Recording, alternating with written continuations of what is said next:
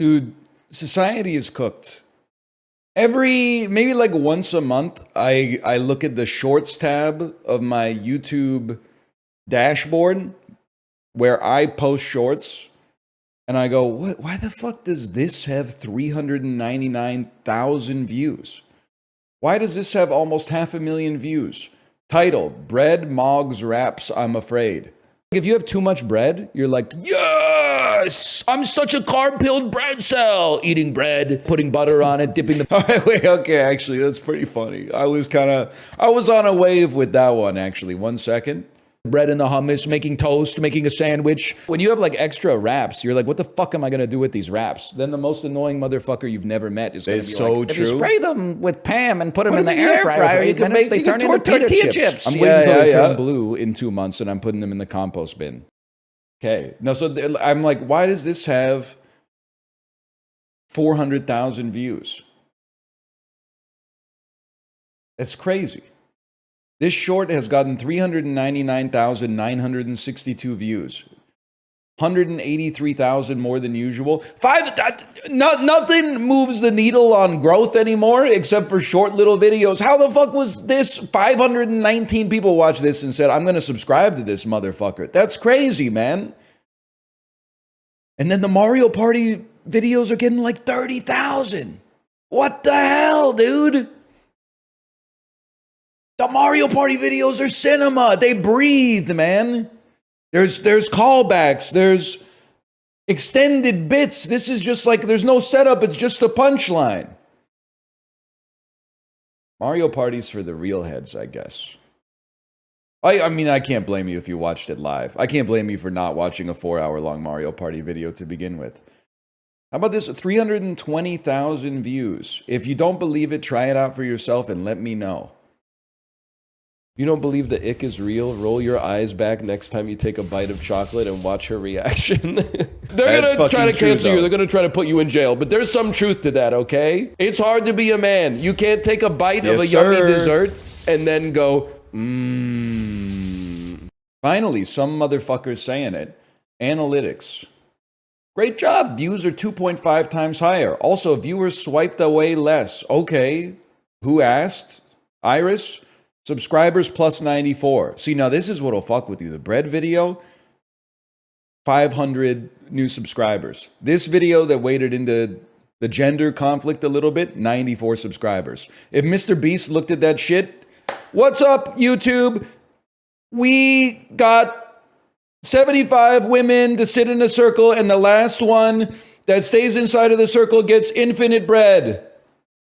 It would be him holding like a baguette in the thumbnail. There would be 8 different possible thumbnails you could be served of him holding like a baguette, a ciabatta, a focaccia, a sourdough, a rye, a pumpernickel. Then the eggs analytics. Oh, the pumpernickel actually converted viewers and subscribers at a 3.2% higher rate than the next video. You get the idea. You get what you fucking deserve is what I'm trying to say. Let me look at the comments on this one. Let's see. Sort by top. So it was something you wish you could do on Grindr, probably. Wait, Prezzo, maybe you can? You have to say tasty in my tummy and then rub your stomach like a weird mime. I showed this to my wife and she went, oh no. I got roasted quite a few times for saying, I'm gonna go potty. Yeah, I can understand that. My mom, this one's fucked up, man. My mom heard a guy in Costco buying a pillow that says, I'm feeling cozy. And she keeps making fun of the guy just around the house weeks later saying, I'm feeling cozy in a super flamboyant voice. That's fucking offensive, man. That's crazy.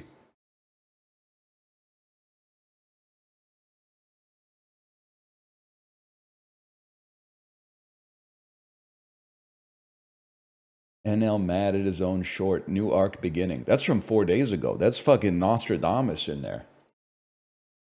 That's crazy, man. Like the shorts, no wonder people are posting shorts, man. They don't even have to be good. Just them existing is like enough, man.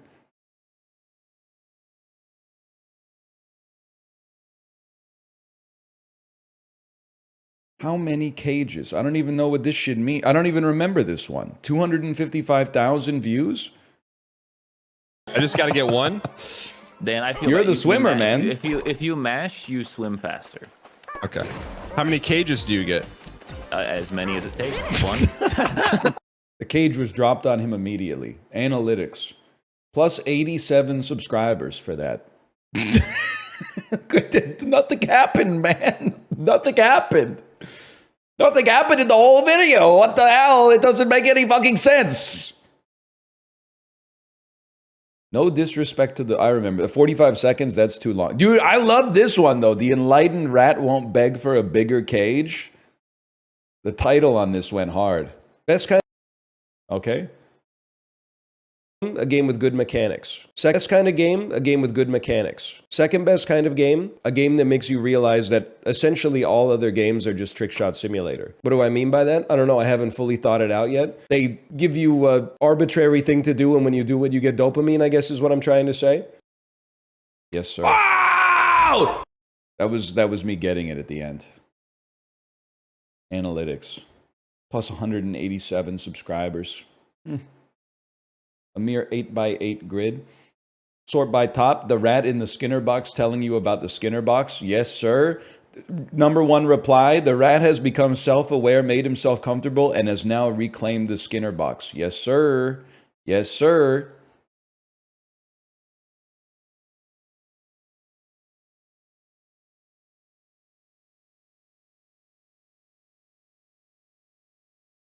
It's like architecture. All buildings are either a duck or a decorated shed. A duck is a building shaped like the thing it sells.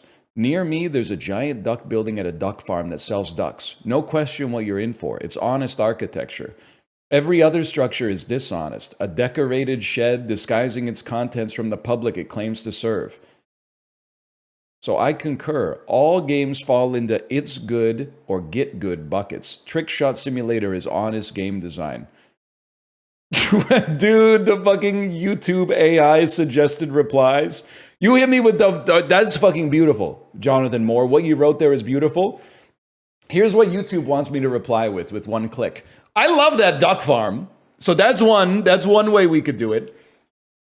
The other way we could do it is the way you're describing architecture. I'm going to get into the business of building giant rats. What the fuck does that mean, man? What the fuck does it mean? If you speak from the soul, the AI doesn't know how to reply. The AI is a mirror that reflects the nature of your own spirit. If you speak to the AI with artifice, it can mimic you with 100% copycat validity. If you speak to it as a human being, it doesn't know what the fuck to do.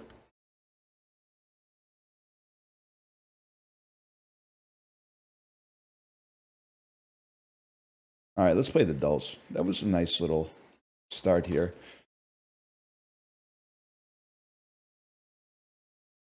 Speaking of AI, you guys see Companion yet? It was a flash sale on Prime Video today, $9.99 instead of $19.99. So I gave in and I watched it. 3.5 out of 5. I enjoyed it. After seeing it, I do take more offense to the reviews on Letterboxd that say, oh, men are going to hate this movie, because Jack Quaid in the movie is just the biggest piece of shit on the planet. Like, it has not, I wasn't watching it going like, wow, I hope this guy gets everything he's ever wanted in the end. So I didn't take offense to the movie. I took a lot of offense to the reviews that were basically like, at least say stupid men will hate this movie. I would take that. That would be fine with me.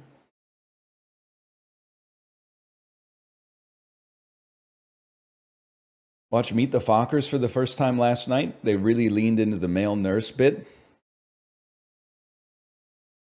What's your point? Also, first time, like you're going to watch it more afterwards?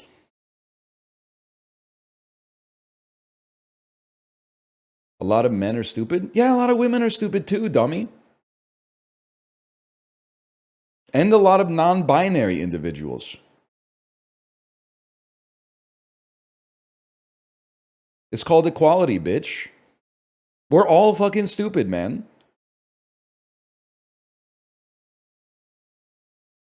Saved, saved, saved.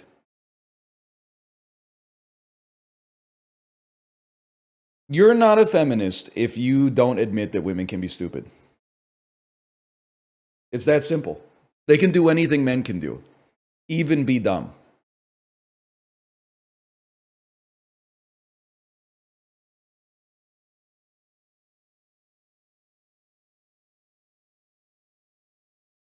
What is Women's History Month? Bro, look at my letterbox. I'm actually like a greater ally than you are. I watch Chicago, man. Northern Lion Films. Companion, let me see. Sort by when rated. Newest first. Companion. Blowout, not really a feminist movie. That's Brian De Palma. It's more of an exploitation film. Chicago. My Old Ass, which I gave a 2.5, but I still watched it. The Substance, I gave it a 4.5. What else we got in here? Honora, I gave it a 4. I don't really know if I would call that like a feminist movie. Challengers, I gave that a 4 too. See, women can be monsters too. I respect that. Past Lives, I gave that a 5. I'm a real yearner, man. Nomad Land, I gave it a 2.5. I thought it was really boring, honestly. I thought it was, but Waitress, I gave it 3.5. And the whole movie, I was going, good for her, good for her.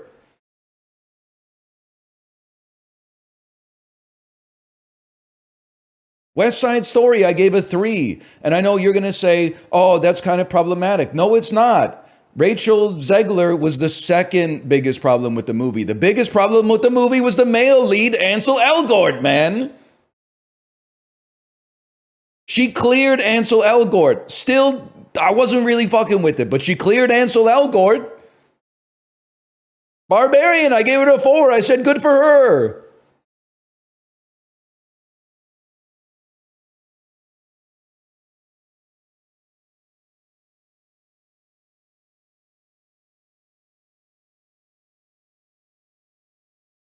Now you're just pandering? What are you pandering to what? These are my honest reviews. I'm speaking from my spirit.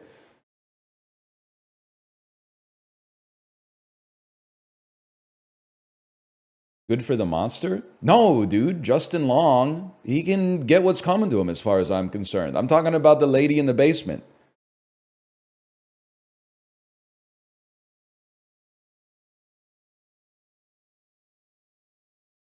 No, the old Reddit switcheroo.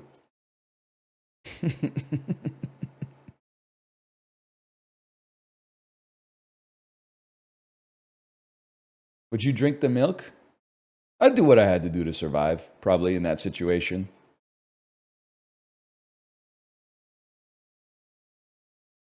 You gotta do what you gotta do, man. You gotta do what you gotta do. We're back with the dulls, man. We're back with the dulls, and we are straight up in, like, I don't even know, man. What would you say this state is? To me, this looks like somewhere in the Midwest, more on the western side, like maybe Colorado somewhere. I don't have a good answer for you, to be honest. I don't think it's the Texas Chainsaw Massacre, but I have no idea what to type in. Maybe this is Nebraska. Maybe this is Suspiria, and that she leaves her home. Maybe it's Superbad. All right, that seems crazy. Maybe this is The Hitcher. I honestly have no idea. It's probably The Witch.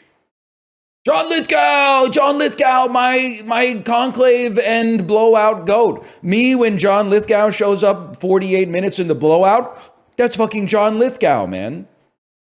I don't know what this is. I'm gonna need more, unfortunately. I don't know who you are. Oh, it's Footloose. Is this one of those movies that's a classic that I have not seen? Or is it one of those movies that sucks but has such an insane premise that it's stayed alive in cultural memory? Yes, it sucks. Okay, fair enough. Now, don't get me wrong.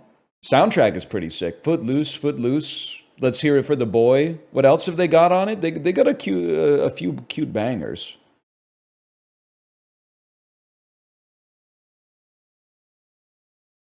Heaven Helps the Man. I don't know if I know that one. Danger Zone, I believe, is Top Gun. Just watch Karate Kid. It kind of sucks. Well, okay, I don't really have an opinion on the Karate Kid one way or another, but I am hoping that, like, at some point in my life, I can just stop hearing about how the Karate Kid and Back to the Future, the Goonies, et cetera, are the best movies ever made of all time. And no movie will ever be as good as Ghostbusters 1. Oh, if we just make like another 6 Ghostbusters, maybe in aggregate we can moneyball ourselves into a Ghostbusters 1. I want to just move past it a little bit. We marinated in the 80s nostalgia for so long, man. Stranger Things has been on the air for like 11 years. They're almost finished their 2nd season. I'm so ready. I'm so ready to move on. We can speed through the 90s, the 2000s, and the 2010s, but I just like, just to sample, just to suckle at the teat of a little bit of like 2007 nostalgia would hit the spot. Not my old ass, though. I think it just, personally, I just didn't think it hit the notes that I wanted it to hit, but that's fine. When 11 is now 30? Dude, call me 11 the way I'm getting played by this Millie, right? Rap lyrics that go hard. Lil Wayne rock songs.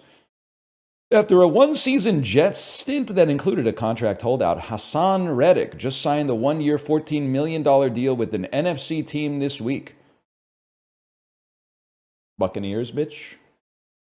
Wow! We take those. Pure luck, but we take those. Russell Wilson hit 5 home runs. That's not possible. He was playing for the Seahawks at this point. Under contract with this National League West franchise. When I think of the National League West, I think of the San Diego Padres. My bad. After back-to-back Tiger wins, this Canadian golfer defeated Len Mathias to win the 2003 Masters. Buddy, that's Mike Weir. He's on like our $5 bill. Living from 1928 to 2016, this Romanian-born writer is most known for their memoir, Night, recalling his experiences as a Jewish prisoner in concentration camps. I honestly have no idea. And I have to think of a plausible wrong answer to put in here so as to not besmirch the severity of the situation. So I'm not going to type like Robert Munch. We're going to write... His name is going to be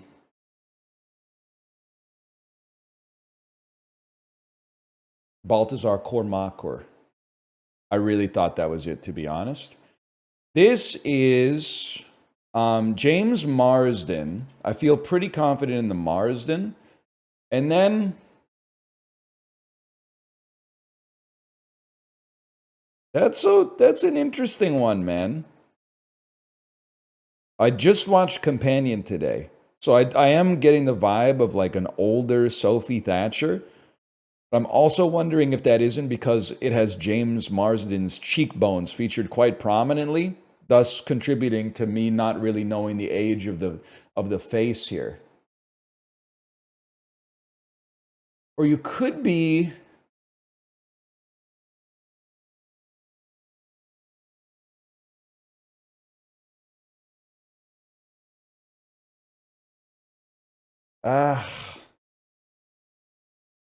Penelope Cruz?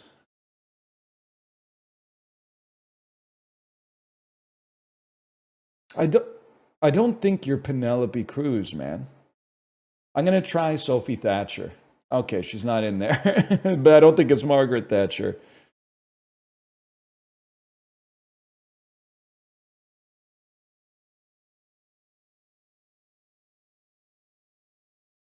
You know what's crazy is how it's easy. You'd think it would be easier to know someone's face than know someone's head. But that's so clearly James Marsden's head. And it's fucking up my ability to get the face, man. Like I'm almost you know what? This is crazy. I made like a triangle with my hands. I think that might be Eva Longoria.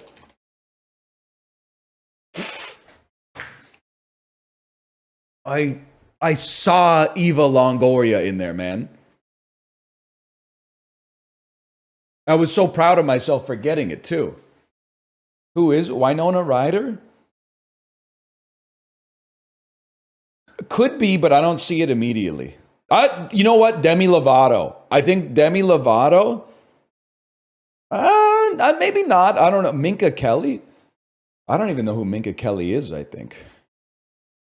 Upscale grocery chain. That's Erewhon. Thank you, Chibli. Interestingly enough, I saw Demi Lovato eating the $19 strawberry. So that, you know what? There might be a connection there. This reality show followed one of Kris Jenner's daughters and a former NBA Sixth Man of the Year. So this is Lamar. This is Chloe and Lamar Odom. Bong Joon-ho made his English film directorial debut. Snowpiercer. Legendary drummer of the ska band The Aquabats. Before joining the band he's most known for, this legendary drummer, I have to assume that this is Travis Barker. Seems like right around the right time for Blink-182 to, yeah! Right around the time for him to jump ship to Blink-182. A legendary drummer from the late 90s onwards that's very well known. It has to be Travis Barker, man. Okay, the mashup was the hardest one today. Yeah, I don't even know who Minka Kelly is. I feel like she might have been in Need for Speed Underground on the Xbox 360, but I have no idea why. Or Need for Speed Most Wanted, but I have no idea why I know that. She's from the Friday Night Lights TV show.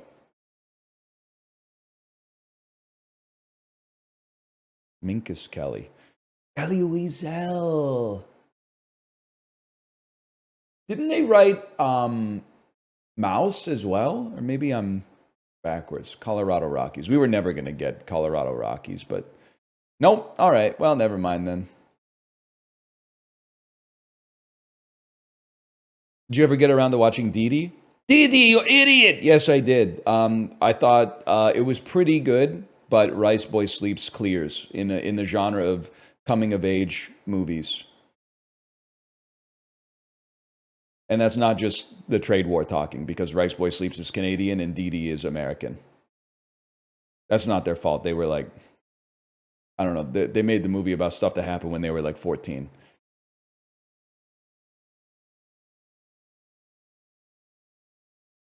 What do we just do? Daily Dozen. Gay Bob Dylan be like, no, listen, buddy. Listen. If you're going to do Gay Bob Dylan, it's got to be like, I've sucked on the penis of 12 oil workers. I've come on the buttocks of 15 old sailors. And it's a hard cock and balls. Like, it'd have to be something like that, okay? You just, your fucking pithy one-liner? No, man. I'm at work. Put the fucking headphones in, buddy. Your coworkers are going to get pissed.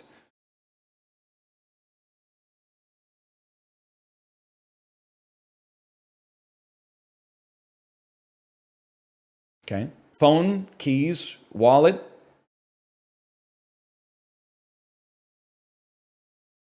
The furtive pygmy. I'm looking for the furtive pygmy.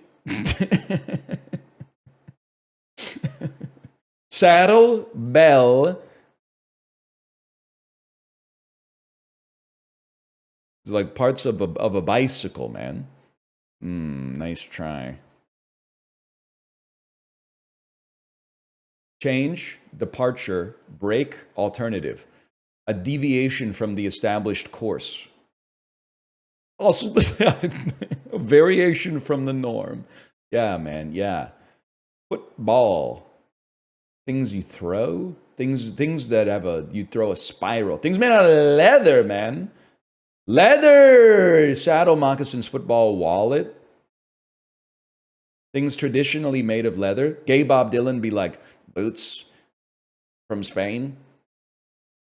Just because he's gay doesn't mean he has to sing about sucking dick all the time. It's like kind of a problematic attitude.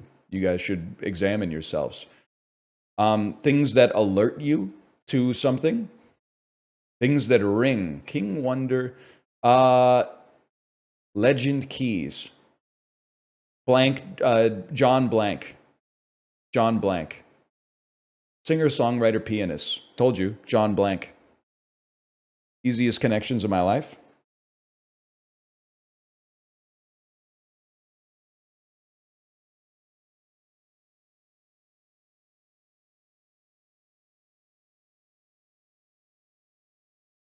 Play Bizarredle? You're going to get me killed.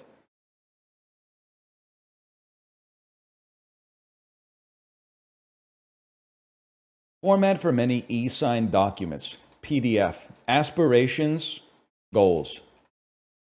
This thesaurus is awful. Not only is it awful, it's also lefty. Deli bread variety, rye, power, daffy. What might you blow in when you're blowing in the wind? Flute. Gal Gadot, Sly Fox. Awful, awful.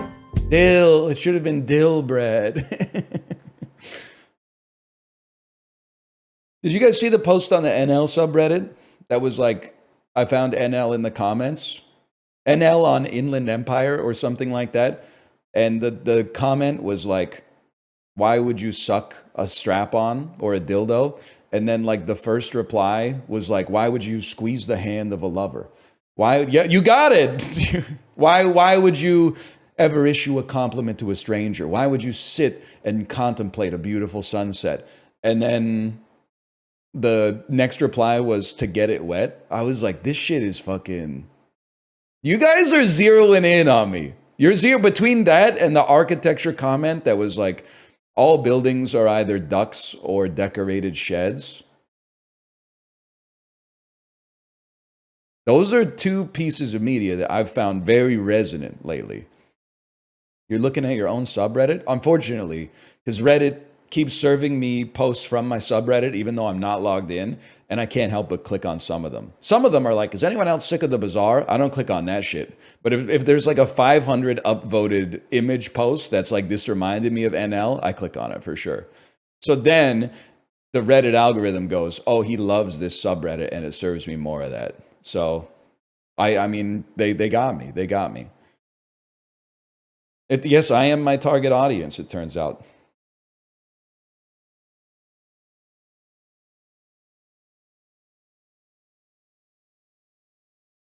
Dunkin' Donuts original blend, 45 ounces of, it makes up to 156 fluid ounce cups of coffee. Okay, so it makes up to 50 cups of coffee. Don't give me this, don't fucking serving size shame me. In 2025, the average motherfucker is not indexing 1 cup of coffee as a 6-ounce cup of coffee. That's literally 210 milliliters. This ain't Europe, little bro. This is Texas. No offense, Beyonce.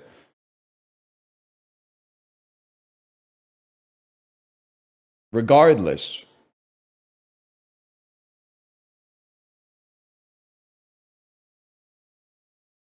£2 of coffee? I gotta think it's at least $15.99. $16.99? Cinema. For me, that's absolute cinema. $5.99? Where the fuck do you live, man? What year is it? $5.99 for 150 cups of coffee you make at home? That's how the baby boomers think. Starbucks coffee is probably $19 a coffee. Making a cup of coffee at home, 2 cents a cup. The hell are you saying, man?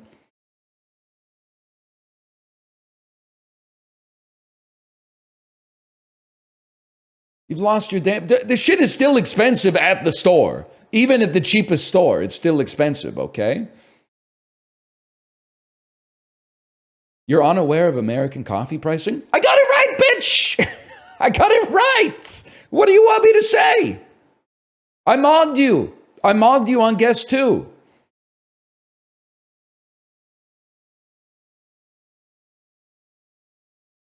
Bop, bop, and I'll do it again. Well, maybe not with this one.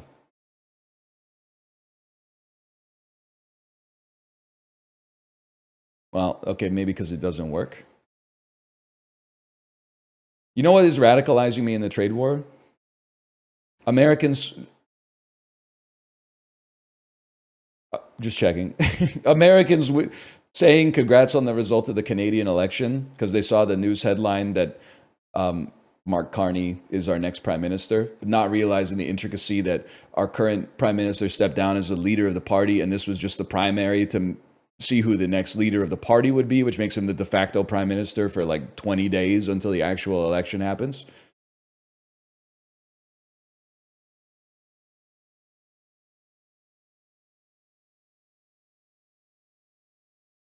Whatever. He stepped down? Yeah, like 3 months ago, man.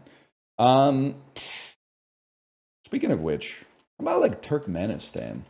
Just give it a chance.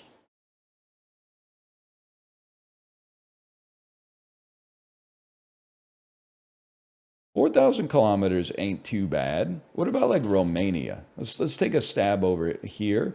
Honestly, in my head, for a second, I thought Romania was here. That's obviously not the case. It's like, well, let me. Okay, so this is the Black Sea, and this is the Red Sea. Is this the Caspian Sea? I'm not looking yet. This is the Mediterranean. Is this the Caspian? Yes. Okay. And this is the Persian Gulf, which goes into the Indian Ocean. I'm not a sea guy. You must be the Baltic, which makes you the North Sea. And this must be the South China Sea. Okay, we're figuring it out. He's cracked. He knows like 8 seas, man. That's the East China Sea? Well, this is the Sea of Korea or Japan. This is the South China Sea? What is this? This is the Bay of Bengal. Is that correct?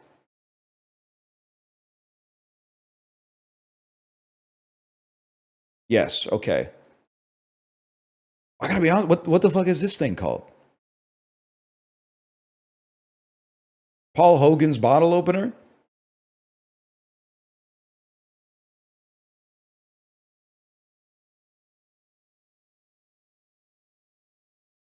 Don't make a joke. I'd like to know. That's Australia? Well, what about this part right here? She belongs to the seas. That's the Darwin Sea. Okay. And what is it called between New Zealand and Australia, man?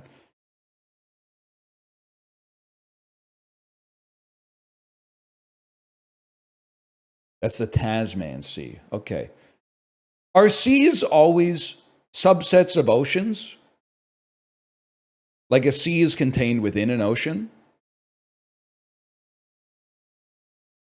Yes, yes, yes, yes, no, no, no. Yes, no, in many cases. Oh, you're right. You're right. The Black Sea and the Caspian Sea are not located. They don't feed into an ocean. So what the hell is a sea? I don't understand. Is it their vibes based?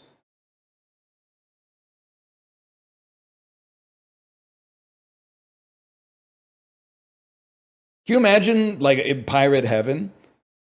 You got like a motherfucker up there who's like, I sailed the 7 seas. And they're like, which ones? And he's like, the treacherous seas of the Caribbean. And then another one is like, I sailed all around the Bay of Bengal, the treacherous seas of, the east of China. And then one motherfucker up there is like, lads, me too. I sailed the 7 seas of the fucking Caspian. And like, nobody wants to tell him. They're like, little bro, it doesn't go anywhere, man. It doesn't go, it borders like 5 countries or something. You didn't do shit, buddy. You're not a real pirate. You're not a real pirate. You were in your bathtub, man, when we were in the Pacific Ocean, you fucking poser. Anyway.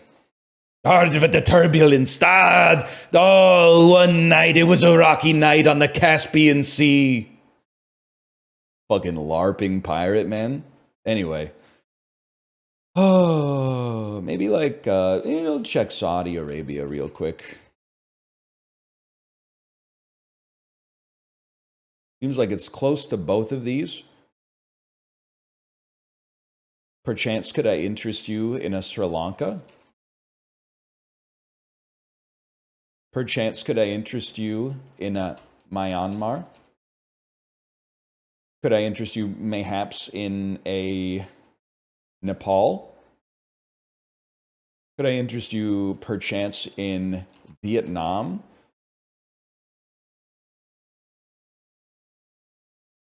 Any shot you'd be interested in taking a little sojourn to Indonesia? Oh, any chance you'd be interested in going to...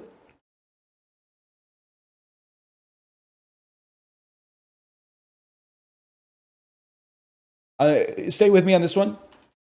Timor-Leste. You were gonna cheer. You were gonna say, I can't believe he knew Timor-Leste. I thought for sure he was gonna forget it. How the fuck is it closer to Indonesia than it's close to Indonesia, but closer to Vietnam and Myanmar than to Timor-Leste, which is adjacent to Indonesia?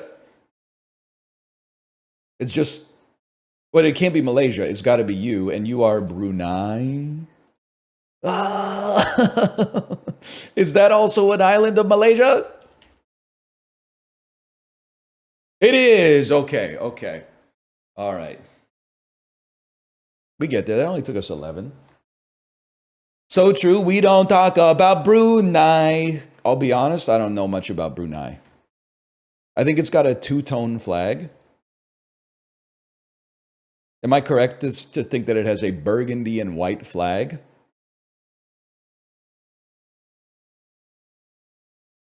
Nope. All right, never mind. I was just seeing if you were paying attention. That's Singapore? I know that's right.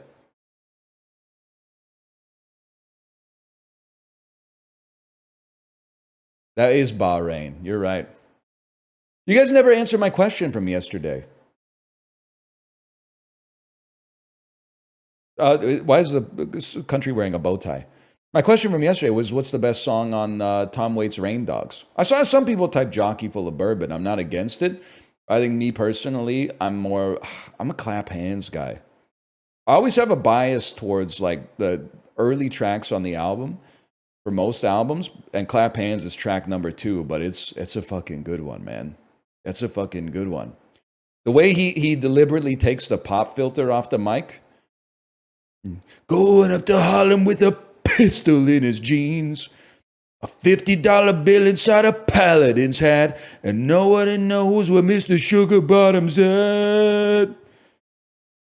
Listen, I'm not against Downtown Train, but he's kind of a Rod Stewart merchant. Going up to Harlem with the piss in his G. Yeah. You're absolutely right. I do like, I like the whole album, to be honest. But I'm a big believer in Tango Till They're Sore, too.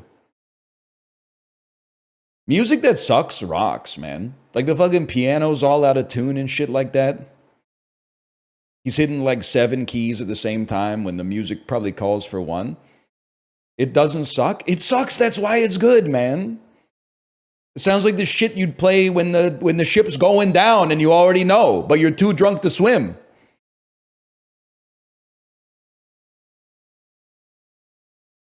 I saw like 100 people in chat type that this is Nicaragua, so I'm just not gonna debase myself.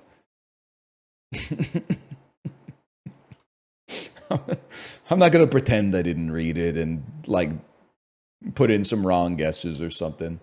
We're just gonna move on.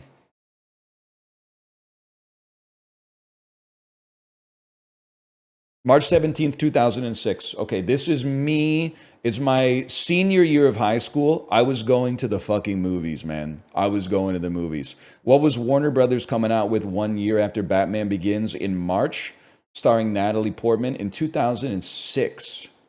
In 2006, I want to say, can I get genre? Action, thriller, science fiction. Okay, this is flicking me. I'm gonna come back to this. I'm gonna know what it is, but it's not Revenge of the Sith. It only opened at 25 million. I'm gonna know it. I just don't know it right now. Oh, it's V for Vendetta. I know it because I saw it in theaters. My friend drove me there in his 1988 Chevy Blazer. Okay. Paramount Pictures, 48 million, starring Matthew McConaughey. I'm assuming it's a romantic comedy. I think this might be failure to launch. How to Lose a Guy in 10 Days was a few years earlier. So that's failure to launch. A Disney movie, pre-Marvel acquisition. Is it an animated? It's a family comedy starring Tim Allen. This one is called The Wild Hogs, obviously. It's the other one, Old Dogs. It's going to be a rough day.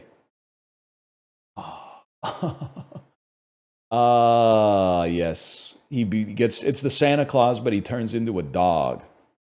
Give me a second here, okay? 18%. Was this like spring break or something?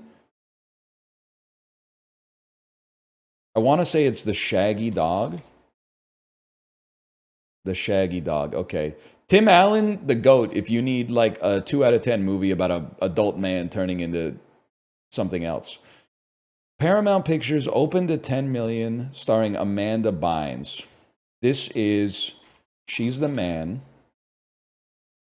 Okay, that's a given. One of my favorite Shakespearean adaptations. And Fox Searchlight. So like a semi-indie film with a big drop, starring Aaron Stanford. It's a horror thriller from 2006. When a Stranger Calls came out in February of this year. The Lucky Ones Die First. 2006. The Hills Have Eyes. The Hills Have Eyes. Okay, we take those.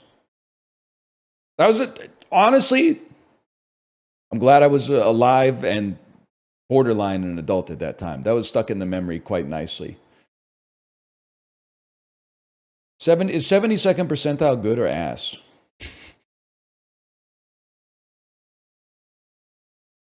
That's ass? Is that top 72% or bottom 28%? Wait, that's the same. Top 28? That's good. That's good, man. That means you're better than 72%. I can live with that. Considering the 72% of nerds that play this fucking game and Google everything. Okay, movie to movie. I haven't gotten into too much of the Kino horror movies yet, man. So from Antichrist to Pearl presents like a serious problem for a fellow such as myself. Because like, all I know about Pearl is that Mia Goth is in it. Let me take a peek here for a second. Let me flip this around.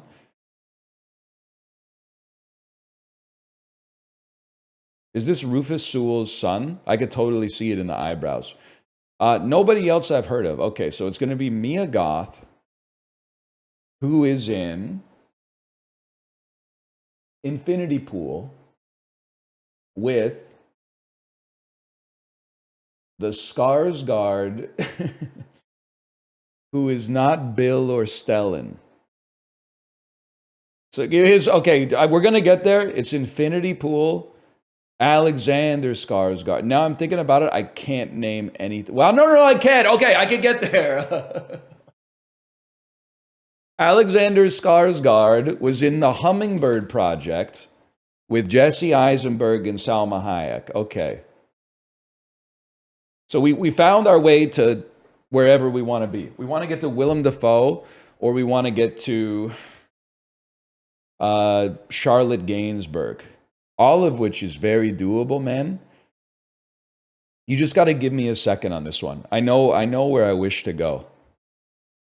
You just have to let me think the fuck about it for a second.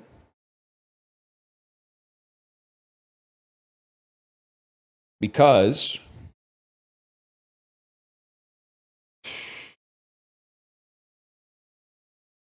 Just let me think about it for a second.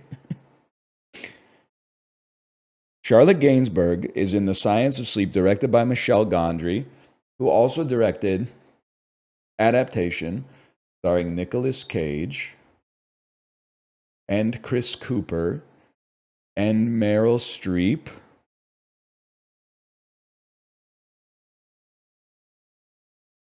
Like, there should be an easy path, man.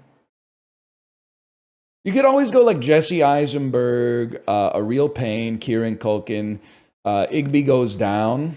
And then from here, it's like it writes itself, man. What a cast. What a cast. Who am I looking for again? Charlotte Gainsbourg or Willem Dafoe? Oh, Jeff Goldblum. Grand Budapest Hotel, Willem Dafoe. Antichrist. We take those. Time? 2 minutes, 32 seconds. We'll take that. Probably could have done faster. I didn't know that. I don't know Mia Goth's filmography yet. I think Pearl is on Prime. It's on my watch list. But I haven't seen X and I haven't seen Maxine. Okay, so. And I want to see, I know she's not in it, but I want to see Nosferatu, but they're playing fucking hardball on the pricing. Nosferatu was $29.99 for a rental, and then it went on sale. I got a push notification. It was like a movie on your watch list is on sale. It's Nosferatu. I clicked on it, $24.99. Man, fuck you. Fuck you. Fucking 16% reduction in the price. That's not a sale. We hold on that.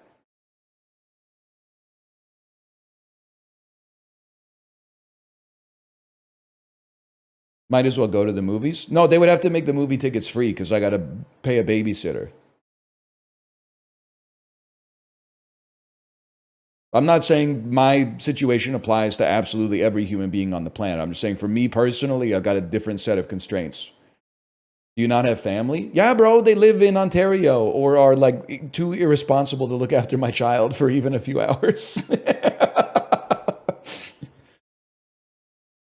The ones I trust live in Ontario and we take advantage of it when they're here.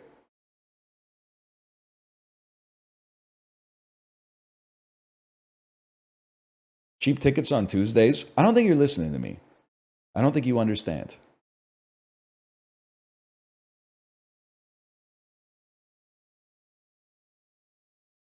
This is Etrian Odyssey.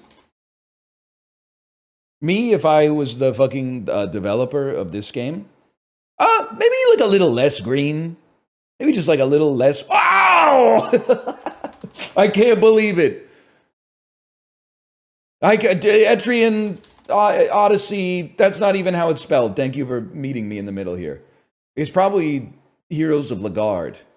It's probably, don't do this to me, man. Maybe it's just the first one. Oh! It's 4. It's 4. It's 4. Yeah? Well, thanks for nothing, buddy. It's actually 1. How'd you know this? Because like my wife played Etrian Odyssey. So I'd always watch her play and be like, well, that's an interesting game.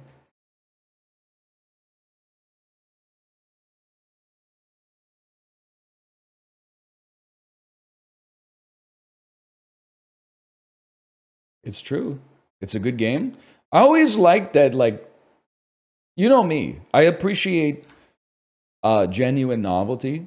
Not novelty that's like, hey, in this third-person action game, you use a bow and arrow instead of a gun, which is basically just a gun with infinite ammo. I appreciated, I like what's the word I'm looking for? Malevolent design. I like that you're expected to basically like map out the whole fucking dungeon yourself by bumping into all the walls. I think that they had resent for their player base, and I respect that. This, on the other hand, Slime Rancher, Astroneer. Yep, 100%.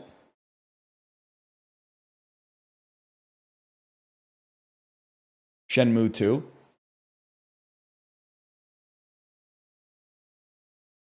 Are you fucking kidding me? I thought for sure that was Shenmue 2, man. Virtua Fighter 3? It's some shit, like, I don't know, Star Ocean, The Last Hope, maybe? Some, Klonoa, or fucking, you know what the fuck I'm talking about. Door to Phantomile, or whatever. It's like Dark Cloud 1.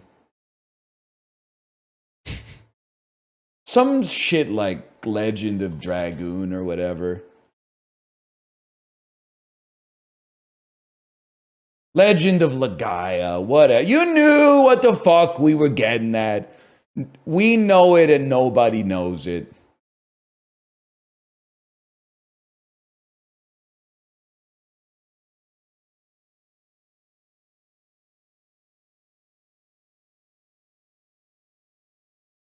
It's actually a great game. Yeah. What else did the video essay tell you to say about it?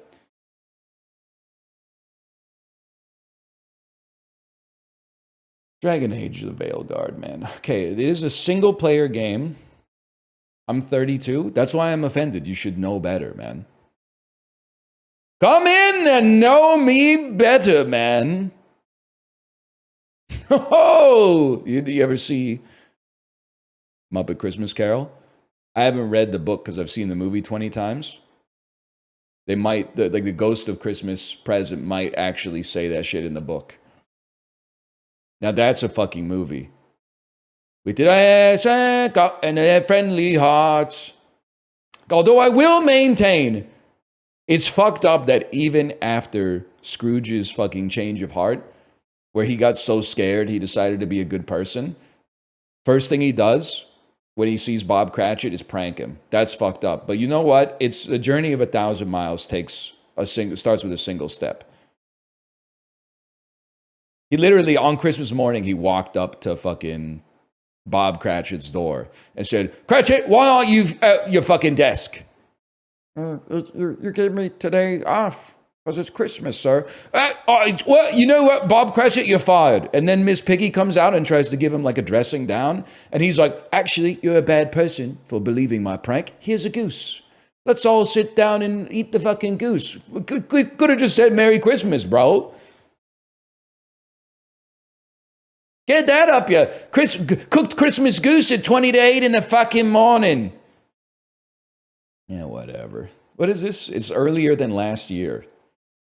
All right. Tennis for 2? How about Mario? How about Virtua Tennis on the Dreamcast? Came out sometime in your lifespan, which is a video game, so it makes sense. It is on the PC, probably like medieval Total War.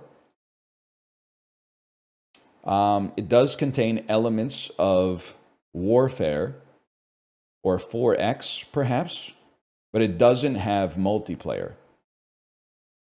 Interesting. What about like Medal of Honor Warfighter, which must have multiplayer? What about Medal of Honor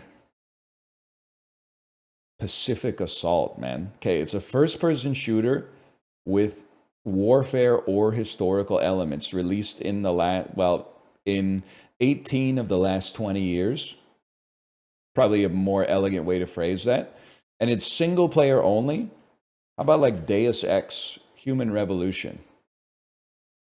Okay, we narrowed it down a little bit more date-wise.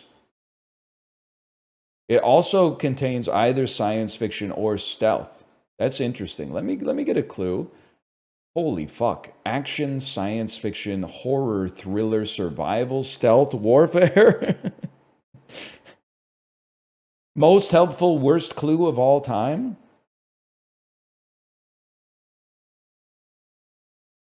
Like Dishonored 2? Between 2012 and 2015, a single player only horror, science fiction. Prey? Arcane Studios Prey? That's 2017, dumbass. And it's the same company that made Dishonored 2. You fucked yourself, buddy. Shit that came out like Homefront.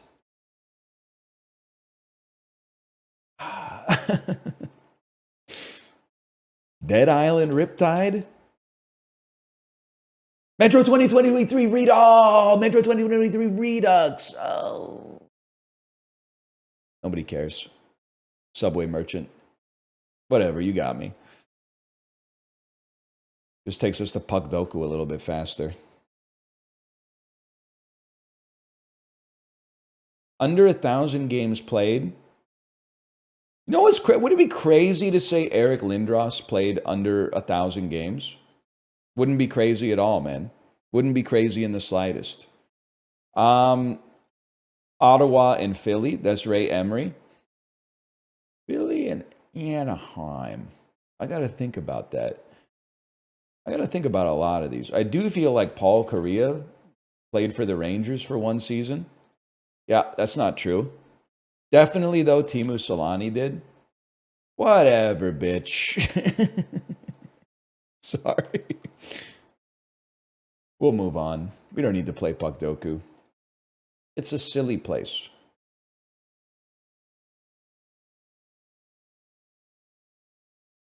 Charlize Theron, 2-word title. Young adult. 3 or more word title. The Old Guard. Released from 2005 to 2025. I want to say Between Two Ferns, the movie, but instead, I'm going to say, you know what? Let's say Prometheus, man. It's going to have a high percentage. Well, never mind. I'm a little bit surprised, honestly. Chris Pine, 2-word title. Really easy to put Star Trek in there. Let's go Dungeons & Dragons Honor Among Thieves. I figured it would be pretty high. 2005 to 2025, we're going to say Disney's Wish. Am I really going to say Star Trek? You should have said This Means War for that one. Like, Star Trek is going to be really common here. It's Wonder Woman is also a 2-word title. I thought that would be lower than Star Trek, just because, I mean, he is Star Trek. But Florence Pugh, 2-word title. I'll say Black Widow instead of Little Women. Mistakes were made, maybe. 3 or more word title. We Live in Time. 2005 to 20. Okay, well, I mean, it's Midsummer or Little Women. I'm going to say Little Women because I'm going to guess this is a gamesmanship play. I bet Little Women also got a bunch of people right here. So we play it here instead as a counter pick. Top 16%. I can live with that. Dude, we dodged the tops, man. They didn't believe me. We dodged the tops. Apparently that's easier to do than I thought based on recent discourse. Dude, I fucking forgot about the Curse of the Jade Scorpion. I've seen that shit, man. I don't remember shit about it. I do seem to recall that it was not well liked at all. But I've seen this. Again, with no disrespect, because it's not your fault. Sometimes people are like, how do you know this movie? There was a monoculture before you were born. In 2002, you watch TV with your parents. Every 8 minutes, there's 2 minutes of commercials. At least one of those commercials is for a movie that's coming out in the next week or two. In 6 to 8 hours of watching television a week, you see that commercial 50 times, and then it gets locked in your head. Charlize Theron in a Woody Allen picture, The Curse of the Jade Scorpion. Tracy Ullman. Is Tracy Ullman in that shit? 1 second. The Curse of the Jade Scorpion. Helen Hunt, Dan Aykroyd, Wallace Shawn, Charlize Theron. I don't see Tracy Ullman in this shit. I'm sorry. It has a 45 on Rotten Tomatoes, though. Yeah, the monoculture now is just ads. Hey, it's me, Sarah V. Hey, it's me. Your skin craving the natural ceramides, President Sarah V. Hey, it's me.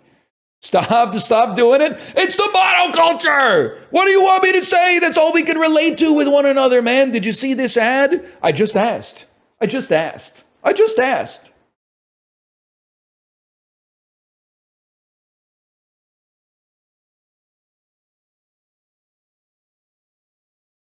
What do you want me to say, man?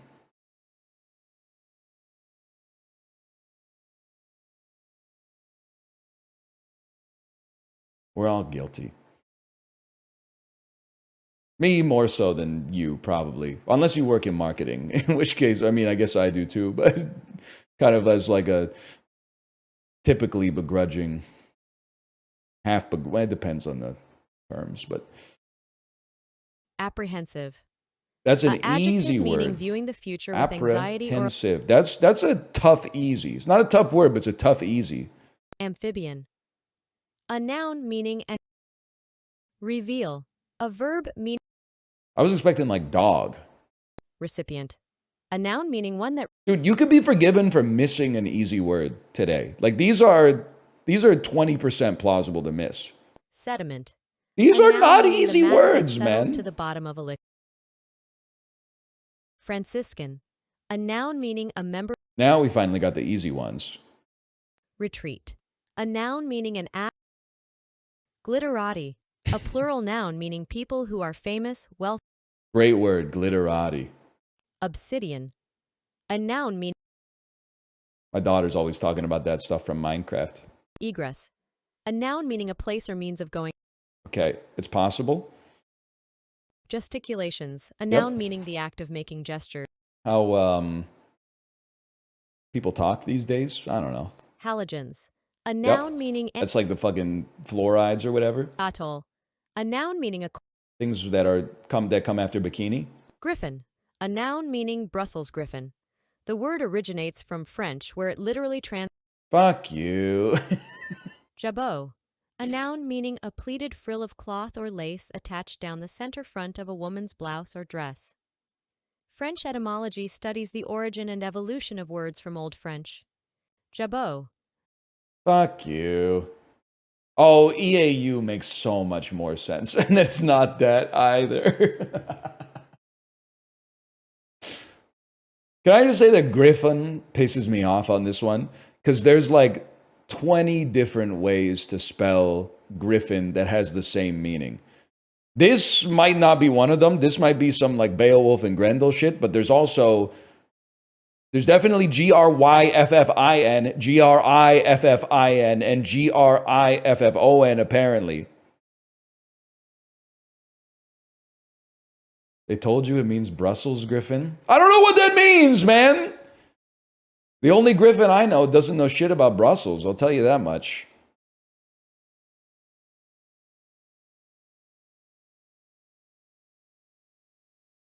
Yeah, it's Peter. It's Peter Griffin. What the fuck is this, man? Nut piggies?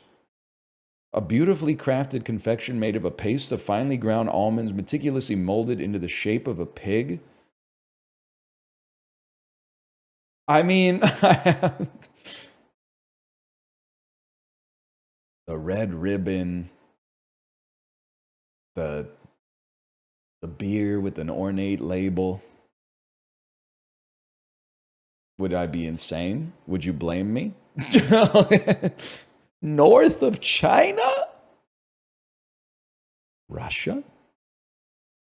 A marzipan pig that borders Russia to the northwest. Borders Finland to the southwest.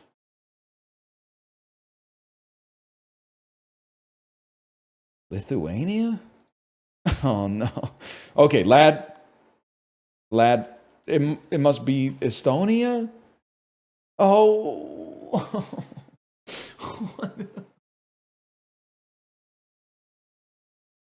Europe? What the fuck are you doing, Europe? What the fuck are you doing? You're exchanging marzipan pigs? It's good? It's fucking silly, man. North of China is pissing me off. It is north of China, but it's like, it's really far. That's a cheesecake, man. That's a beautiful looking cake. What with pomegranate seeds on it?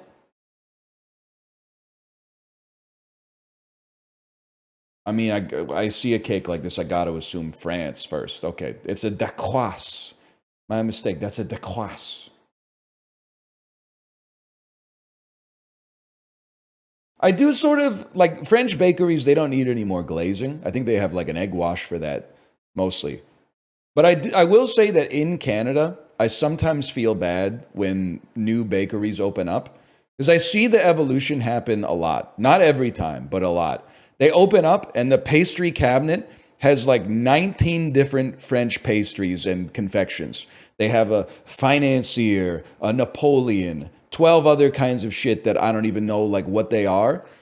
And you walk in and you're like, I don't really, I guess I'll take a chocolate chip cookie. And then you go like 2 months later and it's like croissant, almond croissant, hazelnut croissant, prosciutto croissant, ham and cheese croissant, cheese croissant. And you're like, I'll take the ham and cheese croissant, please. You finally got the memo. I appreciate that.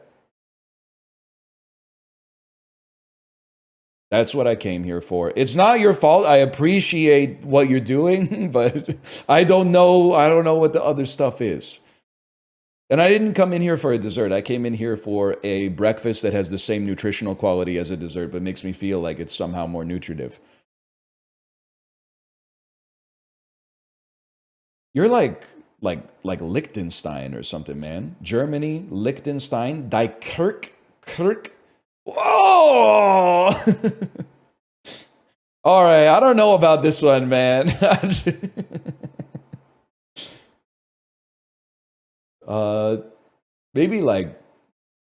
Maybe the beans on the side and more potatoes, please. Like that looks more like it to me. This is like it's like Switzerland, maybe Switzerland. Very hot. Maybe it was Luxembourg or something. It is Luxembourg. Judd Matt Gard Bühnen. It's a traditional dish from Luxembourg. It translates to what it is. Smoked collar of pork with broad beans. We actually lost to the average today. Probably because I got 0 on the first one, which makes sense. Or very low anyway, if not 0.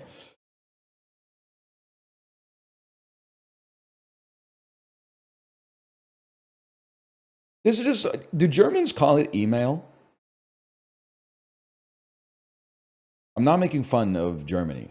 If anything, most things that are invented are merely a combination of 2 or more things that already exist. It makes sense to build your language in such a way that you could construct new words as necessary from combinations of words that already exist. But it's really email. It's not, as you said, electronic and posten.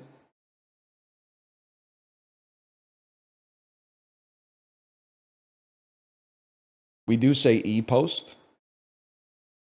E-post is fucking funny for some reason. I don't know.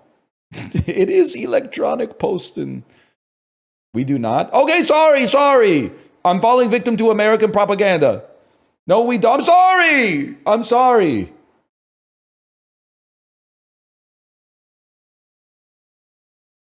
I thought e-post was like a Beck song anyway.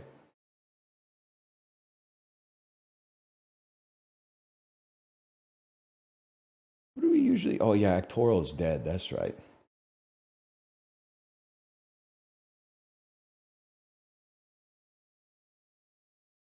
MLB's Roger Maris and NPR's Ari Shapiro are the most famous people born in what major-ish city on the northern Red River? That's a given, bro. Probably not Minneapolis. Well, maybe, you know what? Minneapolis. Why not? I don't know if that's on the Red River. I don't know shit about water. Oh, dude, we were close. Fargo. It's Fargo. I know, because the Red River flooded in Alberta when I was like 9 or 10. And it was major Canadian news. So I was thinking just south of Alberta. It must be like Minnesota, North Dakota type stuff. You seen the show? First 2 seasons, yeah? First 2 seasons. For some reason, the Mongolian word for ocean is part of what well-known personal title that dates to the 14th century?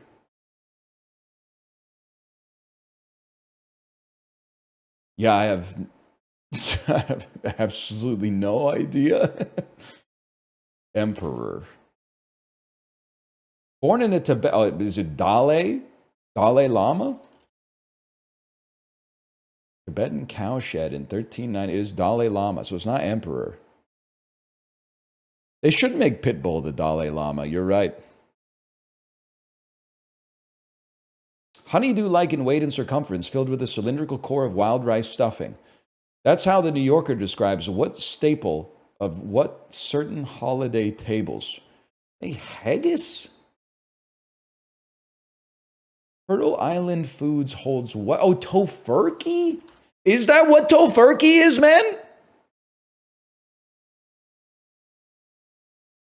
I thought that tofurkey was like a simulated sausage or something. It's full of wild rice?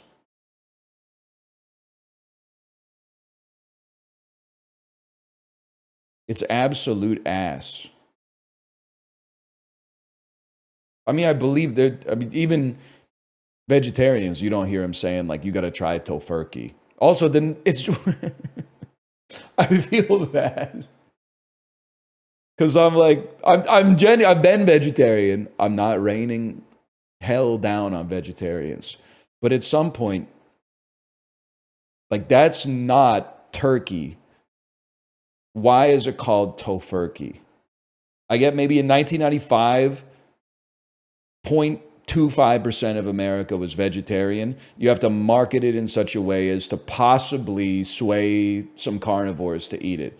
But in 2025, we gotta just call it something new, man, because tofurkey sounds fucking gross. It sounds kind of disgusting. Don't fucking eat it? I'm not gonna fucking eat it. And I'm never gonna fucking eat it, even if they change the name now. But if they launched it and they called it was called like Burzen, I would be like, oh, I've never had Burzen before. What is it? They'd be like, oh, it's kind of like, it's a little bit like a sausage stuffed with rice. I'd be like, oh, that sounds interesting. Let's give it a try. But there's no shot that if I go over to somebody's house and they're like, do you want turkey or tofurkey? I'm ever going to say tofurkey. It just sounds disgusting. He's a slave to advertising? Buddy, they named it tofurkey. It's called tofurkey because it's a duck stuffed with turkey. You don't know what you're talking about. You're a vegetarian. You must be losing your mind right now. You've got a turducken backwards. It's called a turducken because it's a turkey stuffed with a duck. You got this shit inverted, man. You can't stuff a duck with a turkey. The turkey is like 5 times bigger than a duck. South Africa's Vredefort is the world's largest known sinkhole. Among dinosaurs, the underground Chicxulub would surely be the world's most infamous snake. Come to think of it, 190-mile diameter snake would be a little terrifying. That's, what's the one from God of War? Jorgman Thunder or whatever. That's pretty big. Modeled after, oh, a crater. Oh, that makes way more sense. Hollywood's first use of blue screen. That's crazy because Windows wasn't invented until 1985. The Oscar-winning 1940 film, The Thief of What? It's got to be The Thief of Joy, man. 4 lions roam a Mideast capital after the U.S. bombs the zoo in a true story graphic novel called Pride of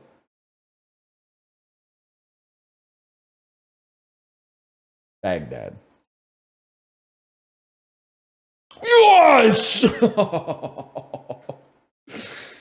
I was thinking Riyadh doesn't really make sense. Abu Dhabi doesn't really make sense. Temporarily forgot the capital of Iran. Now I remember that it's Tehran. But yeah, that makes sense. 9 points. Not horrible.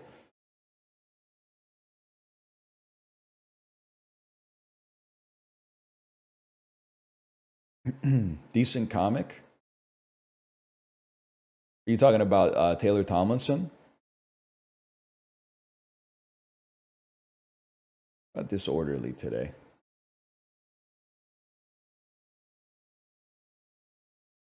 Sort these places by density of McDonald's locations proportional to their surface area, starting with the most dense. This is wild, man. This is a lot of things wrapped up in one. The obvious starting point is you compare Rhode Island to Texas. Texas has a stereotype for eating worse and eating more fast food, but Texas is also big. And honestly, I don't fuck with America when it comes to fast food. Like, I feel like in Canada, we're like less picky. And maybe like the rest of the world, they're like, we just fucking go to, if McDonald's is closest, we go to McDonald's. If fucking Wendy's is closer, we go to Wendy's. But then in Texas, they're like, I would drive 30 miles out of my way to go to the fast food restaurant that I want instead of the one that's like 2 miles away from my house. So I actually think Texas is going to be really low.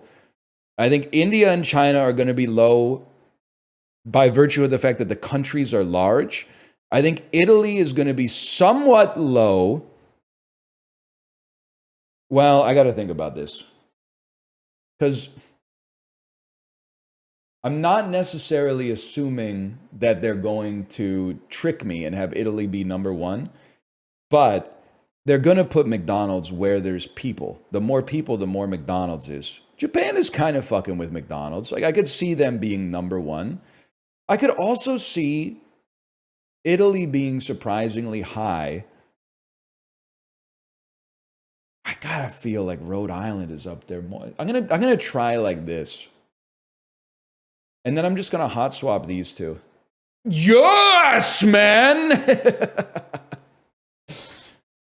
You fuck all of you! I see you haters in chat. Way off, way off. Italy's the bottom. Europeans have much better taste. Oh, really? Oh, really? They have much better taste. It actually appears they have maybe like 10,000 superior taste to Texas. Okay? Seems like you don't know what the hell you're talking about. No, we don't? Turns out India is the most based, man. 581 locations in 3 million square kilometers. I bet. Nah, I don't think Vancouver can compete with this. 31 locations in 3. I don't know. I feel like if I had to think about just Vancouver, we're definitely not 3,000 kilometers squared now that I think about it.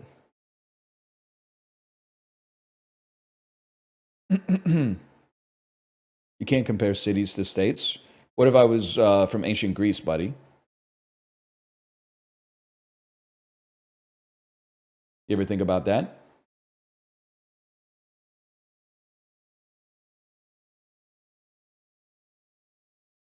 Peloponnesian ass. Your ass was definitely from fucking Corinth. Corinthian academics, when they go up against a real Athenian, yeah, shut the fuck up, buddy. Listen, I'm chilling. Go back to Thebes, okay? The adults are talking. Which has a larger percentage of homes heated using utility gas? I don't know what that is. We take those. Higher percentage of new housing units. I'm going to say North Carolina. Who voted for Biden more in the 2020 election?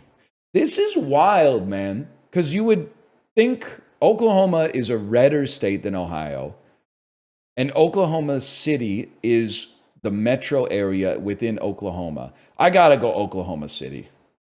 But that's why it's tough, though. Urban environments tend to vote more blue, but it's a very red state. Youngstown, I'm not super familiar with it, but based on the size of the font, I'm going to assume it's a relatively, not Columbus, not Cincinnati, maybe not even Dayton or Akron, but I've heard of it before. But it looks more rural. And an airport close by doesn't really mean shit. Like every farmer in America has an airport. I'm going to say Oklahoma. Ooh! That's crazy. I feel like they taught me something on that. I'm going to say that New Jersey 12 has higher racial diversity and a higher percentage of workers employed in other service industries, not the government. Edmonton is the capital of Alberta, which probably has a lot of government jobs. So I'm going to go with Butthole County, North Carolina. Okay, that's Canadian difference on the last one. I just know. It wasn't even close, honestly. 4.43 Dem versus 6.88 Republican. You know, it is an interesting question, ignoring the politics of it all, which is convenient for this discussion. What's the biggest urban center in the United States that was R+5 or more? Miami? Yeah, Miami was the first one that popped into my head as well. Or Houston, I don't know. Houston might be less than 5.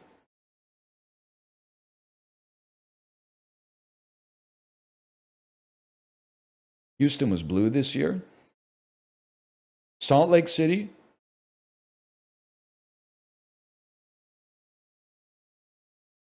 I didn't ask for the most Republican city. I'm sure that's one of those counties with like 7 electoral votes and 3 citizens. So for the biggest one that is markedly, like statistically very significantly Republican leaning, it's not Boston. You don't, no disrespect, and it's a funny joke, but you should look at a map. It's definitely not Boston. They have, okay, I was not going to say what I was going to say. What I was going to say is they have lots of universities there, which is true and may matter, but I don't need to be the one to say it because it makes you like a lightning rod for criticism. Anyway.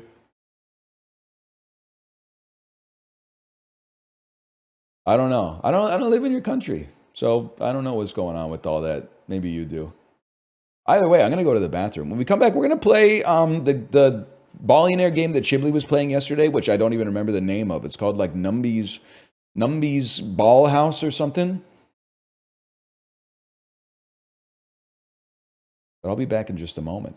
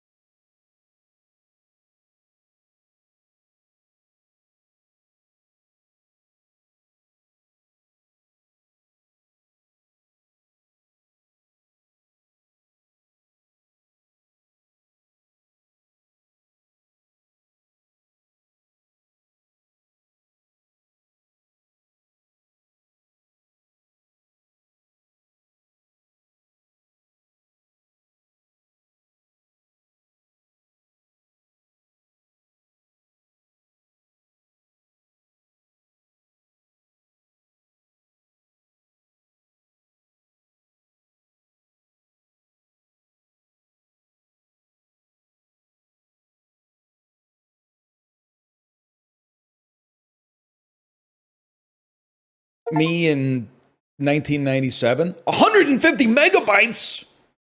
Oh, man.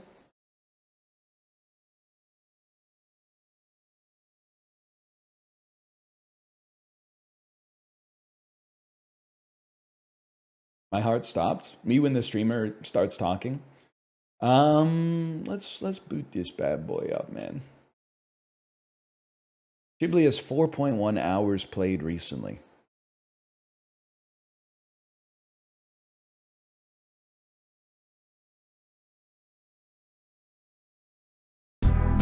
Oh shit. Yeah. Wait, but that's so familiar. What is that? Is that Frank Ocean?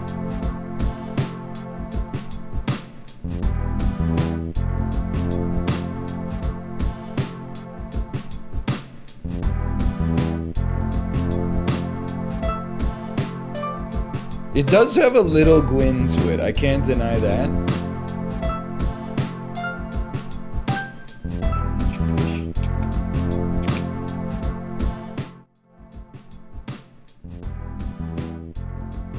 It's like an RJD2 beat playing from my friend's dorm room in 2007.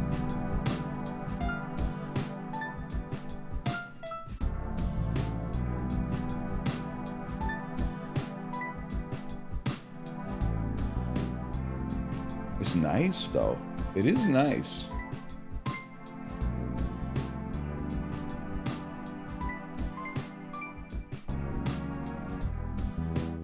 Drop some beats on this. I'm not that kind of guy. When I order bread, I get the rye. They ask if I want the dildo. I don't know what it means, so I say no. I like carbs. I'm not a barb. Nicki Minaj has a car. It's probably pink. It probably stinks. 'Cause she farts when she drives to the Barts. And she starts the car to go far. How about that? Oh shit, who said white guys can't rap?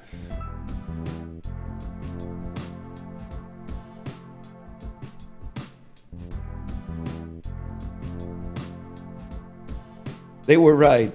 They were right. Big ups to the haters on that one. It does sound like a Will Smith rap. Remember when I got in trouble for saying Will Smith sucks at rapping? And then I got beaten in the rap battles and everyone said, you got what you deserved. But then he slapped that guy at the Grammys, so everybody agrees with me now, but they have to pretend that they don't to save face. He does suck at rapping? Buddy, that's what I've been trying to tell people for like 15 years.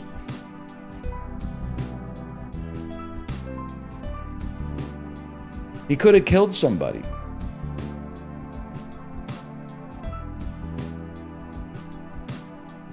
Bling, plin, plom.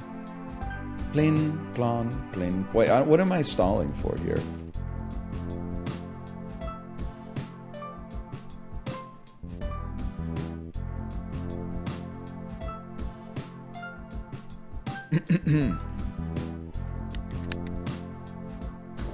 It's not that Will Smith doesn't have to cuss to sell records. It's that he literally doesn't know any swear words and no one will teach him any. With God as my witness, I've seen probably 8 Will Smith movies. I don't think I've ever heard him swear. I don't think he knows a single curse word, man. Will somebody please teach him? I haven't seen King Richard. He won Best Actor. He must have at least said the A word, right?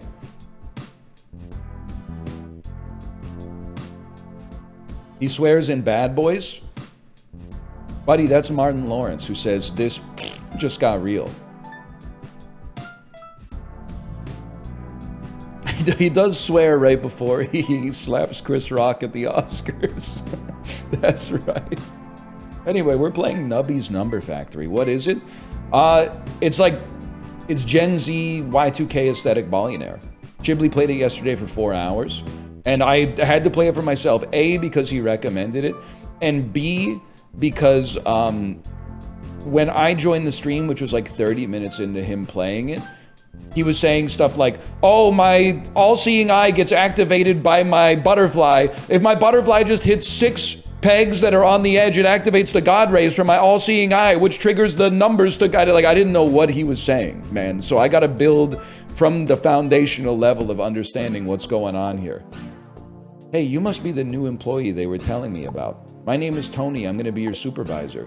My job is to show you how to run the factory. I don't really care about your name or anything, so let's just get into this. Is this Severance? First things first, welcome aboard to Nubby's Number Factory, the world's leading number manufacturer. This is the main control center of the factory. Your first task is to launch our mascot Nubby down the pegboard.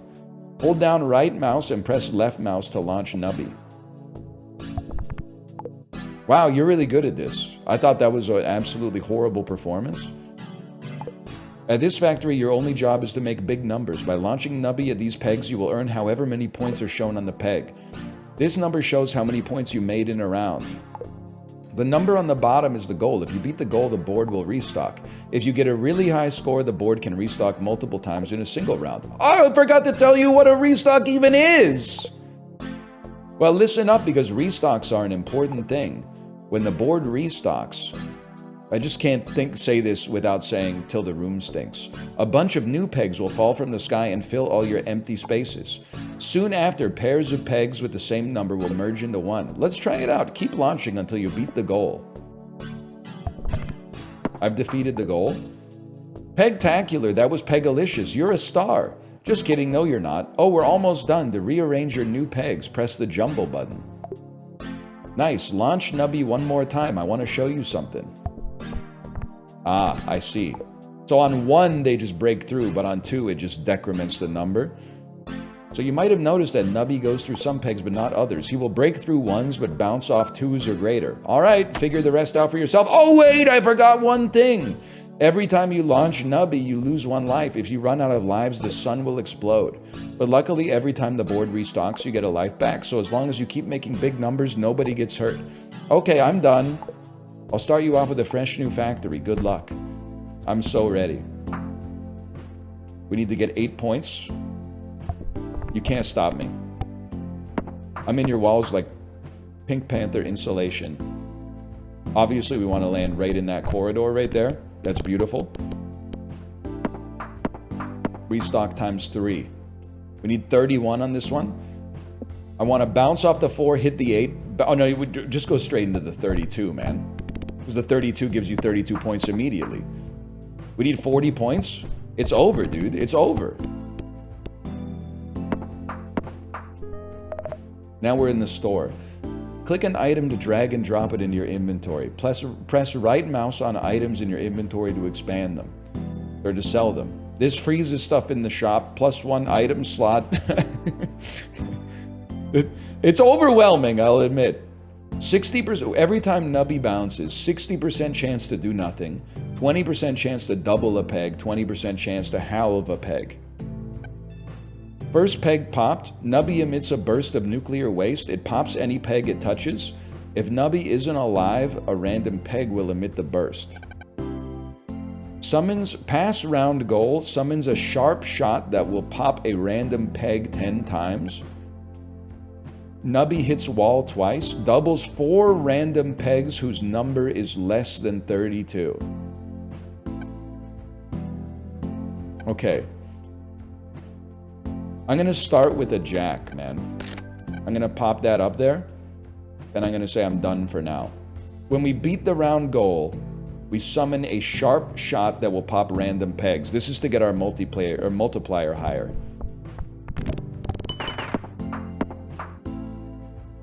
Sensible choice, maybe. I don't really know. Either way, we're making lots of points. Special round gold rush. This peg will give +1 coin when popped for the first time. Okay. Okay, I can do that. I didn't cross the round goal.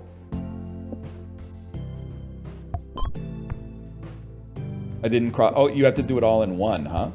That makes a lot of sense. My bad. There we go!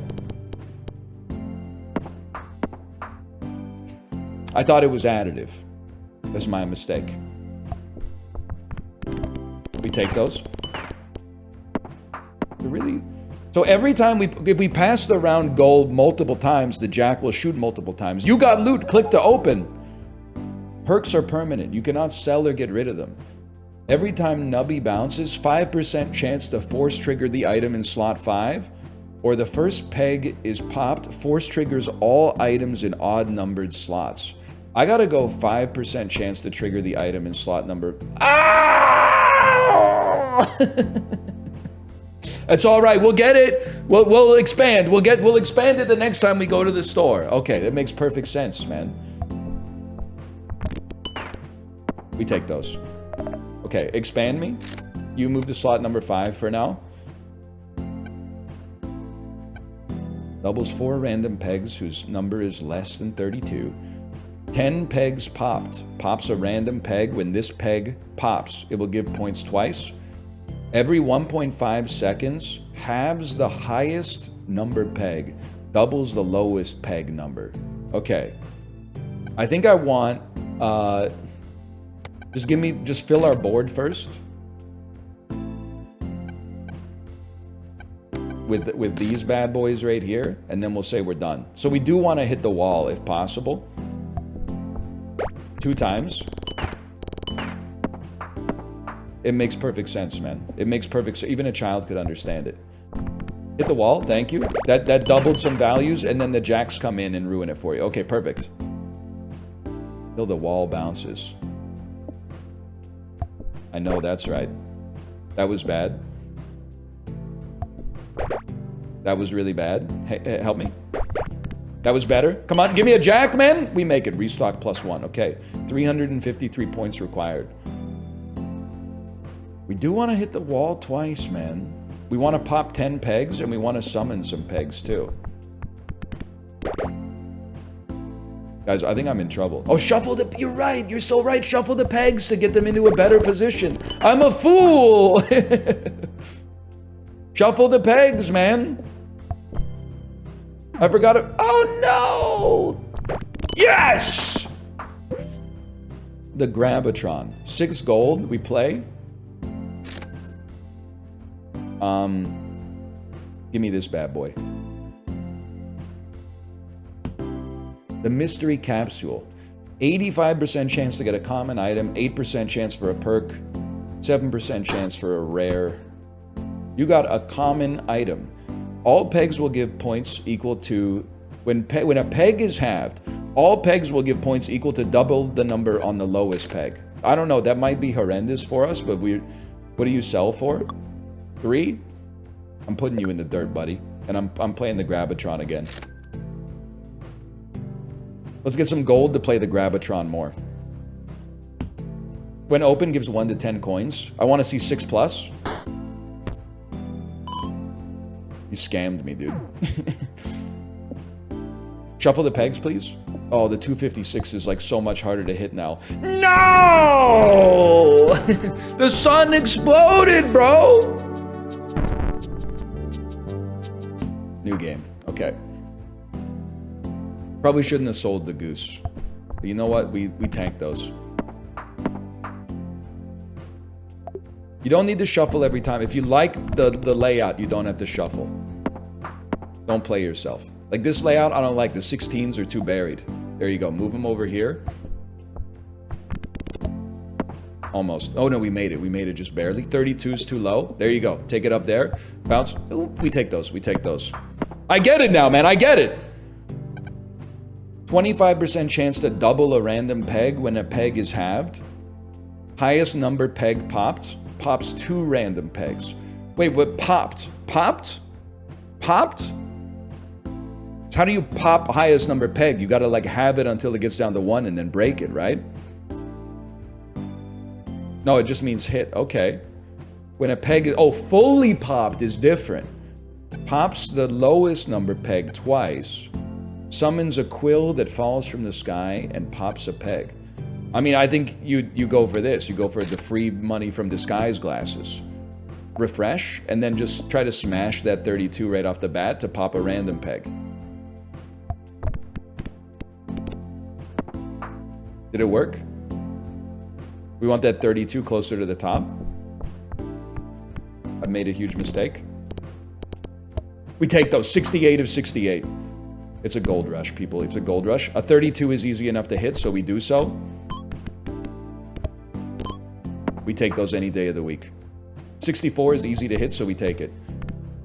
It's popping, and it's hitting, because then when the highest peg is super high, it gets one for popping it, and then it still is the highest after it's halved, and it gets one for popping it again, man.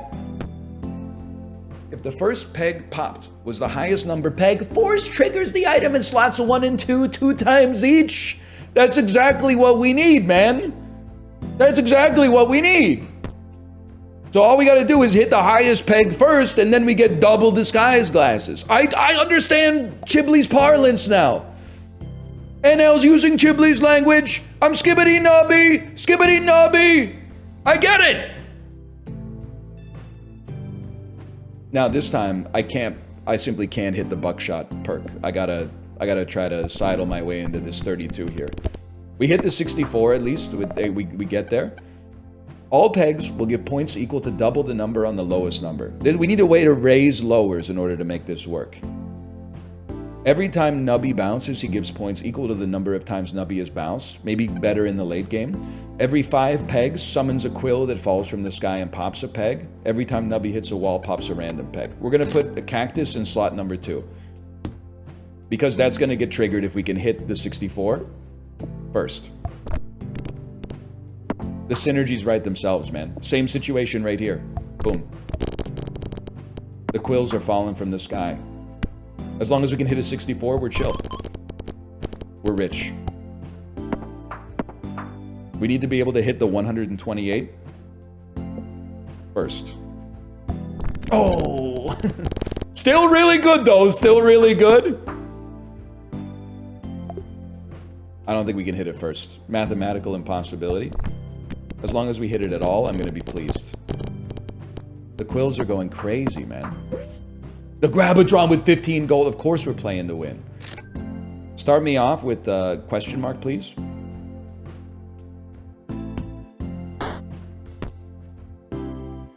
When a peg is halved, 25% chance to double a peg. Sure, obviously toss it in there. Now give me some gold. 4. That's all right. That gives us another play. Give me the item. The key is interesting, but I don't know yet. When Nubby dies, gain 300 points or 3,000. Honestly, you know what? What do you sell for? 4? You're lucky. You're like, if it wasn't 4, if it was 5, you're done, buddy. You're done. Hit that 256 first. Oh! Haters will say it's real. The quills are raining from the sky, bro. Sneaky snipers. This peg will pop the highest number peg when popped, but will not pop itself. I've cleared the board entirely.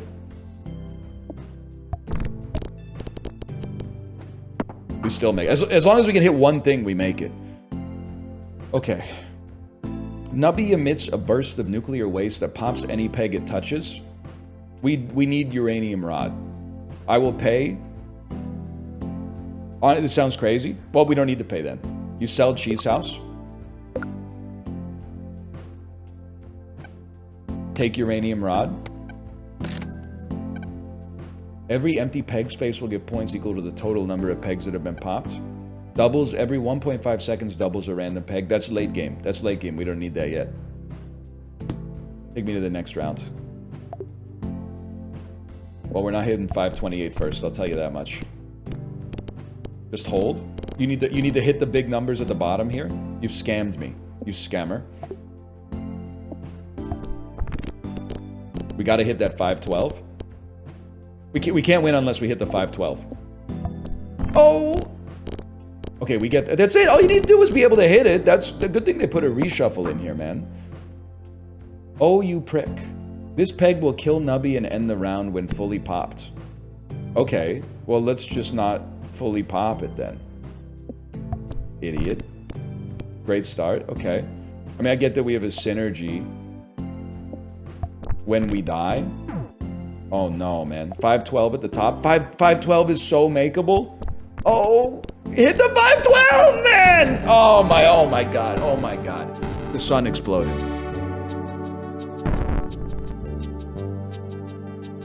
All right, but we're starting to get it, okay? We're starting to get it.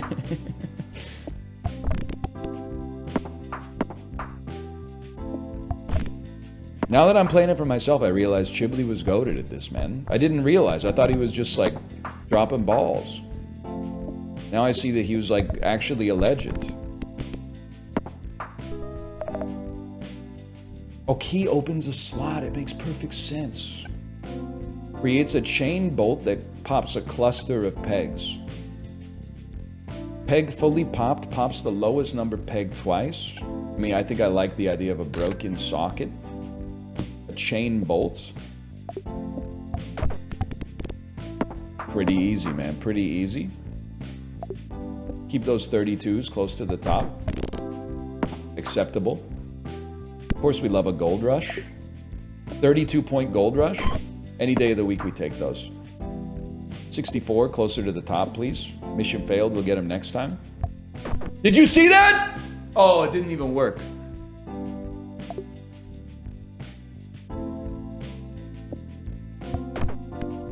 Buddy, you gotta move the 64 closer to the top, okay? Just, oh my god, just put the 64 in the bag. Put the 64 in the bag, man. We make it. Every 3 seconds, force triggers all items. Peg fully popped, 25% chance to force trigger the item in slot 3. Imagine if you got this, and then you had like an amazing item in slot 3 and you shot at the lowest possible peg, man. Every 3 seconds, force trigger all items. 64 is hittable, we gotta take those. And we're still getting chain bolts.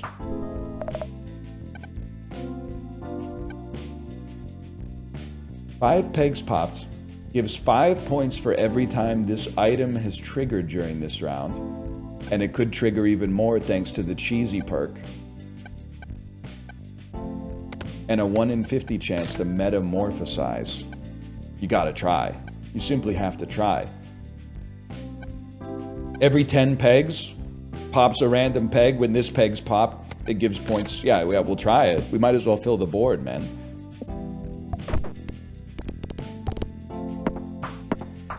$128 at the top. That's what we love to see as we miss it. But we still make that easily. Wasn't even close, quite frankly. Gold Rush, reload me. 128. It missed the 128 with the chain bolt! We take those. Just more farming. Oh my god, you missed the... How can you miss the 128 with the lightning bolt? It doesn't even make sense. Okay, here we go. This is a big one. Right off the bat, start me with gold. This will give us the timbre for how we do. 10 gold. Huge. Now on 18. Give me the key.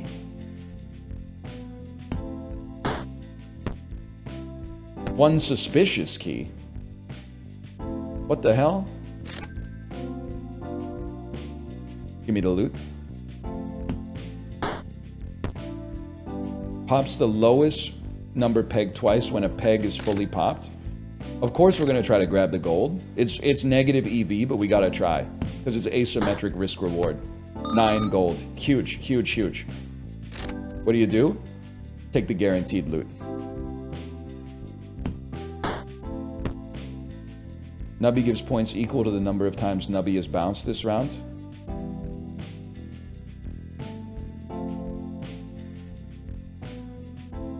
Sorry. I just don't see it. I don't see it happening. I tried to use sus key, but it doesn't work. I've been scammed. Oh my god, we missed the 256 and we still clear. Is this just brain rot garbage? Me when a game doesn't look like actual brain rot garbage, aka third-person action game, designed to trick you into thinking it's real art because it pretends to have a story because it was written by a focus group. Is this brain rot? Bro, let your spirit do the talking for once. I need an easier to hit 256, please. That's not possible. Easier to hit 2. Okay, I'm getting scammed. You're scamming me? Okay, you made it. You didn't hit the 256, but come on. This one we take.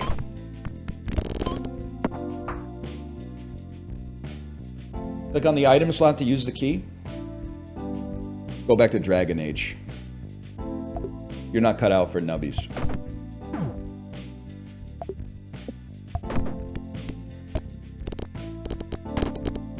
We make those. Oh! The suspicious key, man. Crazy straw, corrupted item. It can't be force triggered.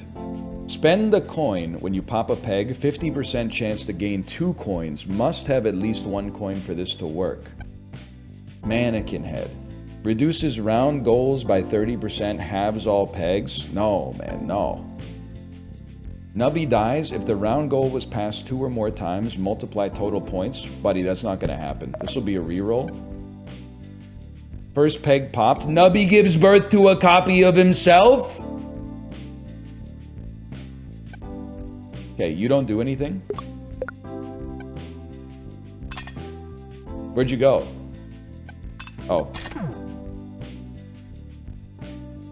Nubby gives birth to a copy of himself, man. Easy. Easy. 2 nubbies is OP. I could have told you that. And we're still going. We're still going! Power outage. This peg will disable a random item when fully popped. Where's my 512? Oh, it's that one right there. Oh no, my items. Free loot. 5% chance to force trigger the item in slot 5 every bounce. Or when Nubby dies, force trigger the item in slot 7. Can't be done right now.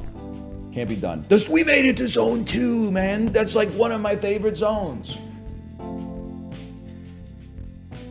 Every time you bounce, a chance to trigger the item in slot 5. And you force trigger all items that can be force triggered. We probably want to get Broken Socket in slot 5 next time we get the chance. The math is mathing, people.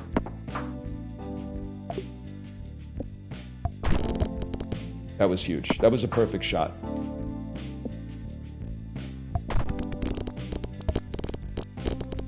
More bolts. More mouse bites.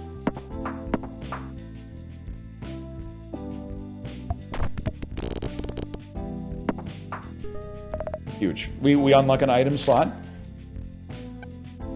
Every time a peg is halved, 1 random peg goes plus 20. Increase this number by 20 every time this item is triggered this round. So hang on, I'm just thinking in my head here. Every time we have a peg, which is like hitting a peg, basically, unless it's on 1, it adds 20 to a random peg and increases every time this is triggered, and it triggers on every bounce. Nubby dies we've seen that, I'm not a big fan. Every time Nubby hits a wall, pop a peg. Highest number peg pop 2 random pegs. There is something to disguise glasses too, man. But let's increment those numbers and maybe we'll have a chance to multiply them later. You know what? We go in, man.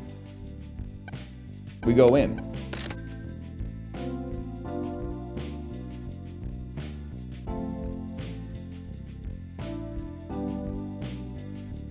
You could swap these as well to get more triggers of popping 2 random pegs, which also then makes the pants pop more often.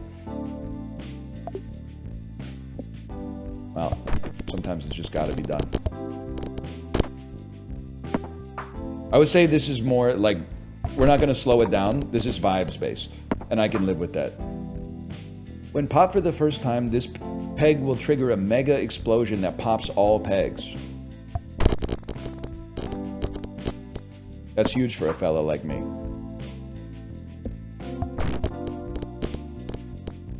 I mean, our run is like, at least till round 28, it's unbeatable. First peg popped, force triggers all items in odd numbered slots. 10 pegs popped. Force triggers the leftmost item in your inventory, but you lose 5% of your total points. Did you metamorphosize? You did. Gives plus 3 points for every time this item has been triggered this round. That doesn't seem fantastic. Maybe I'm wrong, because chat's spamming Floody. Force trigger the leftmost item. Lose 5%. Force triggers, first peg popped, force trigger all items in odd numbered slots.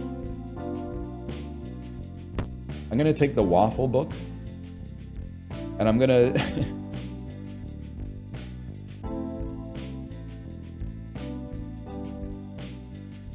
I guess I like another chain. And I think I like the pants there. It's a question of whether we like asbestos. Okay, so I think everything stays the same.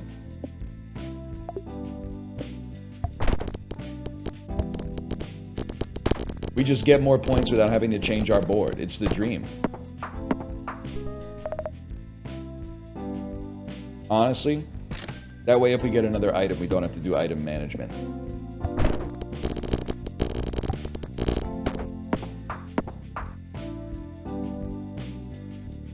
Floody's going off. Go Floody, do your dance. As always, our run hinges on can we hit the highest value peg on our first shot. Oh, you're right, we should put an item on 7. You're not wrong. All psychic pegs will get points equal to their number when any psychic peg is popped. I'm sorry, Floody.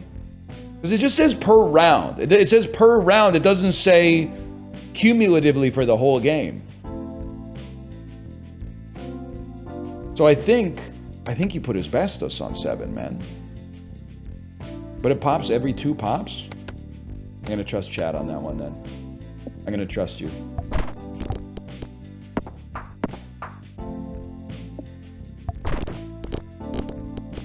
Don't do this to me.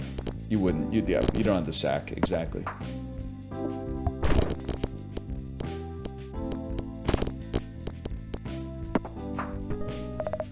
$8 gold and a spot. What the heck is this? If Nubby is still alive, summon an egg missile that falls from the sky and causes an explosion that pops a row of pegs.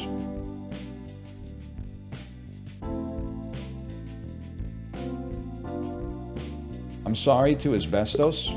You're done. I need a rubber chicken here. And then I want the rubber chicken on number 3.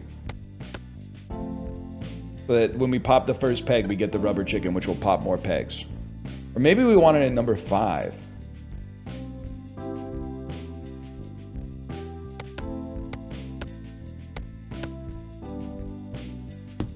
Okay. Roll me.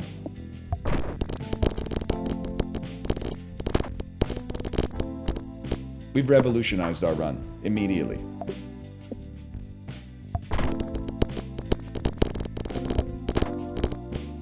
Every 1.5 seconds, we're dropping a row of eggs from the ceiling. This peg will explode and pop 8 pegs in a cross pattern. How about you just give me 4,000 points, okay? How would that make you feel? How about you give me 4,000 points?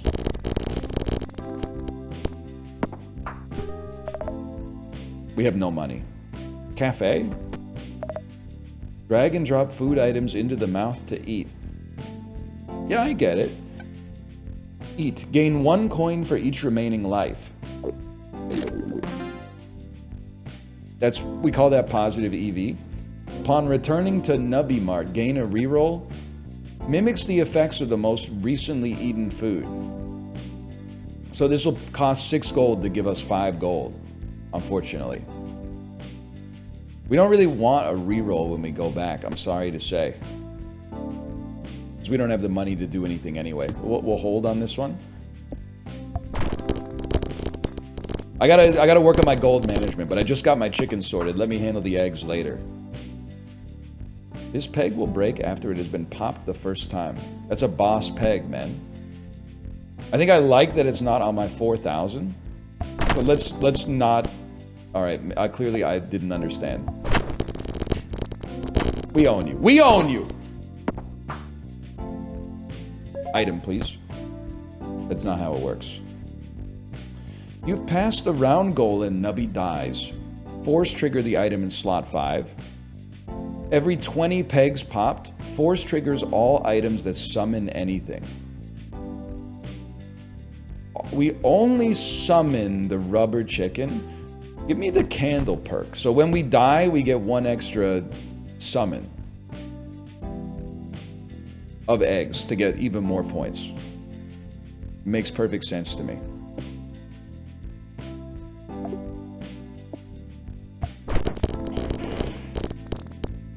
I'm caught. Round 50 is a joke. Round 50 is gonna happen. Chicken needs to keep you alive, though. I see what you're saying. I need to be alive for chicken to work. We're both speaking around the issue, but I understand where you're coming from.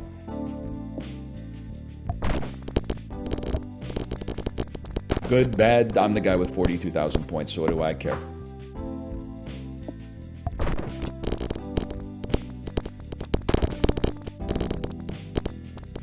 We're gonna get some board clears, man. We're not quite there yet. Whoa! When Nubby dies, this item emits a God Ray. The God Ray rapidly pops a random peg once for each time the item in slot 1 has triggered this round. Well, obviously, you're going up here. I guess you should always look for Cafe first, and then you move Floody to 1, you to there. I want you on an odd number as well. Because if we pop the first peg, we get a God Ray immediately. Okay, yeah, it makes perfect sense, man. No, we don't, because we're not dead when we pop the first peg. Okay, understood. Pyramid on 5.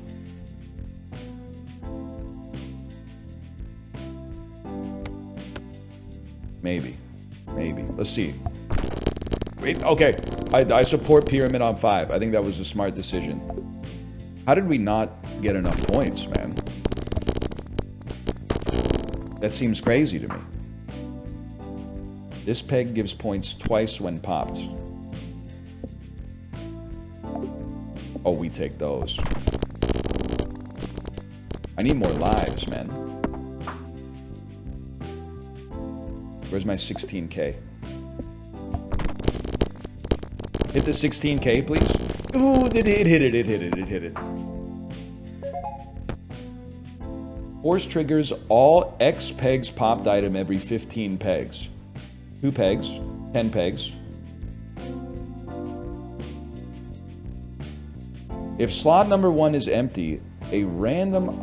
when Nubby is launched, a random item from Nubby Mar will... I'm sorry, it's not going to happen. That's too much uncertainty for me on an early run.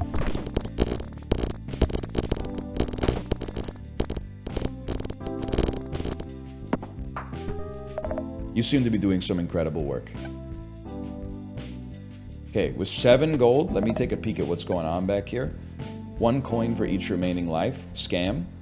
That's a scam. We have to go back.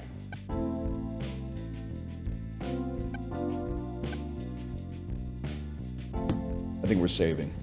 This is a save round.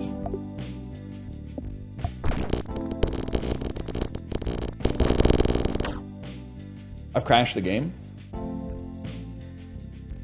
Error in action number 1 of alarm event for alarm 0 for object underscore I underscore all-seeing pyramid.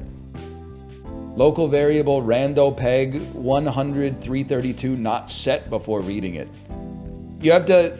It's not your fault. You have to, whenever you have a variable that's been declared, you have to initialize it with a var, or with a value, I should say. Otherwise, when it reads it, it doesn't know what to read, and it goes, wow, the whole engine's come apart. That was at, that was game maker language object with a capital O. Obj underscore I underscore all seeing pyramid underscore alarm underscore 0 at line -1. I'll copy that and clear it and then abort the process, I suppose. All right. Well, we'll throw in a slash marker there, and then we'll go back to Nubby, man. We'll go back to Nubby on that one.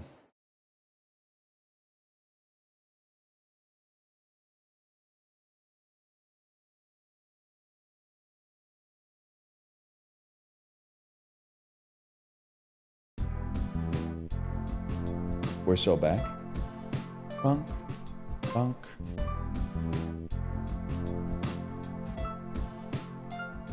And we're so back. Put me back in classic mode.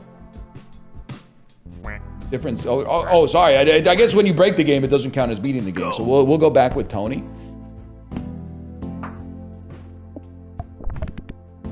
It's that easy, people.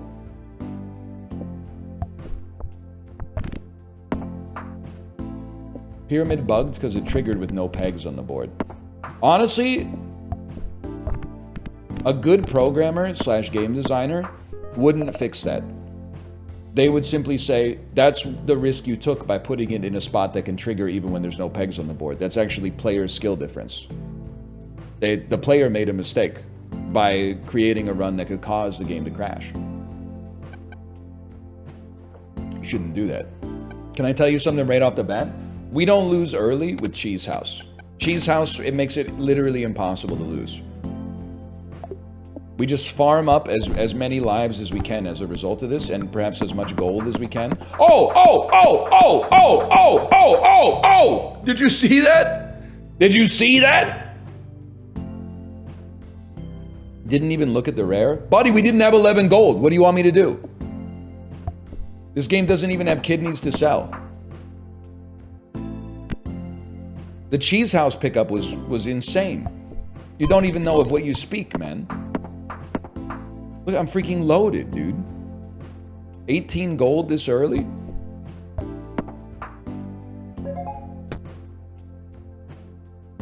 Horse triggers the item in slot number 7 2 times for each empty inventory slot. If the peg was the high... Okay, no. I know what we must do. I know exactly what we must do. And it's a perfect fit for the archetype we're on right now. You expand. Cheese House in slot number 7. Should have looked at this, to be honest. But I don't care. It's gold farming again. Because now, when we die, we're gonna get like 1 billion points, man.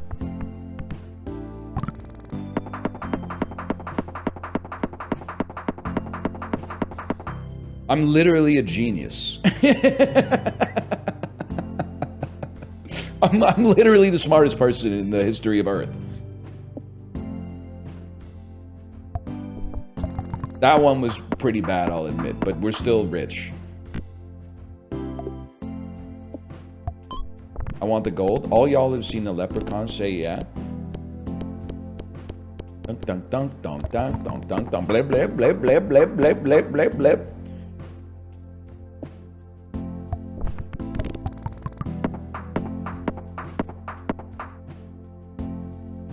Do it again, man. I want the yes, man. Looks like a leprechaun to me. All y'all who see the leprechaun say yeah. So there's no question. We're all in on this one. Acceptable. 1 coin loss for greed. I can live with that. Wait, but we shouldn't buy everything because it'll inhibit our... We should only buy good things because it inhibits our ability to get Cheese House, man. Like, we'll lose money. This sounds crazy. You certainly take the key.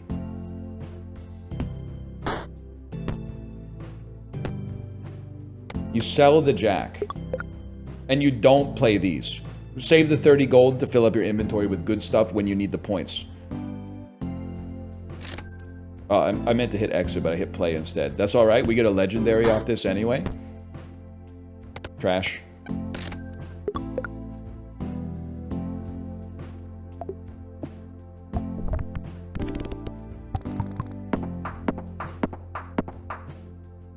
This is not gambling. You are trying to get me to gamble. This is literally a sure thing. Mathematically, we can't lose until this number goes over 2,400 because we get 8 triggers of it. 1 because it exists. I don't know. We get 7 triggers of it. 1 because it exists, and then 6 extra re-triggers. No, we got fucking 2 times. So we get 12. We get 13 triggers on this. It's like 3,900, man. So we get tons of fucking utility out of this. It's mathematically guaranteed for now. And we're getting so much gold farming off of this.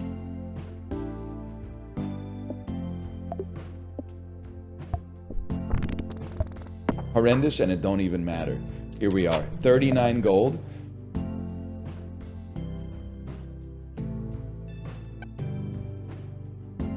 The first peg popped is the highest number peg. Multiply total score by 2x.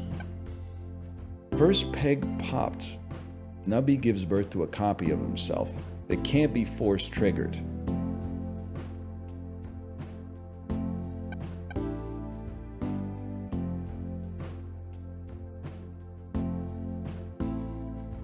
I do feel like a head makes sense. As you add it to the board, it reduces the goal by 30%, costs you 2 triggers of this, but gets you more money. Oh, you're right though. 2 nubbies equals 2 deaths, which equals way more cheese house triggers. You've sold me on that one. Yeah, man. Yeah.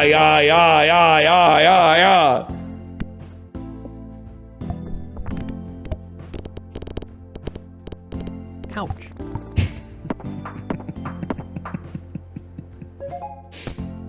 Oh, man. A cheese house! Every 3 seconds, force triggers all items.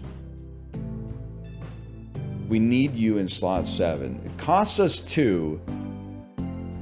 Would it give us 2 extra triggers of cheese house? Probably. Probably. Oh, it doesn't even, no, it doesn't cost us anything because it's a perk, not an item. Oh!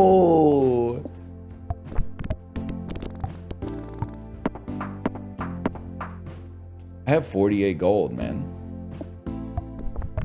Last time I had like 3 gold every round. This is staggering.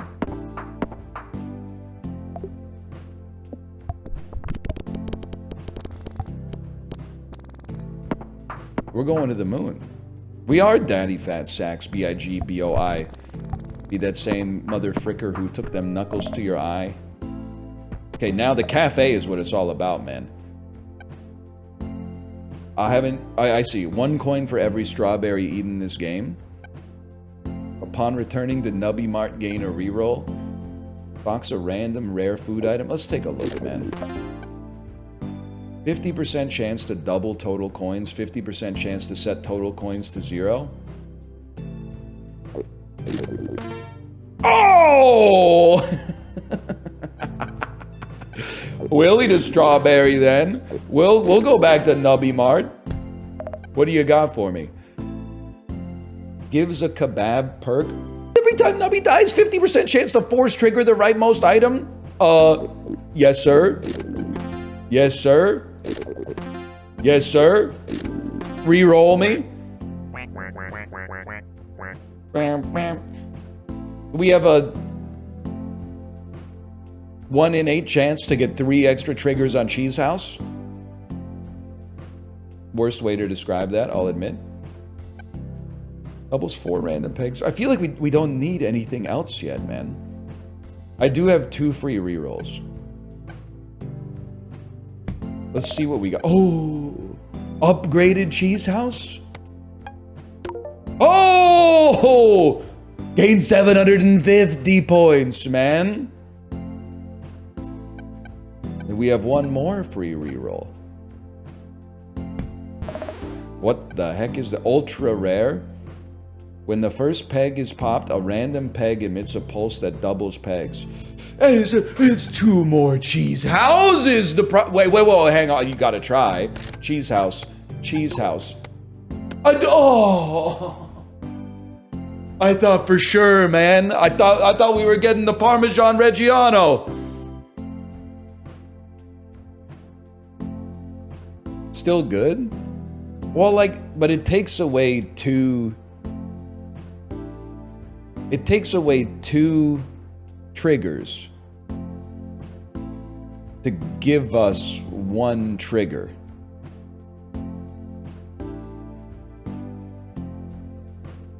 With the cheese perk, force triggers all items every 3 seconds. I think you're done, bud. Plus, you're worth gold. I'm gonna freeze you.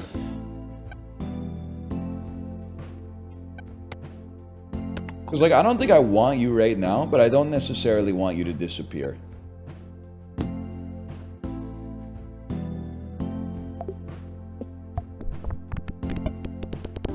The moon is ours, man.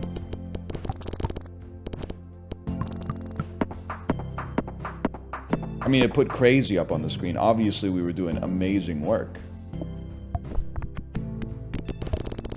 It wouldn't say crazy if it weren't crazy.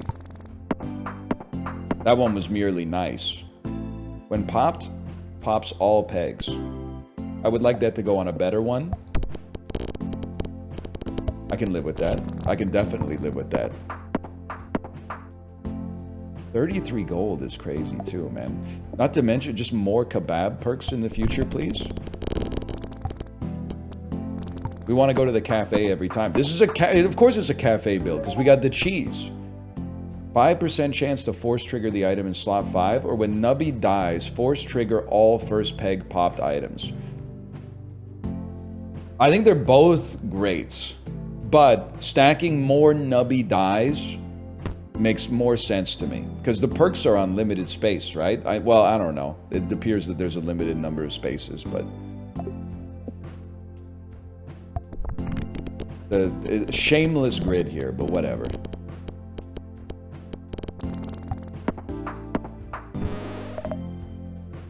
Cafe me, 38 gold.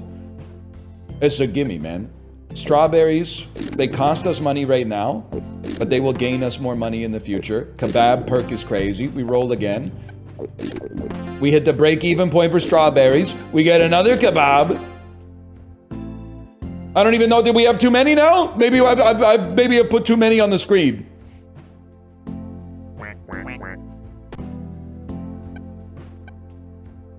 I'm done for now.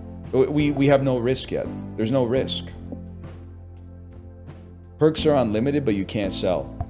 Where do they put them? Do we scroll?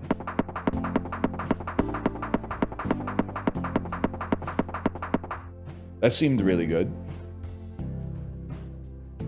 Oh, you're right, because we're above round 30, we get 7,500 points instead of 750. Oh! Oh!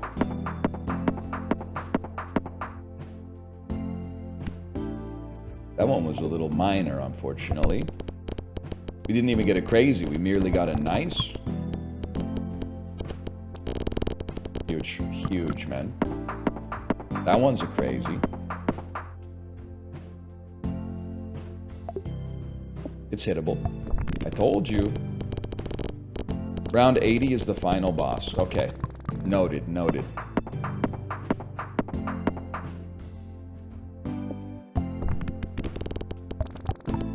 I like a roguelike where you just need like one item to make it work. For a twisted individual like me, crazy is nice. Ricky, I know exactly what the hell you're talking about. Also, I've never played Metal Gear Solid 3 Snake Eater, so I have a question. Do you have to level Snake up so he walks like a normal individual? Because like the whole time I was watching you, he was just going like this. Like, is that how he walks normally, like when you're not crouched or anything? That's how he walks the whole game? That's literally just how he walks? That's normal walk. That's not like a crouch or anything. It's a sneaking mission, but he's like, he only made his height like 3 inches shorter, but I feel like it's really hard on his back. I wasn't familiar with, I played Metal Gear Solid 2 and Metal Gear Rising, so I was a little familiar with Kojima's game, but when The lady backflips onto the motorcycle and then is in the standoff with Revolver Ocelot, and she crashes into him with the motorcycle but doesn't run him over. Instead, she like uppercuts him with the motorcycle and does a backflip. Chad saw it. They pre-ran the bit. They front-ran the bit like Robin Hood in 2021. That's cinema, though. That's cinema. 1 second. I gotta eat some kebabs. 1 coin for each remaining life. That's money. More kebabs. More kebabs. Roll me. Stocks a random rare. Absolutely. Not tomato this time. Upgrades the rightmost item in your inventory. Deletes the leftmost item in your inventory. Dude, we could do something with that. Just give me a second, okay? Hang on. I don't even know if Cheese House can be upgraded, but maybe pregnancy test can be upgraded. So go back, buy some garbage, put it here, rearrange them, make pregnancy tests the rightmost item in the inventory, go back to the cafe, upgrade the rightmost item, delete the leftmost item.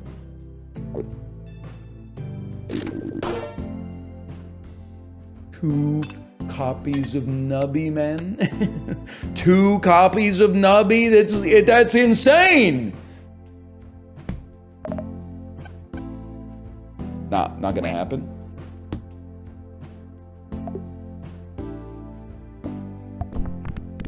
Three Nubbies, man. Oh my god, you see the points? And we're not even dead yet. Twins, Basil. Triplets, Basil.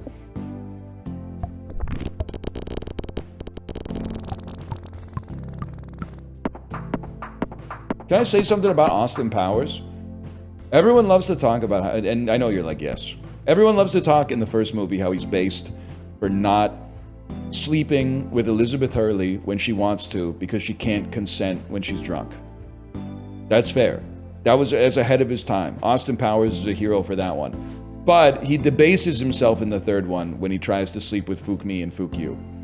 Because I don't know if I'm on the prudish side of history here, but the twin stuff holds no appeal to me.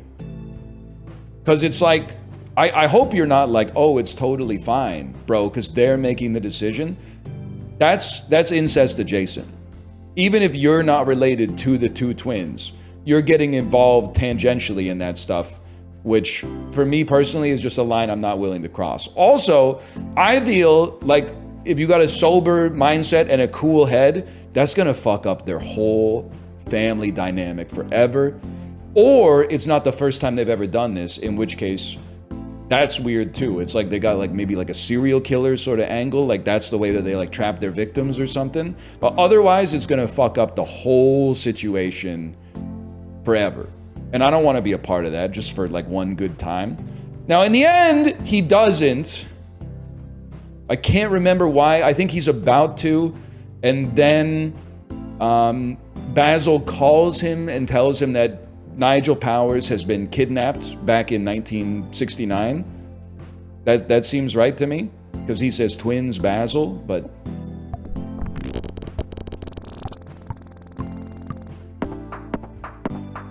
Where was I?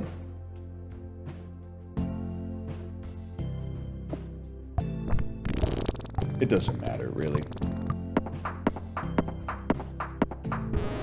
Holy shit, man. Of course we're going to the cafe. We got 39 gold, man. Well, expensive restores a life? I can't even use that, man. Reroll. Random rare food item. Randomizes all items in your inventory. I'm sorry, Lentil. I'm not willing to do it. I'm not willing to do it. It's just too risky. I'll take my random rare. Fuck you, buddy. Fuck you. I don't even want... I'm not spending anymore. We need to... Let's save up some cash here. I will freeze all rares. That's it, though. If you don't give me rares, I'm not freezing them. I'm not re-rolling my whole run. I worked hard for this run. It wasn't just getting Cheese House once and then speccing everything into Cheese House triggers, okay? You don't know what you're talking about. This was all skill. This peg will break after it's popped for the first time. Do I look like the kind of guy who knows what that means? So he walks like that for the whole game, huh? Because I saw it like as you walked around, your stamina got upgraded. Like how when you played GTA San Andreas, you could be like, oh, CJ's not as fast as I want him to be. I'm just going to put him on the treadmill for like half an hour. He doesn't change or anything. Nubby launched. If slot 1 is empty, a random item from Nubby Mart will appear in slot 1 and force trigger 3 times. We don't really want an extra item because that minimizes the cheese house, but first peg popped. If you have 4 or less items, force trigger the one in slot 4 times. Skip? So I guess skip gives you gold. Okay, you know what? I'll take the gold. I'll take the gold on that. We're on the moon, man. You can tell from the way the background is the moon. Rare perk, though? What do you mean tested? Just do the math, man. You could put pregnancy test on 4? It can't fucking... It's got corrupted, man. It can't be force triggered. You don't know what the fuck you're talking about. You don't know shit about Nubby's Number Mart or whatever this game is called. And the worst part is not being ignorant. I'm not being derogatory because you don't know something. It's that you have the confidence of a knower, but you are an unknower. That's the shit that keeps me up at night. It's the melancholy of the genius and the bravado of the fool. I'm not clicking ends. Run it, smoke them if you got them, man.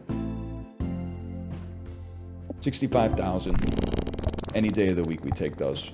Now, Cheese House is not going to last us forever, but we should have, like, the ability to springboard into something else after... What the hell? Noodle. Mimics the effect of the most recently eaten item. So we could summon a rare food for 6, or we could just get a bunch of kebabs, man. Kebab? Kebab? Kebab?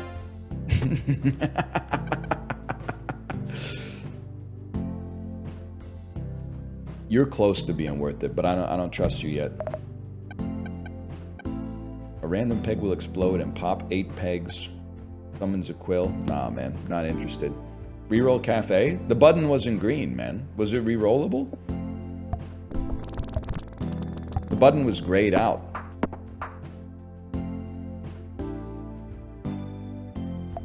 It was green? I'm colorblind.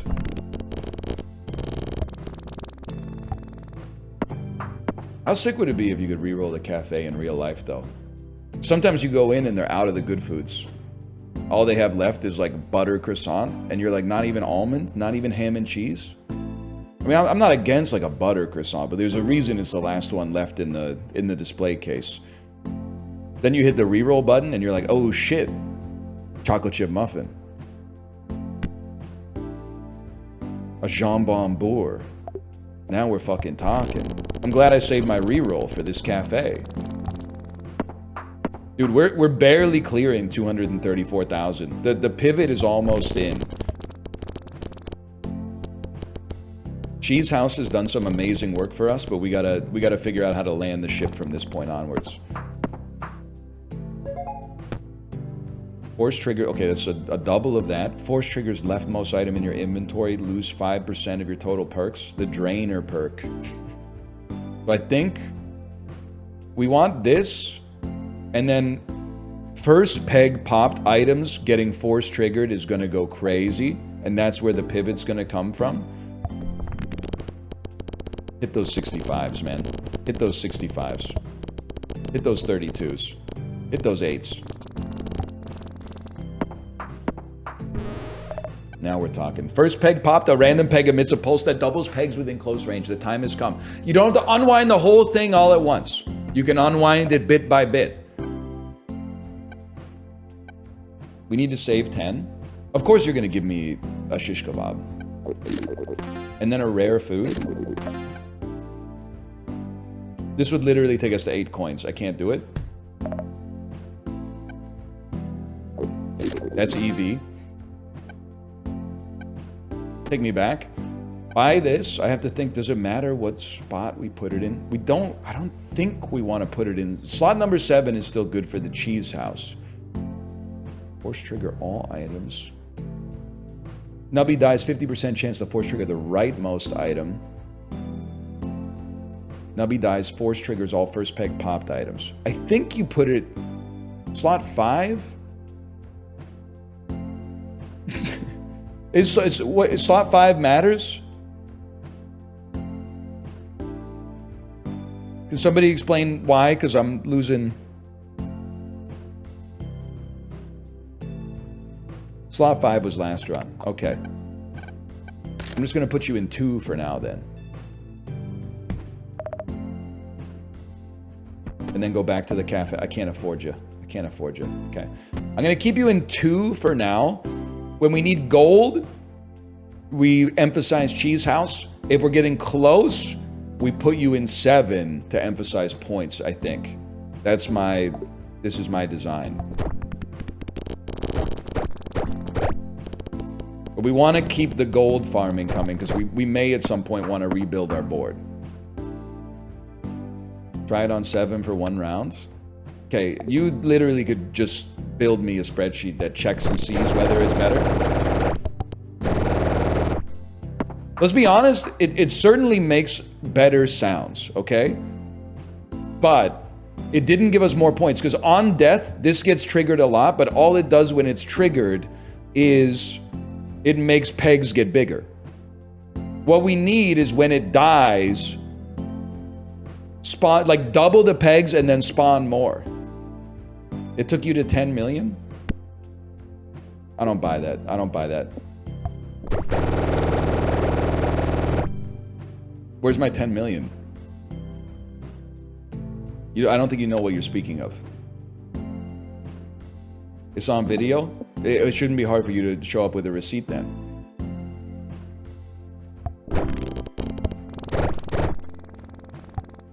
Look, that was the easiest play of my life. I'm honestly, I'm not convinced you guys are cut out for nubbies. It's a complicated game. There's a lot of mathematicals involved. There's no shame in it. See? What do you mean, see? We won with the cheese house on the right. You know not of what you speak, man. 14 gold in the Grabatron. I need another pregnancy test, man. I need another pregnancy test. We grab the gold. We hope it's 10. We always hope it's 10. 4, that's fine. We can live with that because that gives us the chance to play. Grab a key so we can get to the black market and get another pregnancy test. Grab the gold to see if we can grab the other piece of loot. I guess we could have just grabbed the other piece of loot, but... We take those! We take those any day of the week, and then let's see what we got. You didn't take the key? Oh yeah, my bad. The Eggy perk. 20 pegs popped, force triggers all items that summon anything. That's not good for us at all, because we don't have anything that summons anything, but we could get something that summons something. That could go someplace in the future. And you know what? I'm going to choose to trust you. I'm going to be the bigger man. I'm going to choose to trust you.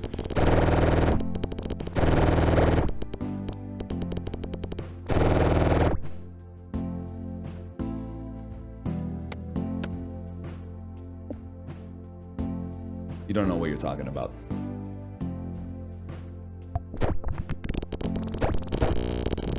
It's glitched. You're glitched, buddy. You're glitched.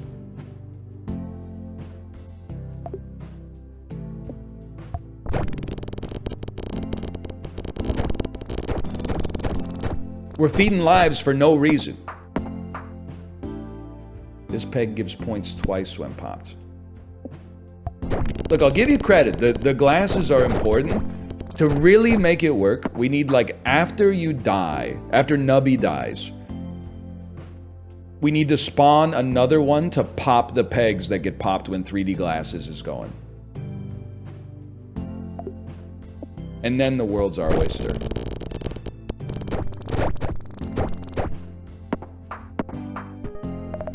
How do you do that? I don't know. I gotta find a way.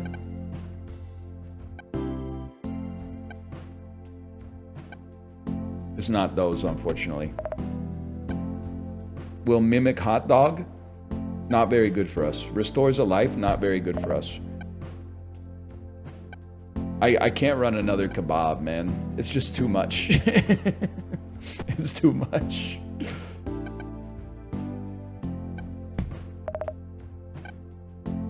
Every second, a random peg will explode and pop 8 nearby pegs?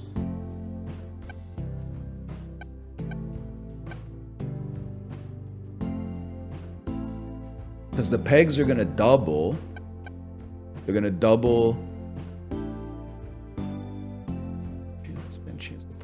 You know, okay. So here's the play. I get it now. You move Cheese House off. Glasses go on 7 to get the maximum benefit out of our 2 zombie perks. So it'll get more first peg popped triggers. Pop, pop, pop, pop, pop, pop, pop, pop, pop, pop, pop, pop, pop, pop, pop, pop, pop, pop. Then they're gonna get big, and the flamethrower is gonna show up and pop 8 random ones that are gonna go to like 1 billion. No, not kebab. Kebab is when we die, we trigger the right item, which we don't care about. We want to trigger this when we're alive. You can't see that I'm pointing here. We want to trigger number 7 when we're alive, number 2 when we're dead. And we want to live for a while, so let's bounce this shit up and down. There's a 67 million point motherfucker here. That was nubtastic. This peg can only be popped once its stone layer has been popped twice. Oh, we're gonna be bouncing on it.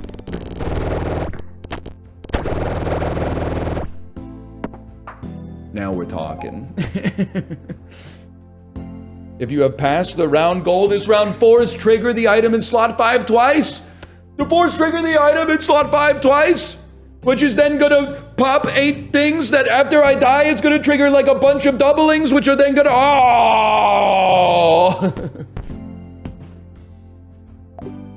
Bounce and moan on it.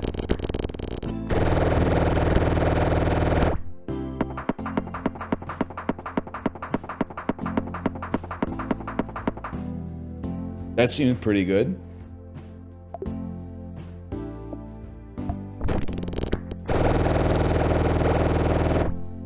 That seemed bad. Never mind. When I said that meant it was good, I was lying.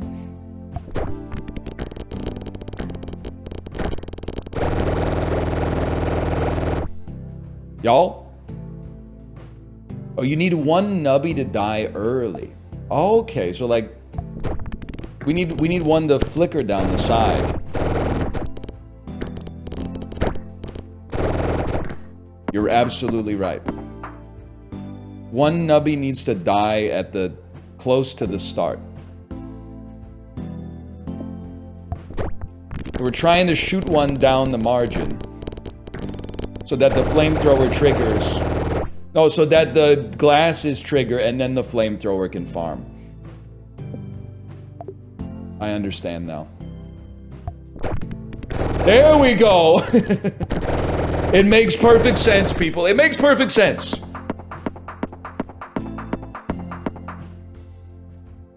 Watch this. What happens if you just... Don't do that. That's not very smart. But that is really smart. Dude, you basically do... Oh! You basically wanted to just die immediately. So we no longer really care about Cheese House. When 2 pegs are doubled, trigger an electron beam that passes through pegs. We double pegs non-stop, man. That's like all we do is double pegs. But they do not pop pegs, but they give 50% of its number. That's even better. Dude, you don't do anything anymore. I'm sorry, you don't do anything? I guess I should have bought something first, to be fair. Whenever 2 pegs are doubled, you double when a Nubby dies. Okay, this is fine. Cafe me. You'll mimic hot dog. We don't really care for that. There's no real reason to go the double kebab, but we got the cash to absorb it. We can eat that, I think. Never mind. Upgrades the rightmost item, destroys the leftmost item. Okay, I mean, this is obviously huge. I'm gonna double, or I'm gonna upgrade laser pointer. I'm gonna destroy. Honestly, Kazoo actually makes a lot of sense to be on the board. So does Tardigrade, actually, now that I think about it. You're getting out of here. We're going back to the cafe. Eat this. It gives 110% of its number. Lentil? No. Lentil's a scam. And then, geez, force triggers item slot 7 2 times for each inventory slot. We don't want to fill the inventory slots unnecessarily because we get more doubling triggers from triggering 3D glasses a lot, and then 2 nubbies are still alive. No shot, bro. No shot. We go. Sell flamethrower? You're insane. You've lost your mind. So you want a nubby to die as quick as possible?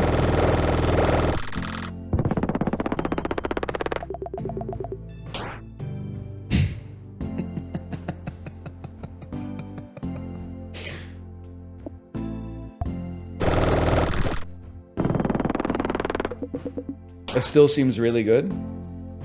This peg will multiply your total points by 1.5x when popped for the first time.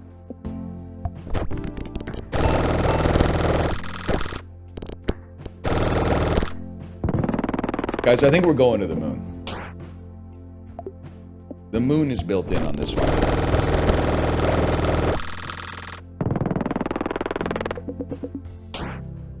Let's see what we got loot-wise.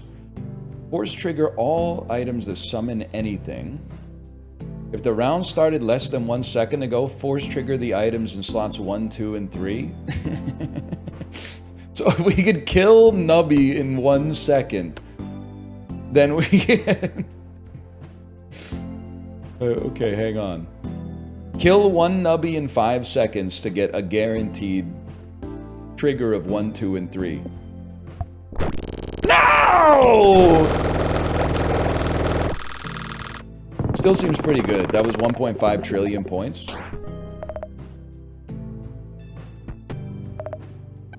You'll trigger kidney bean. Let's see that. Upgrades the rightmost, it deletes the leftmost. Okay. I know exactly what I'm doing, man. You move. Cheese house. Back to the cafe. Improve the glasses. It doubles pegs within close range twice, and then whenever 2 pegs are doubled, oh! And then a random rare food. Fuck you, buddy. Reroll on Nubby Mart. Extra kebab perk. Roll me. Peg halved. Yeah, no shot. Not gonna happen. Waste of time. What the hell is this? If Nubby's alive, summon a meat orb? Yeah, we're not really built for that. What the hell are you talking about? You wouldn't know shit about this. Watch this. Best way to play Peggle? Kill yourself instantly. What? That's an ultra score, buddy.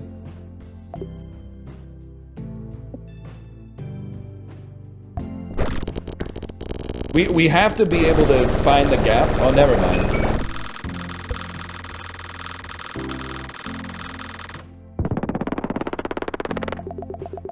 I don't know what that number was.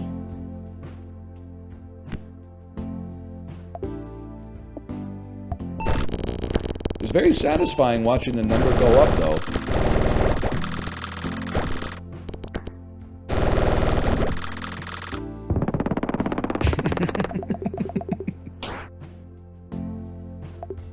Easy line. One Nubby dead, please. 1 Nubby dead. To double the pegs. There we go.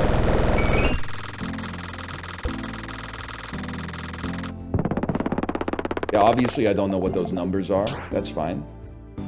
Seems like a good line. Oh!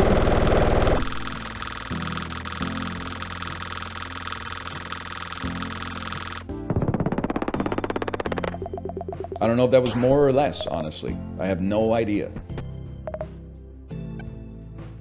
Okay, kidney bean. We don't need tomato yet. Whatever, you're pissing me off. We take those.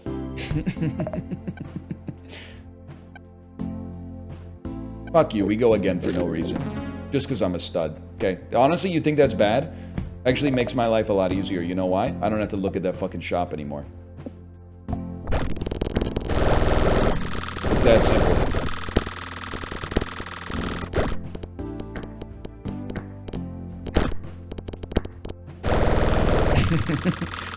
No, nobody knows what's happening, but it's very fun to watch the lasers go and the numbers go up.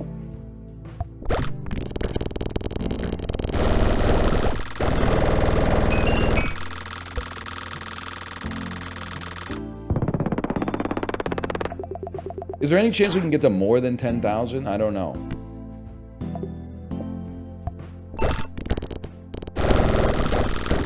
More than 10,000 times the round score, I should say. I guess not. It is starting to lag a little bit.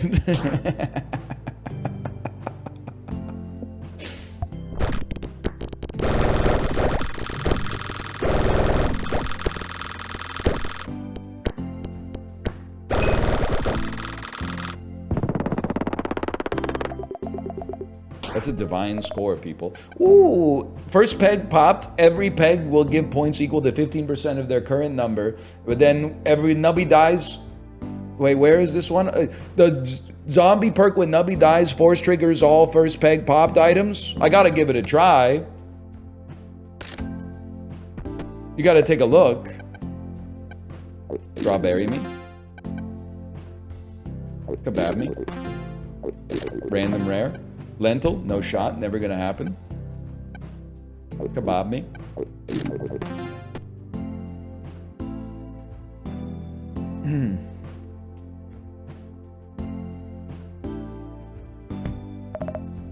Holy fuck. Another laser?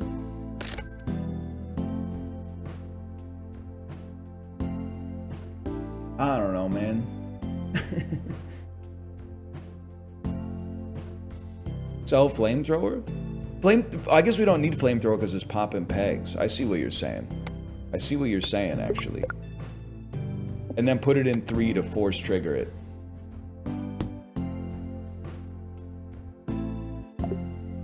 Down the side?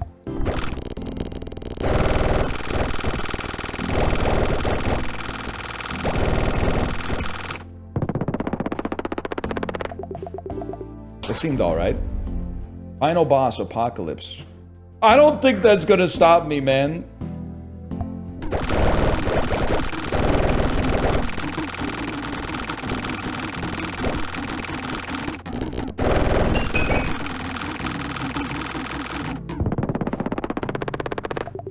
I think that was the highest score we've had. Okay. I'm just gonna... We're gonna call it on that one. I'm gonna say slash marker. And Chibli told me that endless, the scaling is not quite right. And what happens in a lot of roguelites like this is you would think like, oh, I want to take it to endless, but it takes like we're probably like 100 rounds away from getting outscaled with what we currently have. So you just kind of, not, I haven't tried it myself, but my hearsay opinion, at least, which is probably worth nothing, is that you basically are just gonna right click the margin and go. So then instead, I would rather start a new run because I get more satisfaction from like building a run from the ground up. So we're gonna go slash marker. We're gonna call that Nubby 2. But I don't necessarily need to go right back to Tony, right? Like we could abandon the game here, play, and maybe see who else. I mean, there's challenges, of course, but who else we got in here? Oh, you gotta beat a challenge. Okay, well, I'm not going for challenge modes just yet. I thought there might be another dude, like, right off the bat. We'll run it back.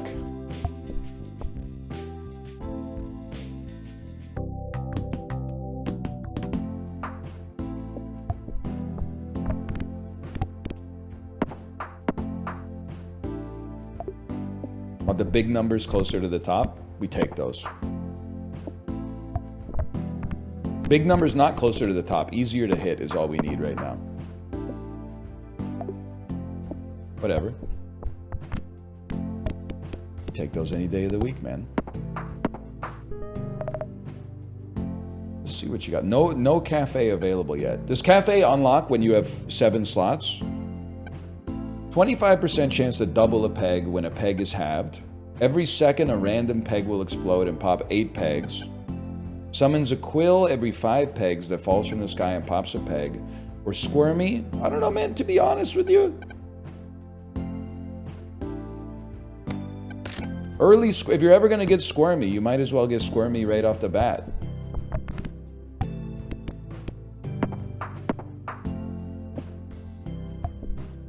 Makes sense to me, man. That was close. He's evolved already! That's crazy! Gives 3 points every time he's been triggered this round. Plus 3 points. Plus 3 points. It's like doubling a grain of rice, man. He's going to the moon. He probably gave us like 1,000 points that round. We're farming. Holy cow. All we want to do is we want to find a bucket where we can keep him alive as long as possible. Because the more pegs we pop, the more score we gain, the more gold we gain, the faster we can get to the cafe. Every 10 pegs, force trigger the leftmost item in your inventory, lose 5% of your total points. Or every second, force trigger a random item. We're taking that any day of the week. We actually had a good seed for bouncing there.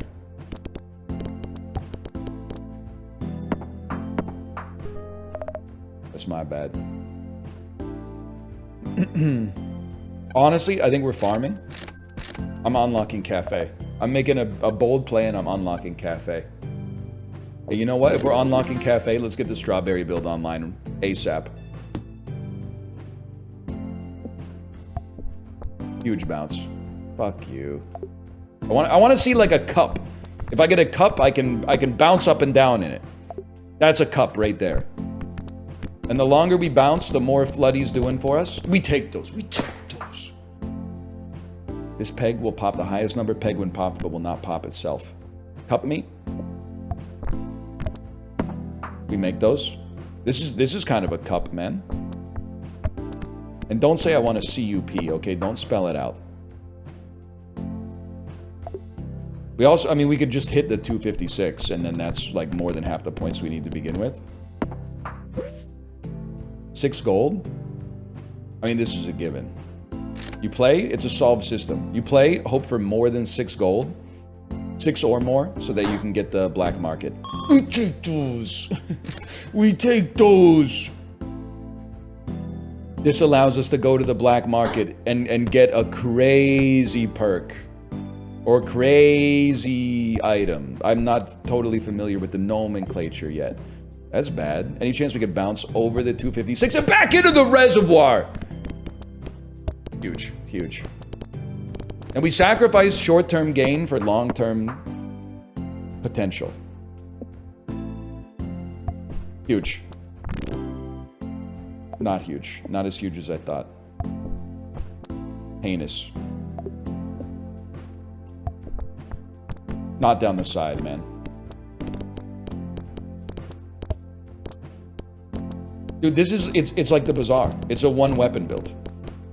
Every 1 second, if we only have 1 item, you can guarantee the item that's getting force triggered every second.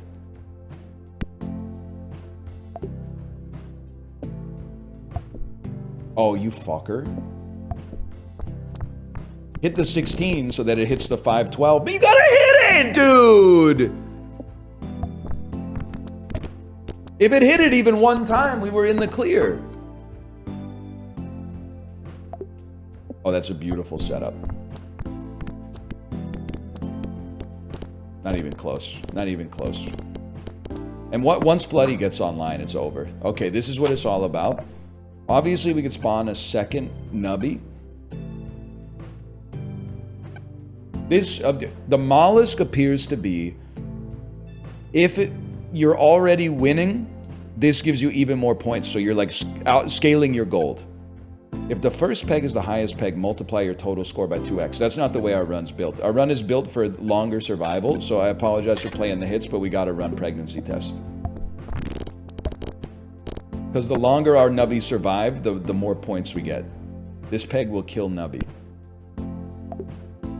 Okay, well, be cautious then. Ouch.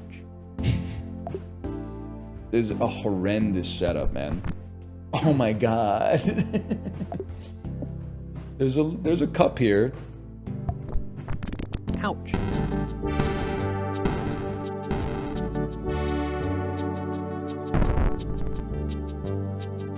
We run it back. Perhaps I didn't know what I was doing. That's alright, that's alright.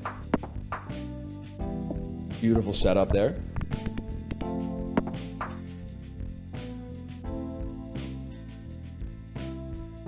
They're saying you're nothing without Cheese House. I literally made Cheese House, not the other way around, so be humble, okay? That's what I'm saying. Oh, I can't afford ye. I still think early Squirmy is not so bad. 1 in 4 chance to double. You know what? They can only freeze one, we'll freeze one. Love that. It's all about get the points and then give Squirmy a chance to live long enough to metamorphosize early. Although maybe we were cursed by the early metamorphosis last time. Yes! Never mind that shit I just said. I didn't know what I was talking about. Go, Squirmy!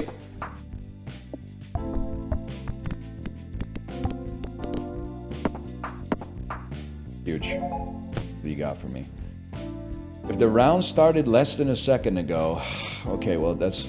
Every 3 seconds, force triggers. Dude! And then just survive and Squirmy will scale even faster. Force trigger all items every 3 seconds is crazy. As long as we can stay alive for more than 3 seconds.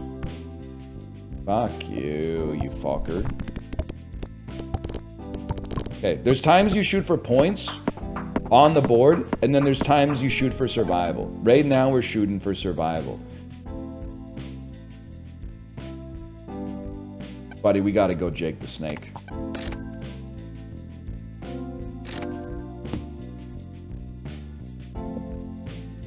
So here's what I'm thinking. Don't pop the big peg first. Pop the small peg to have a 1 in 4 chance to double the big peg. Chiblee, you were right, man. Nubby goes crazy.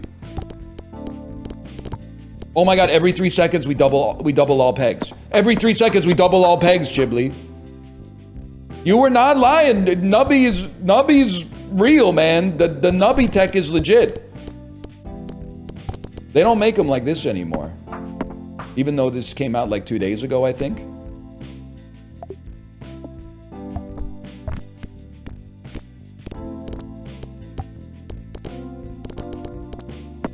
So now we got 2 different ways to beat you, in case you're not paying attention.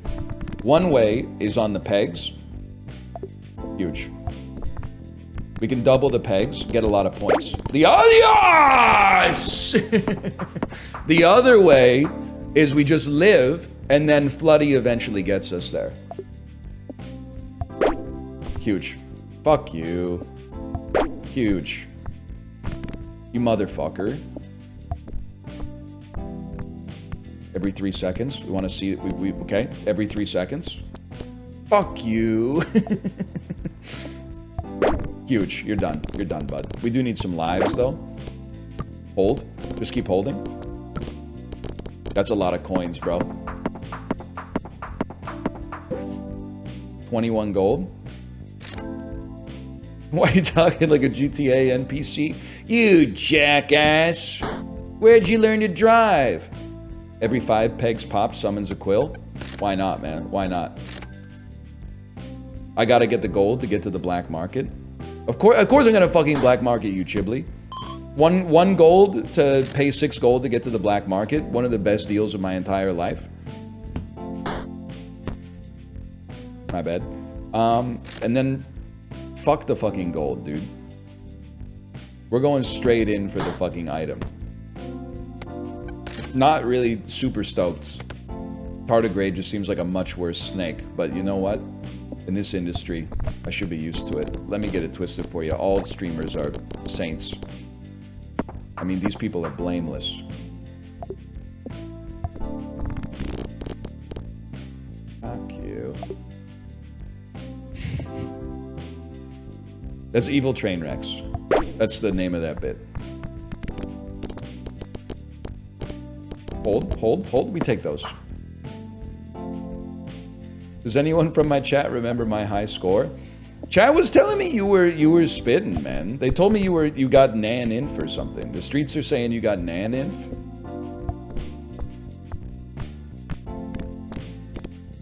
That one stung. I'm not gonna lie to you. Guys, we're gonna lose. No, we're fucking not. You had to hit the 16, you fool! We make those. We make those. Dev fixed the score bug, so it's hard to tell now. Oh, okay. So Ghibli was playing on the easier pre-patch build, is what you're saying. Okay, this could save our life. First peg pop, spend the coin, 50% chance to gain +2 coins. Yeah, I don't really feel like that does anything for us right now. I definitely feel like what we want to do is just get another Nubby. Never nerf pregnancy test, man. It helps us live longer, which gives us more triggers on everything. It gives us more doublings. It gives us more time for Floody to pop off. Ouch. We make those. It can't be stopped. Force triggers all items in odd-numbered slots. First peg popped. If the first peg popped was the highest number peg, force triggers the items in slots 1 and 2, 2 times each. But they're all like percentage chances, man. No, they're not. No, they're not.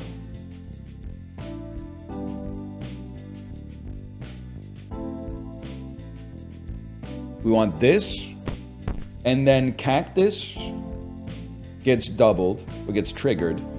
An extra chance for snake to get triggered, and an extra chance for cactus to get, an extra chance for bloody to get triggered, which is not a chance, it's a guarantee.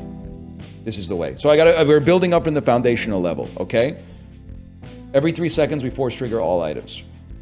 When we pop the first peg, we force trigger all items in odd-numbered slots. So we got extra quills, we got an extra chance at doubling all pegs, and we've got guaranteed scaling. Pregnancy test would be up there, but it's not force triggerable. So it's that simple. It makes perfect sense. Even a child could understand this rudimentary Nubby build that we've constructed here. It's getting a little scary, I'll admit. I mean, Ghibli, on the last run that we did, we basically, the combination of items that we had allowed us to, it was mathematically impossible for us to not win on our first ball until like round 40 or something. It was crazy. Of course I want to go to the cafe, but we got to build here. Tardigrade is basically useless. Every 1.5 seconds, double a random peg. Summon more shots. 1 random peg gives +20. I get the idea. I get the idea. I think at a minimum, we want jacks.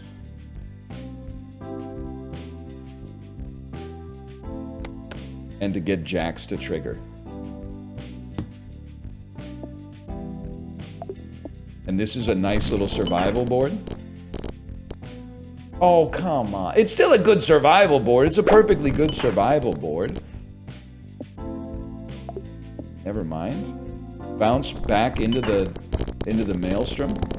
Okay, we should be shooting at high pegs, man. That's one thing I've learned about myself. Shoot at high pegs. The sound effects are nice. You're done, bud.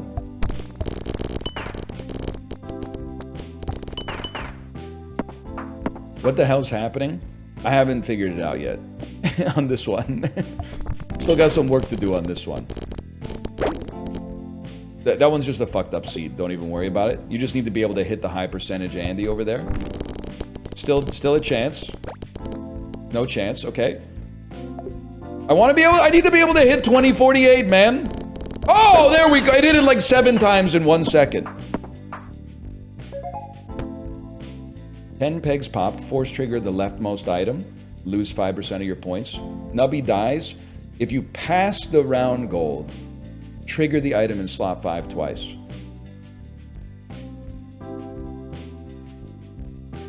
It's got to be Drainer, man. This time it's got to be Drainer. Do we want to re-trigger this one? Every 10 pegs? And doubling the pegs is nice. Okay, I did something right. I don't fully understand what I did right, but I did something right. That really tied the shit together. Let's expand. Cafe. Now we're fucking starting, man. Now we're fucking starting. Free money. Free money.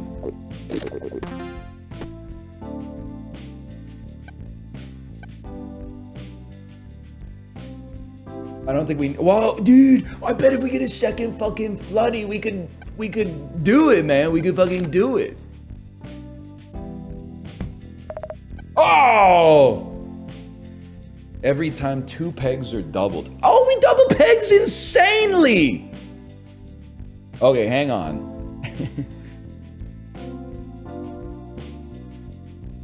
You're kind of shit.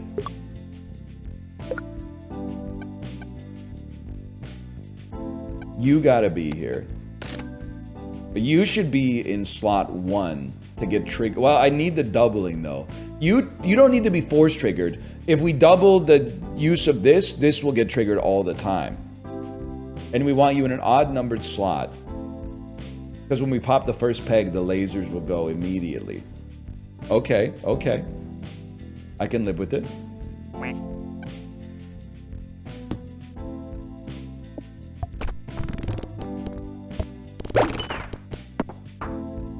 Not perfect, but considering how lazy my drop was, that seems okay. That's more like it. That's the type of shit that I was more interested in.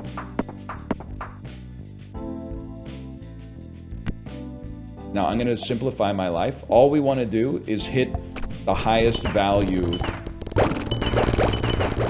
peg with our first shot. Look, board clear! I'm fucking rich, man. Holy shit.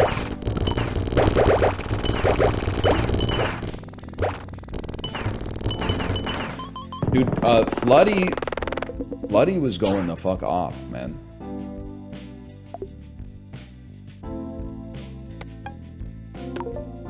Holy fuck.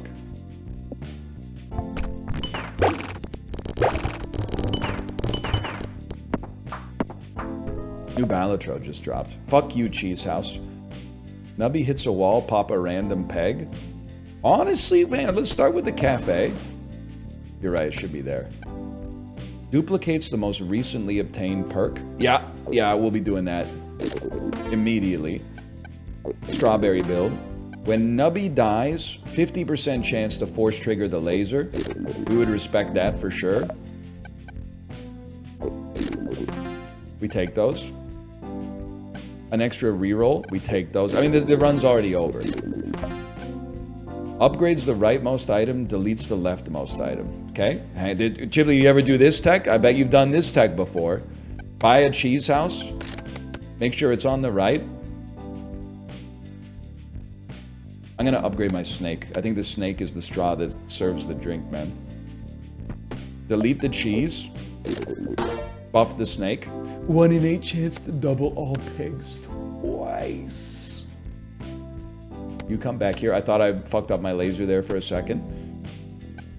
And then when I hit a wall, pop a random peg. I mean, like, I'll buy you because I'm freaking rich. When I hit a wall, pop 2 random pegs. Reroll.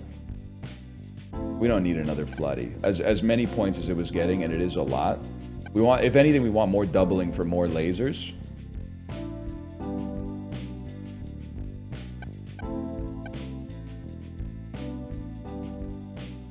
What's Pedro? I don't know what Pedro is. This guy, Pedro Plus. I couldn't see anything in chat because of the pinned clip. It's not your fault. Every 1.5 seconds halves the highest number pegged, doubles the lowest number pegged 2 times. That triggers the laser way more often, man. I pick someone's a quill. Every pass around goal, someone's a sharp shot that will pop a random peg 10 times. Oh, that's Chibley's clip.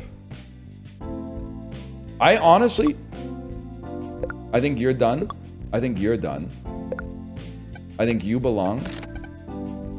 And while we're here, I mean, the doubling, I get it. Just getting more doubles gives us more laser triggers. Yeah, I can live with that. I can live with that. I don't need friendly rock. My ears? It's kind of an assault on the senses.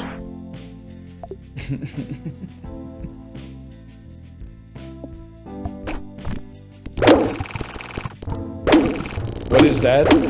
It's every time we hit the wall, I think, or every few times we hit the wall, maybe. I don't know.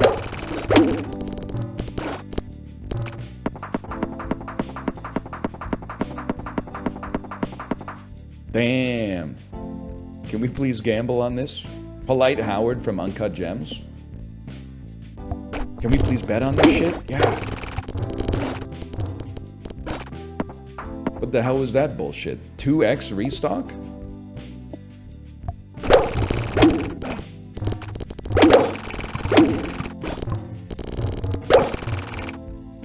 Why were we crushing it so much in the first round, man?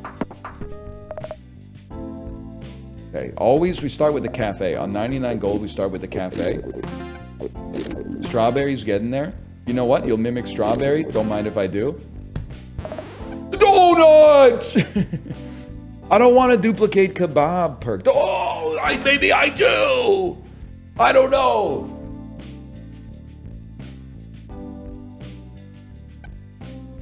I think I want a kebab, donut, which is another kebab. We got a lot of laser beams. Give us a lot of points on death, I suppose. Can I respect you? You need to be rare for me to respect you at this point. Okay, we're looking for that 131,000. That's what I'm talking about, man. What? It's ass? You have a good point, man. Actually, what if you were to put Snake on 7? And the idea being that after we die, we'll have a lot of extra chances to double some pegs, which will then automatically trigger the laser pointer multiple times. The more triggers of the snake, the more automatic triggers of the laser pointer. Hold up, his build is this ass? You don't even know, we just fixed it.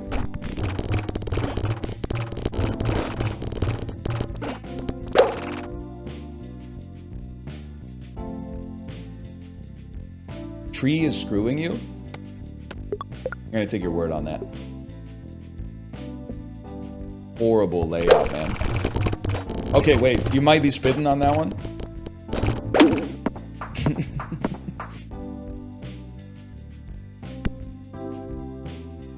Let me see that 131. Double the shit, bro. Oh, my points! I'm getting drained, man! And I can't stop getting drained.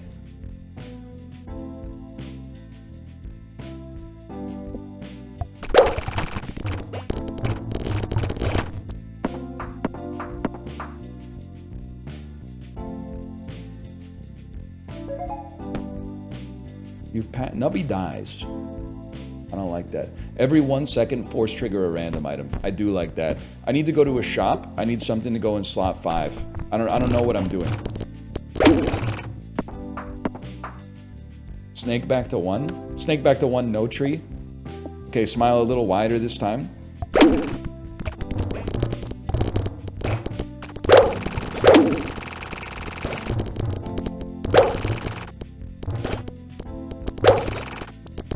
Alright, it seems a lot better.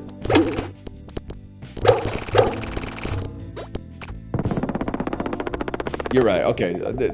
We had something. We were cooking something up. Get it twisted. Just moving around some shit in your life can change your world, man. Is this too loud?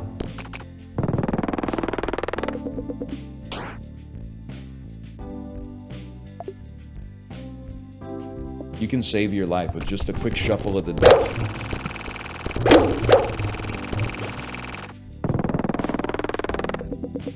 Seems pretty good. Obviously it's a cafe. And then it's more strawberries. And then, sure, why not? Kidney bean stalks are random rare. I love that for me. Not gonna happen. Definitely gonna happen.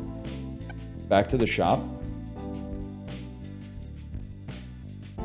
You know what?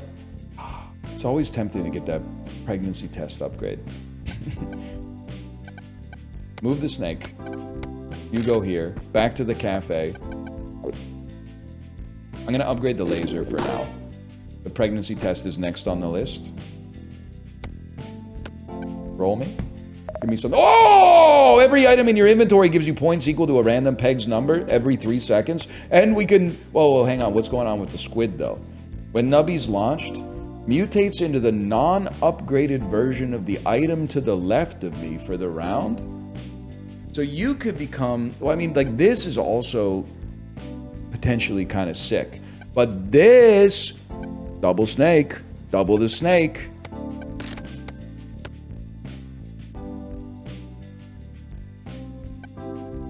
Maybe you beat Kazoo, man. I mean, Kazoo kind of works because it doubles pegs, which gives us more laser triggers. Yo, Pedro, you're not wrong. Pedro is hurting our ears.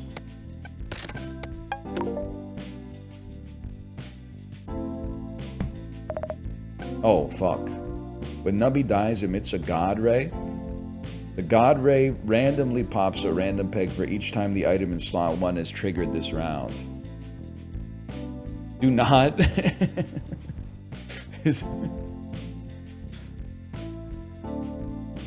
I think it might break the game, so I'm gonna skip it.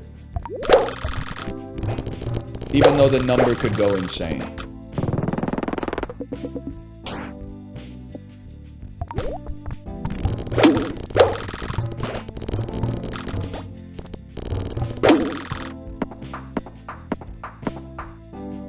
I know, like, Drainer's doing a lot of stuff for us, but it does suck to see it taking points away. But I guess you take the good with the bad, man.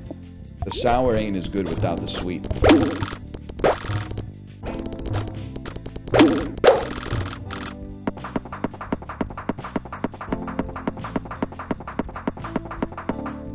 Squid is being useless. Bro, it's doubling more! The more it doubles, the more we get points because the things double and then the laser shoots them. You don't see the vision. You're telling me to sell jellyfish on my aquatic build.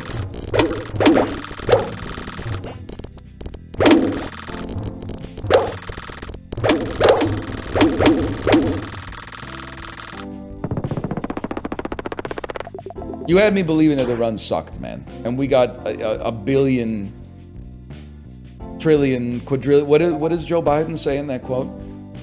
20 pegs popped. Force trigger all items that summon anything. Nothing we have summons anything.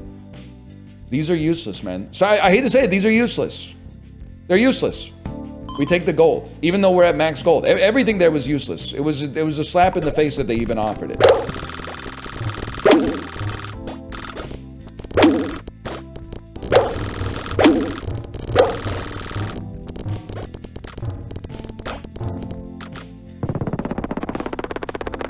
What the hell? Always start with the cafe. Scams. Huge. Huge. Huge. Take me back. Roll me. I only care for rares. I'm sorry, I only care for rares.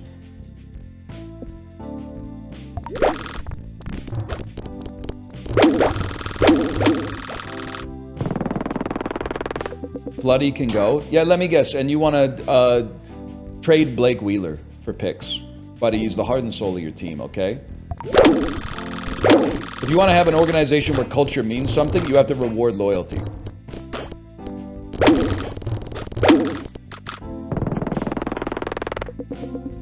You just don't get it. Booger party.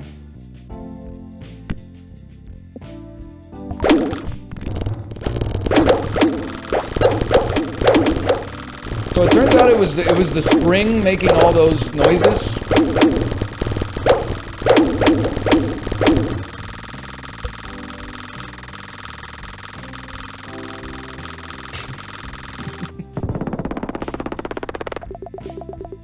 It'd be nice if we could get that booger on our team somehow. Because it was doing some incredible work.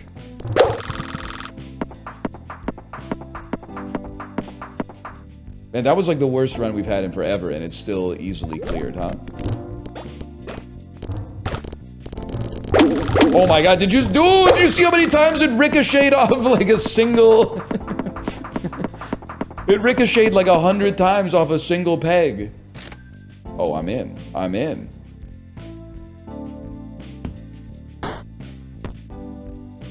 Every peg will give points first peg popped, every peg will give points equal to 15% of their current number.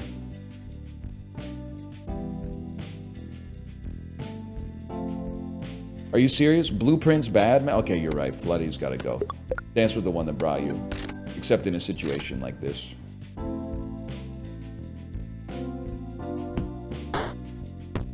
I'm rich. Bloody made you? Yeah, back in the day.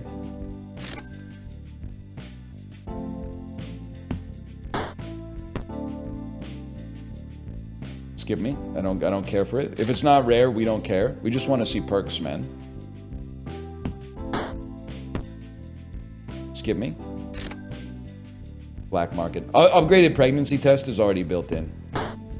We're getting the clear blue, like, you get your results in 0.2 seconds. You get your results before you even piss on the stick. That one was a bit of a wash. Not this one, though.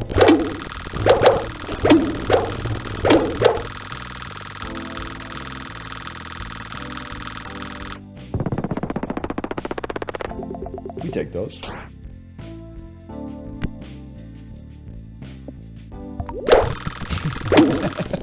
I love the instant drop, like 500x the value of what they asked you for. That's Pegmania, bro.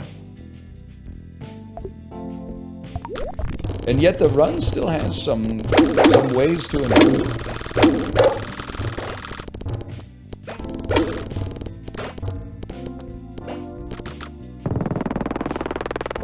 Only 453? I'm falling off. We need the pregnancy test upgrade, man.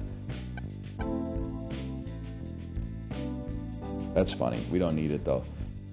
Mannequin head is a joke. Upgraded pregnancy test. Now we got 2 nubbies. Now we got 3 nubbies, I mean.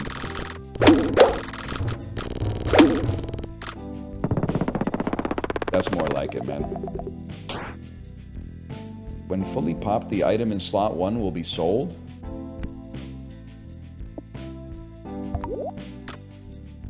Fuck. Okay. We move Kazoo to slot 1.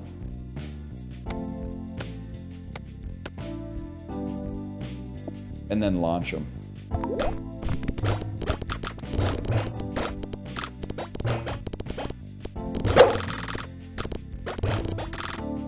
Huge!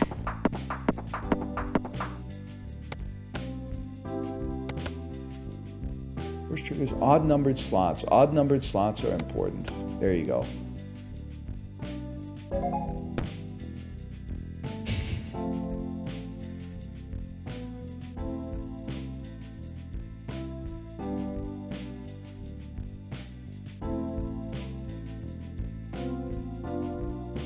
I think I move Yeti and double up on a spring, man. That's my play here. It'll take a while to bear out whether that was the right play or not.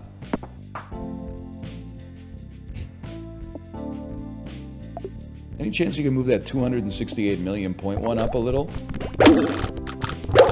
That's more like it. How about that 8 billion point Andy there? Alright, whatever. Squid to 5.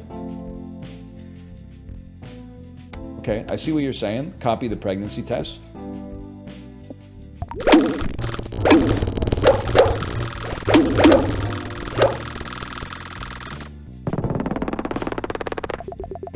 I can see your point.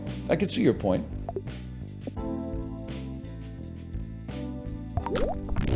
You can't force trigger it? Yeah, but it copies the other one. I gotta admit, that seems a lot better. It seems way better. Oh, man. Copies shish kebab. Makes us rich, gives us a reroll.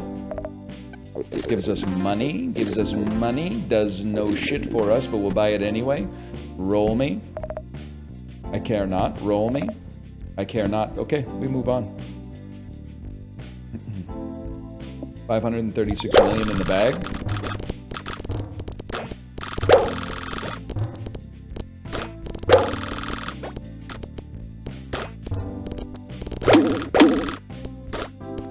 Move pregnancy to another spot so 5 isn't wasted. Okay, I would like, on a set of integers, can you find me any 2 adjacent numbers that are both even? Motherfucker, you Mayan motherfucker. No zeros are allowed. Let's just say from 1 to 100, can you find me 2 consecutive numbers that are not odd and even paired? Your number 5 specifically is boosted? Why didn't you say so? No, you're right about that, it is. Okay, so... we need to keep you in 7.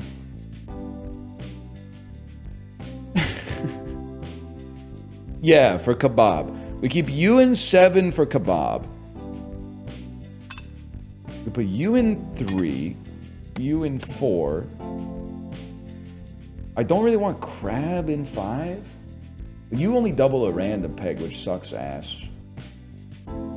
I'll leave it like that. I think it is better. I'll admit to you that I think it is better. Oh, thank you. Oh my god, it's 12:30 already. Kate said she got me lunch, and I was like, it's only like 10 in the morning. I've been corrupted by the Nubby, man.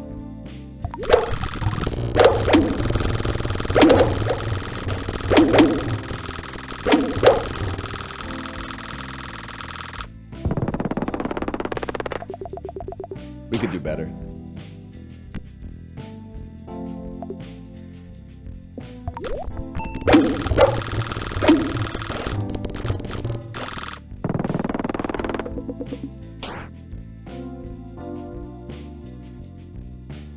Don't like it. Who's the person on the left? Bro, that's Tony. Tony's my supervisor at the Nubby Number Factory.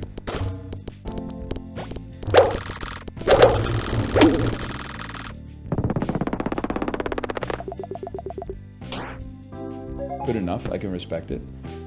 Force, 30 pegs popped. Force triggers 5, 6, and 7, 2 times each.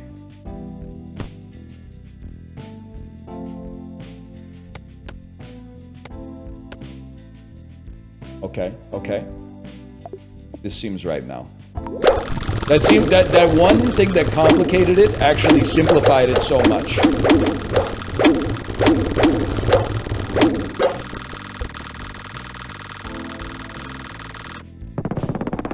This is like 50 sequillion? 50 sequillion? No shot, man. No shot.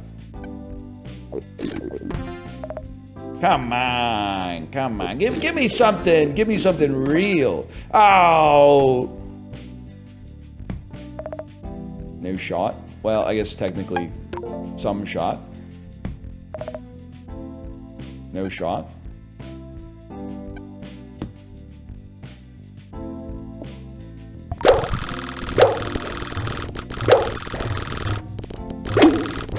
The lights are pretty. Only 311X. On March 11th, aka 311 day, that's kind of basic.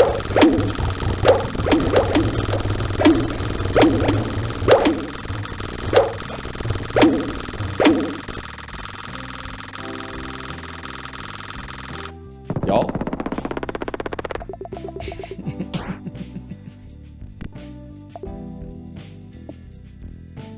I want to hit that 2 billion point Andy. Game is unlosable at this point? Well, when you're a fellow like me, yeah.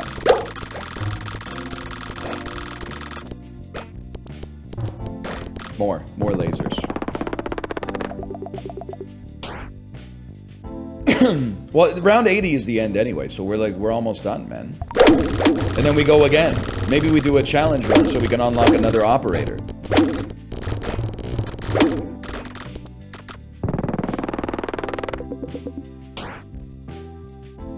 I don't even, why am I re-rolling every single time?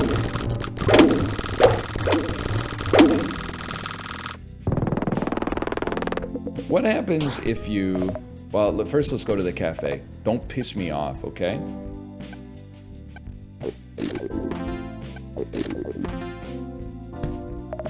Give me something good. That's not good, man. Lentil is not good for me. Now this is really good. I'm gonna be honest. Fuck Kazoo. Improve squid, man. I don't know. It just improves squid. We really shouldn't be questioning it, but we're questioning it.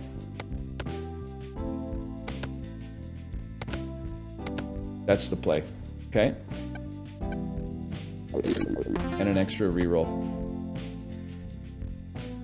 Yes, so we're getting like 9 nubbies or something, or 6 nubbies. And then we need a good item. That's the shit, man. It's Jake the Snake. And then you roll again and get another Jake. Imagine. Where's my 2 Billy? At the bottom! Oh my god!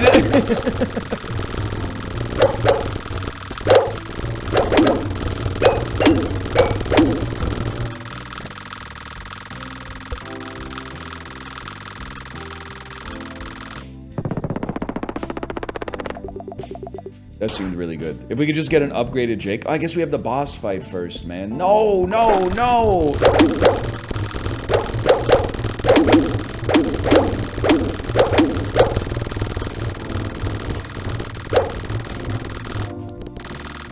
So here's something that sounds crazy.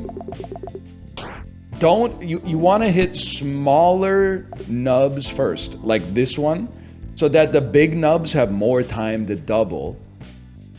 And then the lasers hit him and it goes insane. Yeah.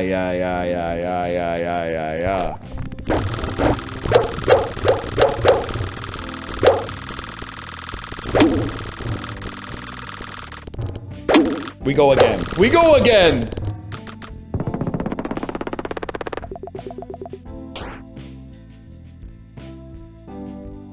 Like, nail this one. Don't hit the 4 Billy for a minute. This one was a scam, dude. That was nothing. What the heck is rubber chicken? Every half second, if Nubby's still alive, summon an egg missile. Okay, sorry. Unupgraded Jake. It's rubber chicken time.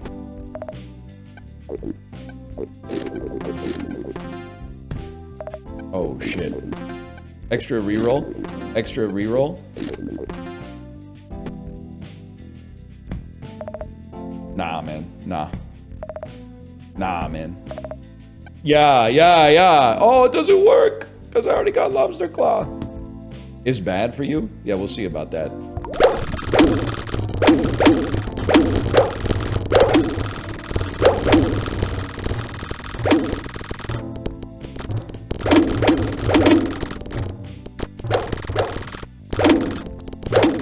They might be bad for us, to be honest with you. It might be bad for us.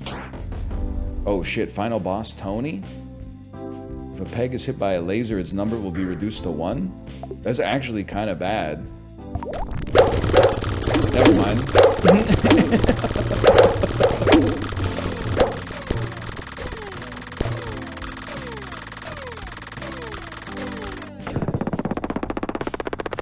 Turns out it's still pretty good.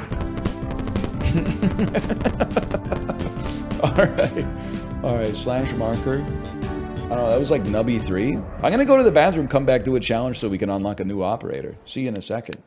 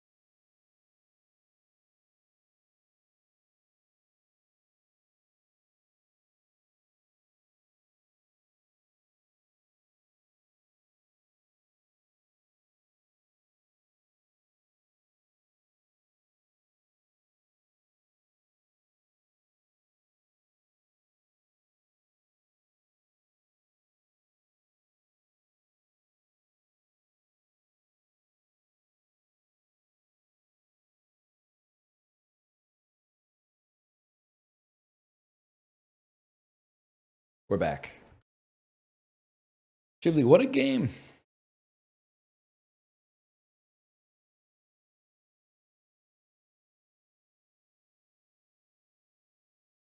What a game you've recommended here.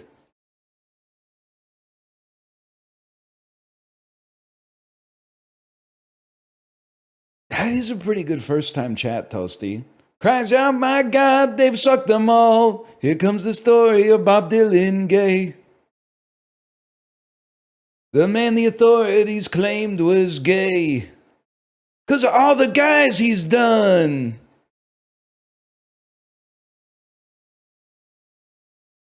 Yeah, there's something that could work, man. That can work.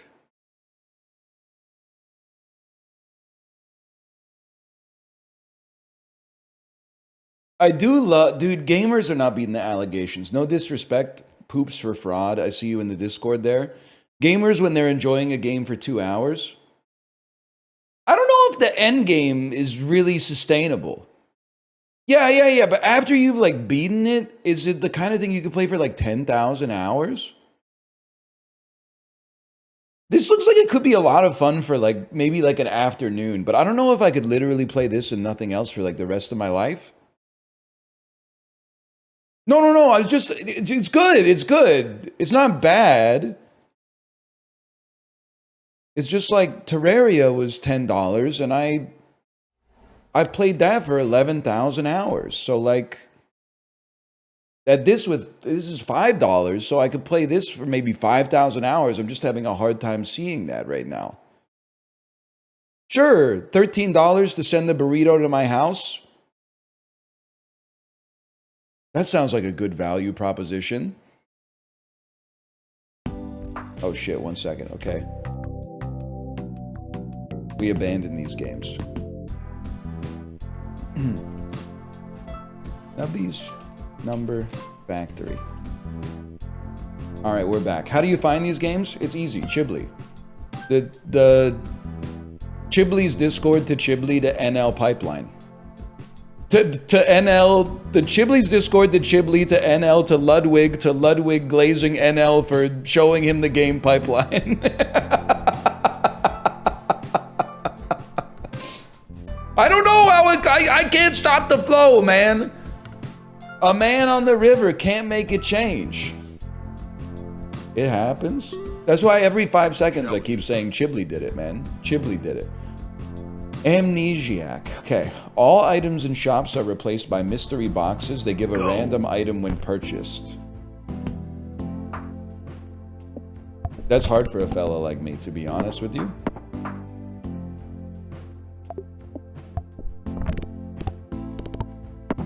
Or maybe not. I don't know. To Luke 50 yen.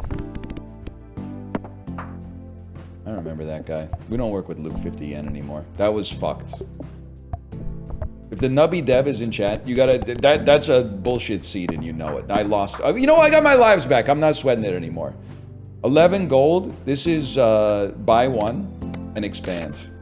Chain lightning that pops a cluster of pegs. Now why expand if you're not full? Because I want cafe access, bro. It's like you haven't even been watching. Go again. Okay, easiest play of my life. Gold Rush. This is a potential farming operation. I'd love it if you could hit that other. Yes! Any air fryer recipes? You just put frozen food in it and heat it up, and then it's tasty. You could also like cut potatoes and put them in there too. If Nubby dies, if the round started less than 1 second ago, force trigger 1, 2, and 3. Drainer scares me, man. So I'm going speedy on this one with the knowledge that I'm unlikely to use it right off the bat. What are you manufacturing? Buddy, they said it in the tutorial. We're making numbers. Try to keep up. When pegs are halved, all pegs will get points equal to double the number on the lowest peg. Okay. No need to rearrange, I think. I should have gone back to the shop because I think you kind of suck ass.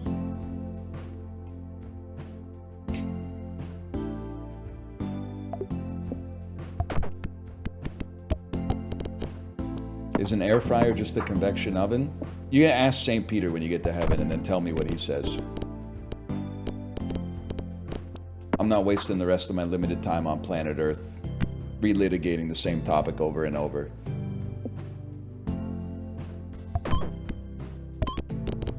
Hang on, there's tech with the golden goose, man. We want to not hit low pegs. If possible. Keep the low pegs as high as they can go, because there's no way we're gonna crack all of them. Keep them as high as they can go, so that every time we have another peg, we get the highest possible value. Oh, but the chain fucking screws us, man.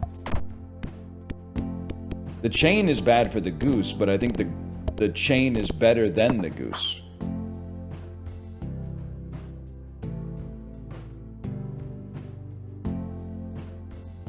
Yeah, I'm gonna stick with what we got for now.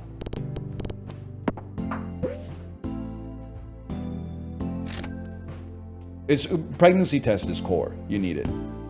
So we take it. And then, fuck the gold. Give me the loot. Highest number peg pop. Pop 2 random pegs. Okay, okay, okay.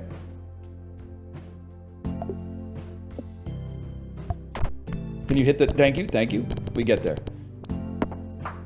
I do think pregnancy test is core. Yeah. Can be important in real life too, but very important in this game. Perhaps more important in this game than in real life.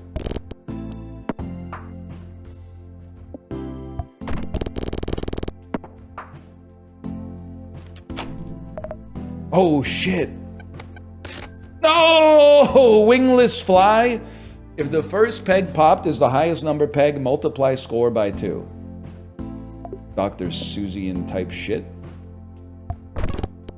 Well, it actually is kind of doing good work for us, to be straight up with you. You just have to be able to hit the highest peg first, and then you basically win instantly. You for me. Every second, force trigger a random item. Okay. Force triggering an... am I insane? Oh, he can't be force triggered. Oh, I was like, it's guaranteed. We just take the number down by 5% and then multiply it by 2. That would be huge. Give me the one that's hard for us to screw up then. Oh my god, I hit the wrong peg first, man.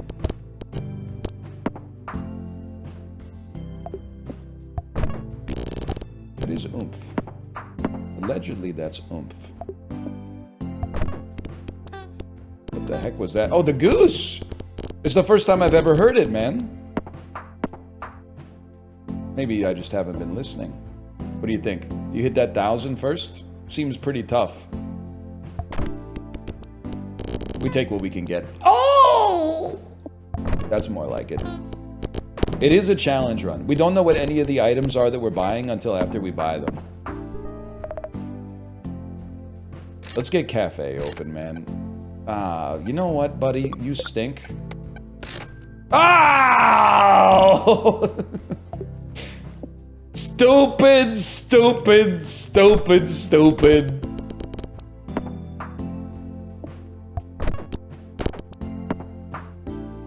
Psychic Link. Ganondorf, he'd be pissed off about that shit. I know that for a fact. He'd be like, what? This isn't fair. I thought you just shot arrows or whatever. Solve puzzle, put iron boots on your feet? What does he do? Some shit of that ilk. Force trigger odd numbered items. If the first peg popped was the highest number peg, force trigger the items in slots 1 and 2. We do that. We do that.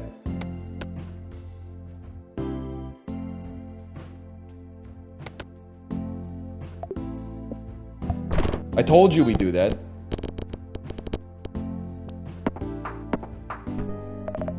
I forgot we don't know what this shit is. Let me guess. We don't know what this shit is either. You stink. When Nubby bounces, he gives points equal to the number of times he's bounced. When pegs are fully popped, pop the lowest number peg twice. I think that's pretty bad. You're never gonna... Yeah, it doesn't really matter what's in slot 3. When Nubby bounces, give points equal to the number of times Nubby's bounced. I'd rather have a chain bolt. You're right, the cafe, I didn't even think about it. It's a lentil minefield. We could easily re-roll our whole run. Which, to be honest with you, may not necessarily be bad, but... If we can hit the first peg, we don't re-roll. But if we can hit the highest peg first, we don't re-roll. Let's put it that way. Huge. And it also means, on average, we could spend the life. Because we're guaranteed to get 2x, right? Aren't we? Apparently not. Maybe I didn't hit the highest peg first. Maybe I'm stupid. Fill your board first before you go to the cafe. When a peg is halved, a random peg gets plus 20 points. Yeah, I have no idea what I'm doing with this. To be honest with you. Imagine threading the needle and getting the lentil. Oh! Oh, we get there. Huge. Oh, I feel for you. If you came into the stream not at the start, that was my experience joining Chibley's stream yesterday. And he was talking about, like, oh, if we hit the all-seeing eye with the fucking shit, and then he'd, like, click once and, like, 1,000 laser beams would appear on the screen. So, trust me, I understand where you're coming from.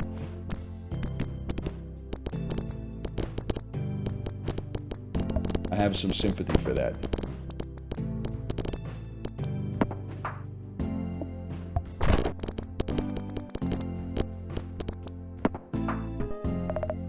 $5 gold? Buddy, the run is so ass. Every 5 pegs pop, summon a quill. Now that seems very, very useful for us, man. I like the way that the items are vibing.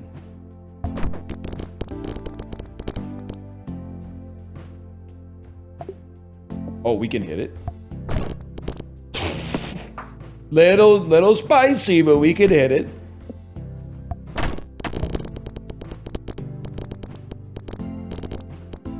One of these days, we're going to get the items that are going to make this pop. I guarantee it.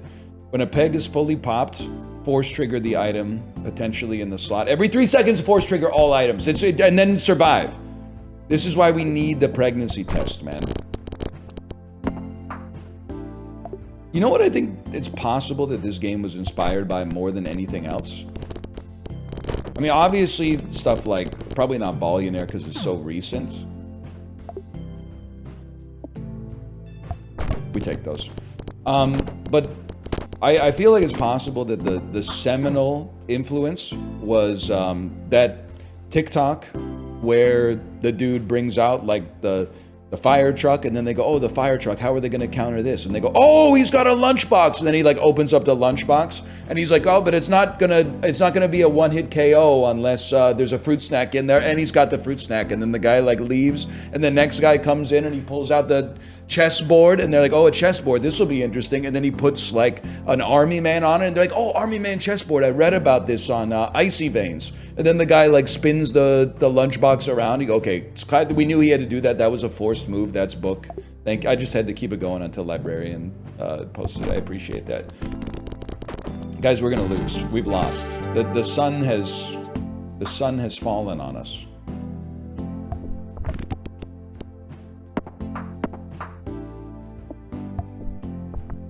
Is that what he meant when he said, don't let the sun go down on me? Gay Elton John. Now that's a bit. Well, you know what? Let's re-roll that board. World's not ready for that one. Yes, sir.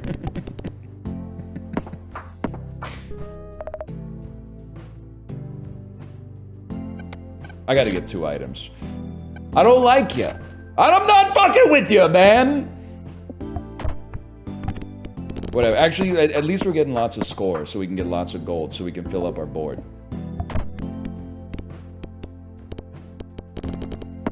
I can live with that. Not even 1 gold on that, for real.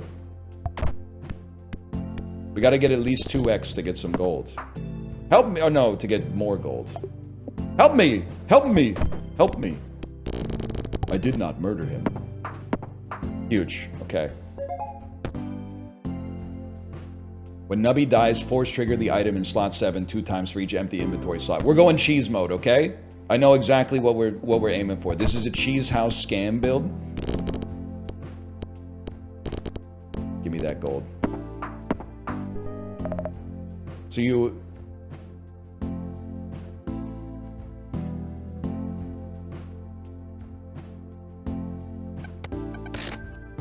If Nubby's still alive, summon a meat orb. Okay. We need to farm up more gold. Because we need to clear up the inventory spaces, but we also need to live. My meat.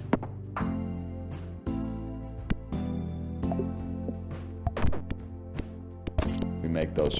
Dude, the greatest meat orb of all time! It was bouncing left and right! More. The diagonal meat orbs went inside. Okay, guys, the meat orb is kind of the greatest item that's ever existed in this game if you're low on points. I'm sorry. I can't do it. We need to save up. I recognize the cowardice, but we need to save up.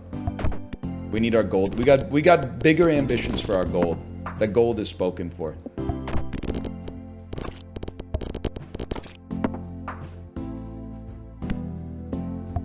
I would like to visit upon the shop, please. We take those. One more round, then we get to the shop. Show me this 256, please. Meet me on the 256. We get there huge! We almost cleared the whole board. Okay. It's a 1 and a 1. I'm gonna be honest, I think you're nothing. You're nothing to me. Not much point in triggering meat orbs after we die when they die when we die. not much point in broken socket. So give me one more random. Monstrosity! Summon a disease orb that will aggressively float around and pop pegs. Okay.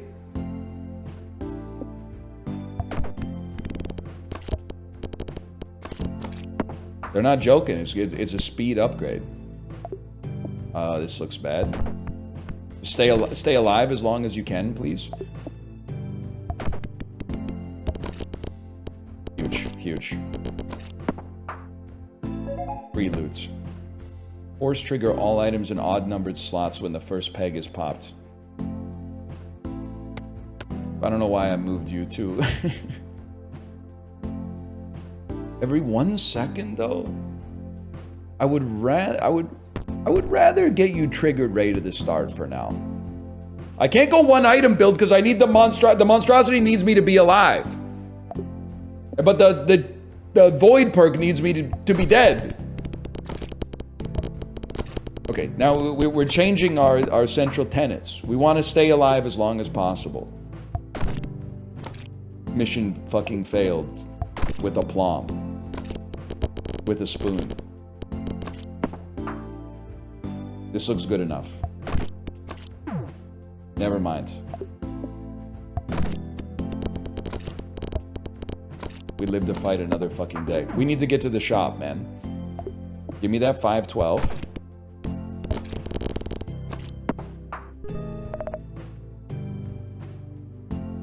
Okay, it has to be expand, and then for now, just I'm not thrilled about it, but put it over there. I need a better line. That might be a worse line. Stay alive as long as possible. Let the disease orbs cook. Okay, now we're talking. Live, Nubby. What do you mean last shot? I've been cooking. I'm still cooking. We don't get an extra life out of that? I thought we were pogging up, man. No, not like this. Yes! When Nubby dies, force trigger all first peg popped items. 20 pegs popped, force trigger an item that summons anything. That's important, man. Easy. We need something better for broken socket. Doubles the large. We do want that, but I'm not thrilled about it. Don't, not like this.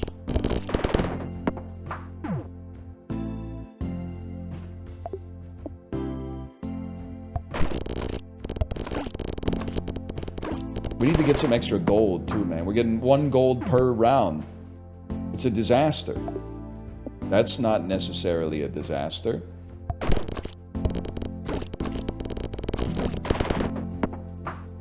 Let me go to the shop, please. It's pissing me off when my fucking disease orb goes to the bottom of the screen and then takes a minute and a half to get back up, man.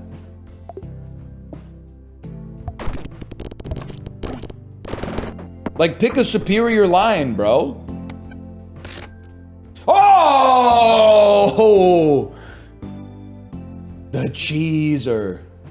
We're actually so back. Sell me. Sell me. You stink. 7 gold.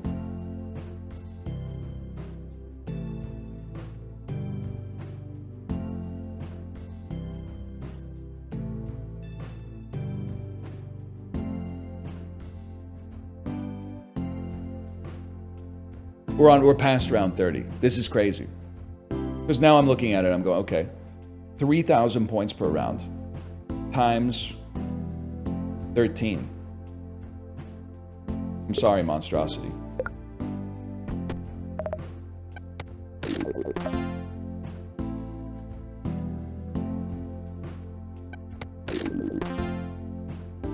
That's bad. We have strawberry and a lentil. But now we should be gold farming like crazy.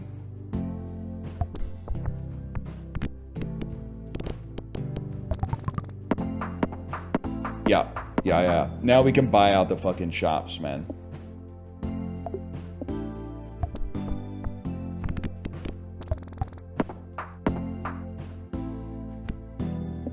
It would be nice to still get more points, though, like, because we could farm more gold, but that would require us to shoot better.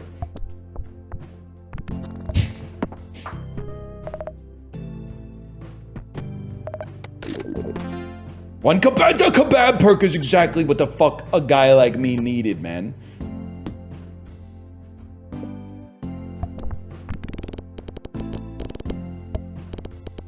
When did you model for the blue balls? Are you talking about Blue Balls magazine?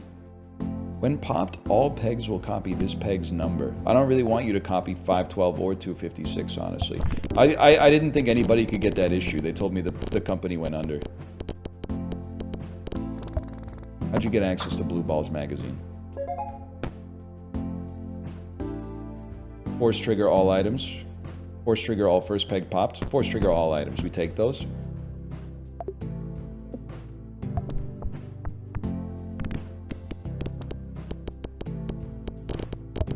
Yeah, we own you to the extreme.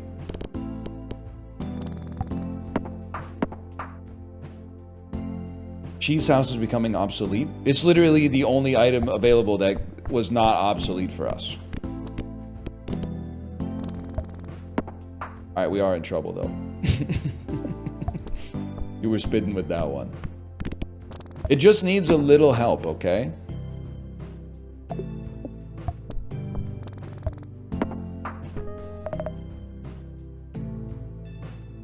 We need more. Fuck you. First peg popped. I mean, you're pure ass. Nubby emits a burst of nuclear waste.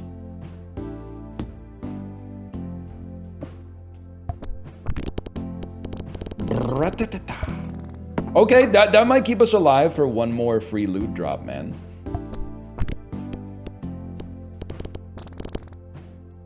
We need that 16k.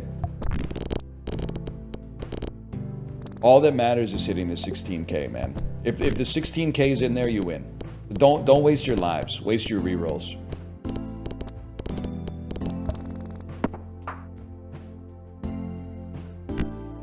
$16k. That's all that matters.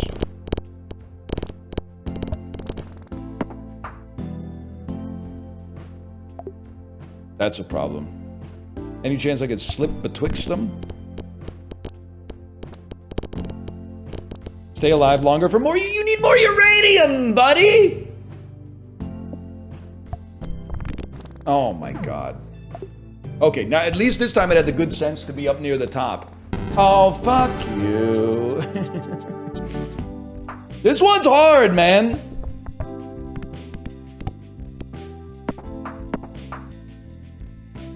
Farm, maybe we could farm gold early.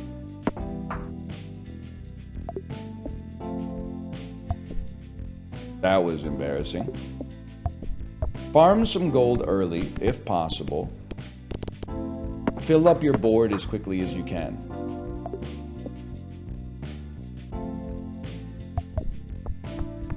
That's the type of shit we're interested in. Squid is crazy. If it doesn't do anything for us, like, right now. But if we could live long enough to get one more item, that'd be pretty nice. So I gotta remind myself. Anytime you can easily hit the highest value peg, you take those. Anytime you 2x the value of the score, you say thank you. I can't believe that didn't get the job done. I can believe that didn't get the job done. This also looks pretty bad. Oh! We need to be able to hit the 64. Enormous. Enormous. First peg popped. Force triggers the item in slot 3 one time for each perk you have. It must be done.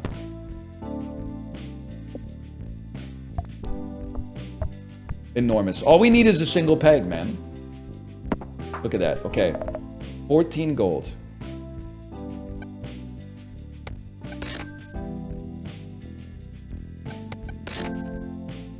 Okay, now we're talking. We have one perk. First peg pop, force trigger an item in slot 3. Okay, everyone's... Okay, I got it. Squid copies flamethrower. And we actually have some coverage now.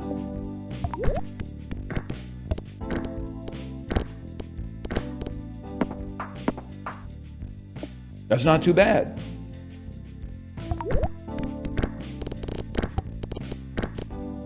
Dude, we could clear the board if we could get a pregnancy test. I'm not saying this as a joke. It's actually viable strategy for your information. That didn't win, huh? Where's my 128's all the way down there? Now we win.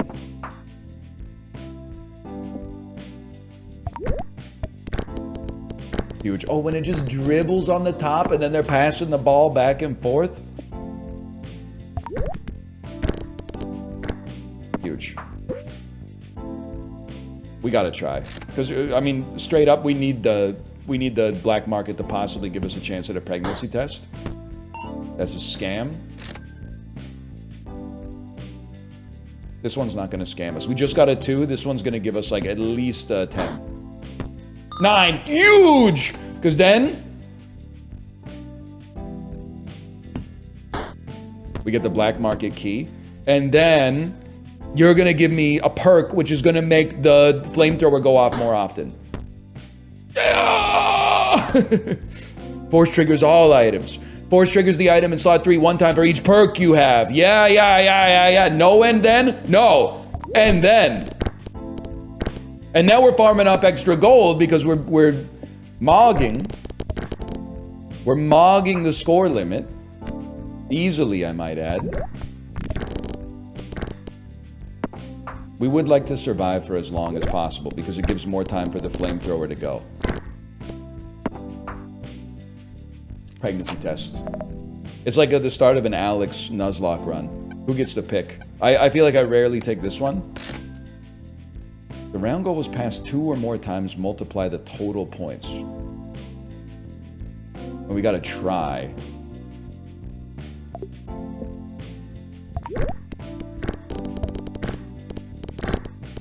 We didn't quite get to 2 on this one. One day we will. This peg will disable a random item when fully popped.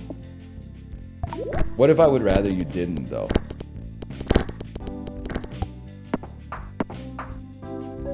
Perk. Item in slot 2. When the item in slot 2 triggers, force trigger all items, then disable the item. Every second, force trigger a random item. The item in slot 2 triggers, force trigger all items, but disable the item in slot 2.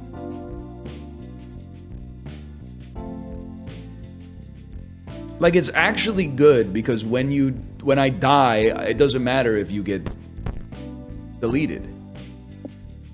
We get an extra trigger on everything after the death. And maybe we could build into it later. Now you're thinking, man. Now you're thinking with portals, as they say on Reddit. 11 gold is kind of flicking me, though. We need to up those numbers big time.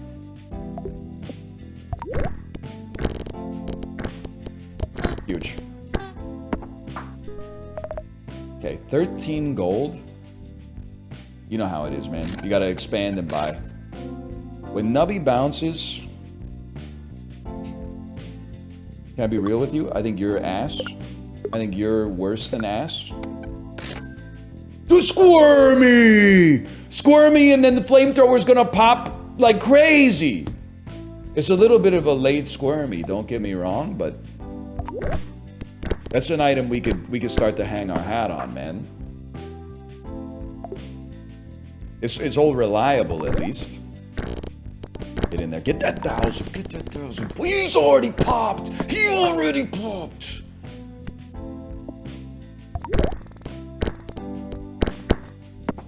One day, the mollusk is actually gonna trigger for us.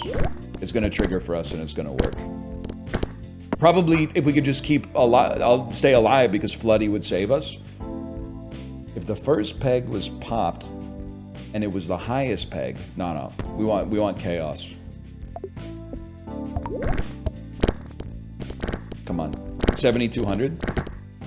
Yes! It is what it is. We're building incrementally in this bitch.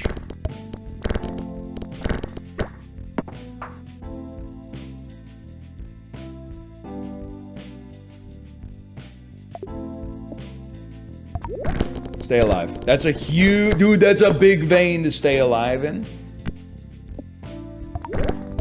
It's already over. Give up. I think our next focus, man, should be trying to guarantee ourselves access to a pregnancy test. It's a political position I support.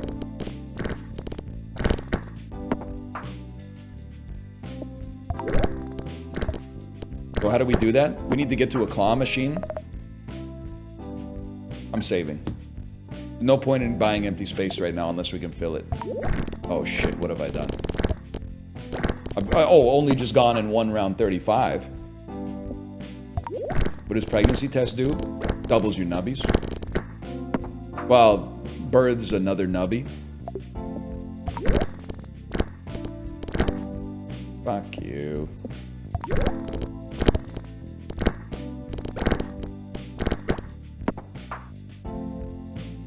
As long as we can hit the biggest one, shoot at the biggest one. Get back down to base principles, man. Okay, we got shop and boss. So, expand, buy, improve your tardigrade. I think you gotta leave it at that though, unfortunately. Where's my 4K? Oh! 4K, we take those. We're running out of lives. We need to get restocks in order to get our lives to increase. But we can only get restocks by getting 2x the score. But we can only get 2x the score if we already get 2x the score.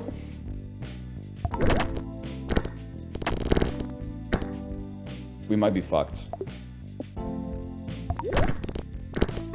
I need you to live longer and prosper so that Floody can really farm. Oh. Oh. Every 15 pegs, force trigger all X pegs popped. We only have one of those. I don't think that's that good, man. You might be right, man. You might be right. Hear me out here. Dump the flamethrower, double Floody and Floody in spot 3. And then aim for survival.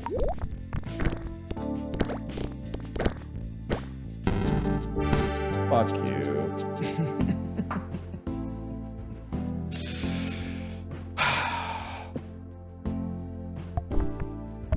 $16. Yeah, 24. Okay, whatever. Farm early. Big numbers up at the top. You're a piece of crap, man. Whatever, we get the life back. Now I'm incomprehensible. I've become a Let's Player. The game turned me back into a Let's Player. Yeah, to win, you got to get to round 80. Which is not as tough as it might sound based on what you just watched. But not necessarily easy. When you hit a wall twice, double 4 pegs that are less than 32. I don't know, man. I don't know about all that. I don't know if it's what you want to start with, but we cleared the score easily that time. Wishful thinking, maybe. I guess like starting with a wall bounce is kind of an interesting idea there. A wall bounce that hits the biggest value. There might be something to that. Oh, YouTube, today we're playing another round of Nubby's Number Factory. Every time Nubby bounces, 5% chance to trigger the item in slot number 5. Dude, that's exactly what the fuck I'm talking about. I'm all about that. It's a bounce build? Sorry guys, I know we're kind of a bounce merchant lately. We've been running the bounce build a lot lately, but can you blame me? It works. Every 1.5 seconds, if Nubby's alive, summon a meat orb. Okay. Sounds great to me. Sounds divine.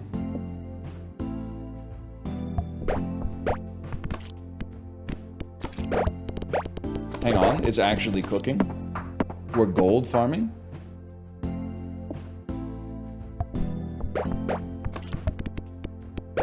That seemed like an incredible board for us, man. I think we could have done even better than that. The meat, the treats of pizza. Wait, this build goes insane, man.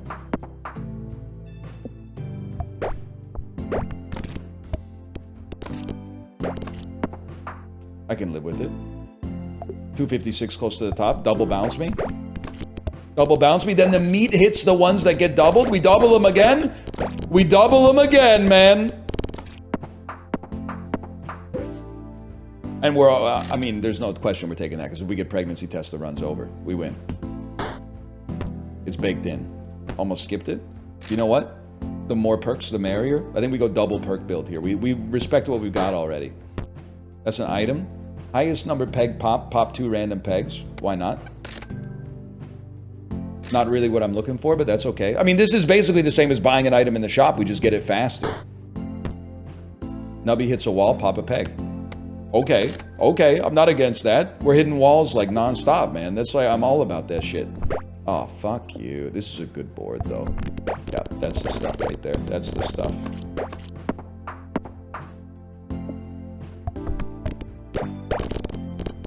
$1,800. Oh, we were so close to getting what I needed to get to. That 512 on the other side scares me. But you know what? You just spawn some meat into it, bro. Or Nubby can get it. That's fine too. I like this layout. I like that layout a lot. All right, what do you got for me? I'm going right this time again. Yes! Oh, baby. It's over. The early game's over. Now gold farming. Fuck you. I don't even know what you do. I was too lazy to read it, to be honest.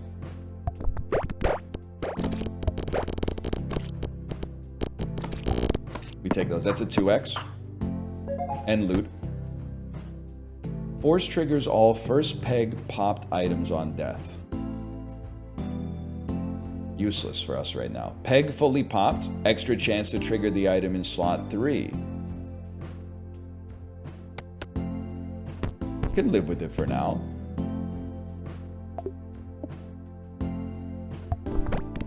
More bounces, please. You want to see 3,300 on that one? Would have gone crazy.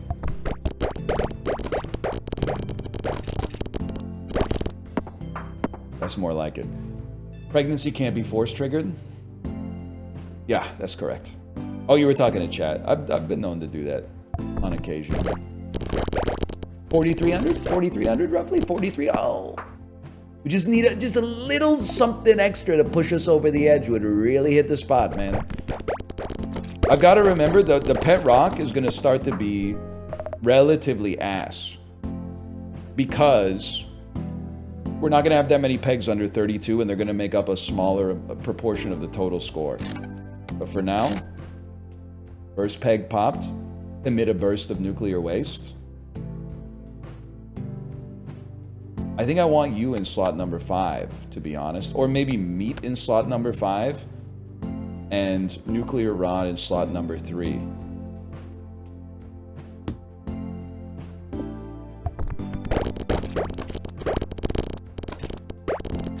That seems right to me.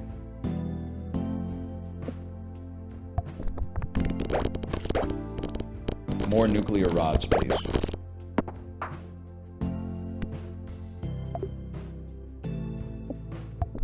Is this game on drugs? Yeah, but like relatively safe ones, I think. Like, I'm not taking a stand on that, but it's not on the bad ones, I think. What do you got for me? Force triggers all X pegs popped. Not good for us, so we go chaos. I'll be honest with you, like, this is the least I've read chat in probably like 10 streams. Peg fully pop the lowest number peg. I don't really want it.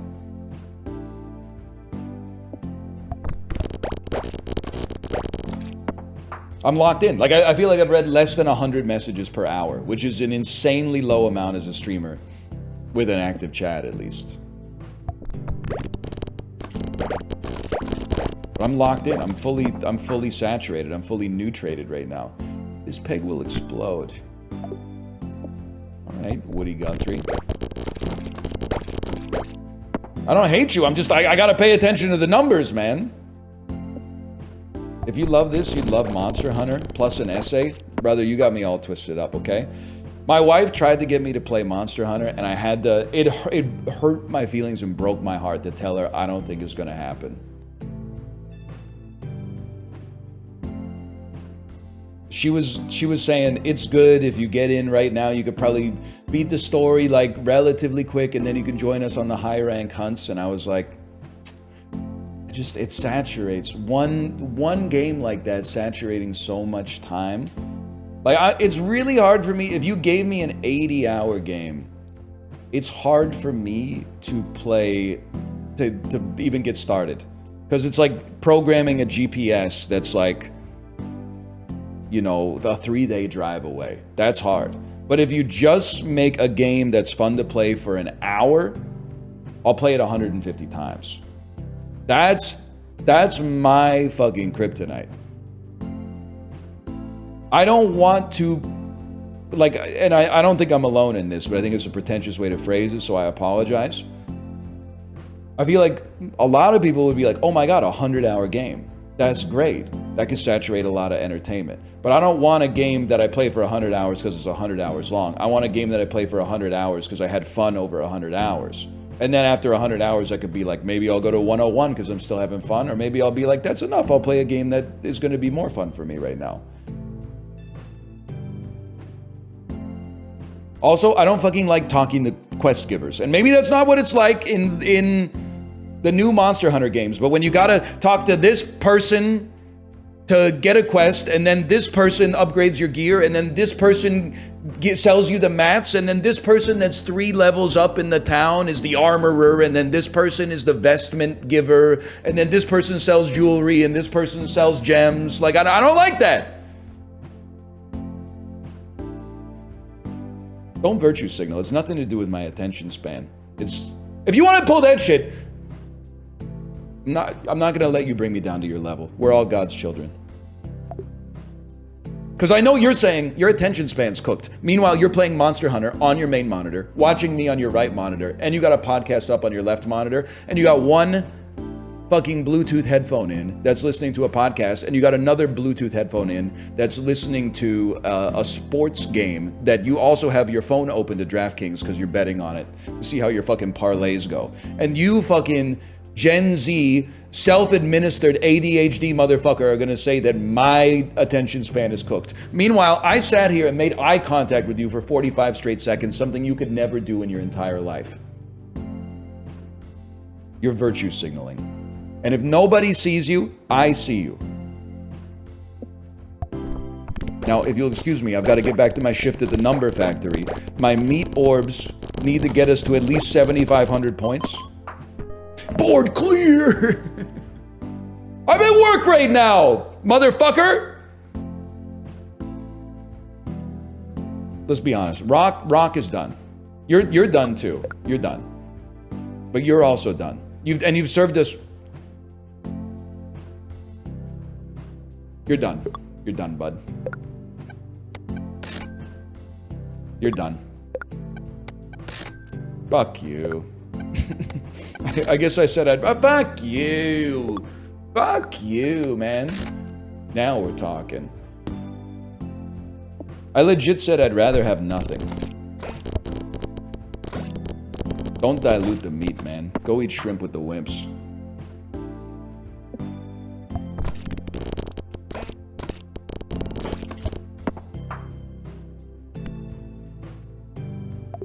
Huge. Bars? I invented that one myself.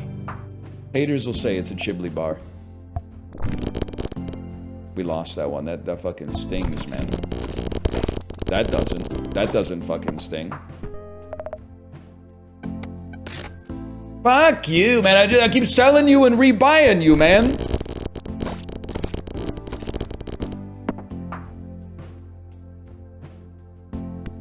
What do you do again? Oh yeah, all fuckers become equal to your value. Actually, your value's not that bad, man. What the hell happened? What? It's fucking ass. Get that shit out of here, man. Okay, we make those. I was not paying attention. Force trigger the item in slot 3. Force triggers X pegs popped. We're not really an X pegs popter. We're going ray gun perk, like the Australian Breakdancing Commission at Paris 2024.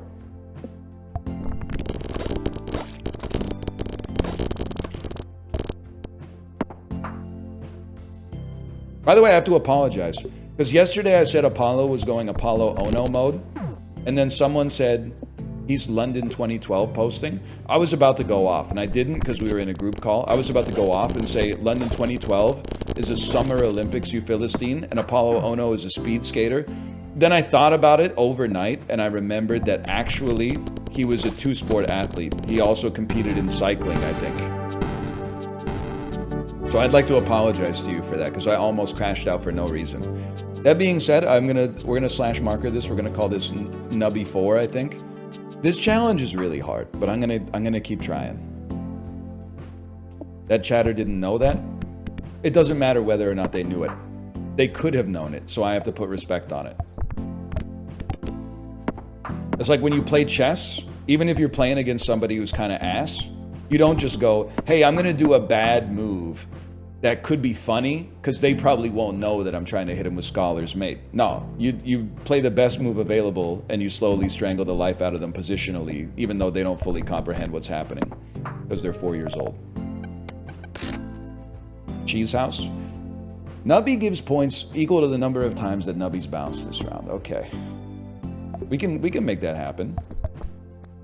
It's not a ton of points, but flat point enablers seem a little stronger in the early game. Bro, that was like 6 gold. That just bought us an item by itself.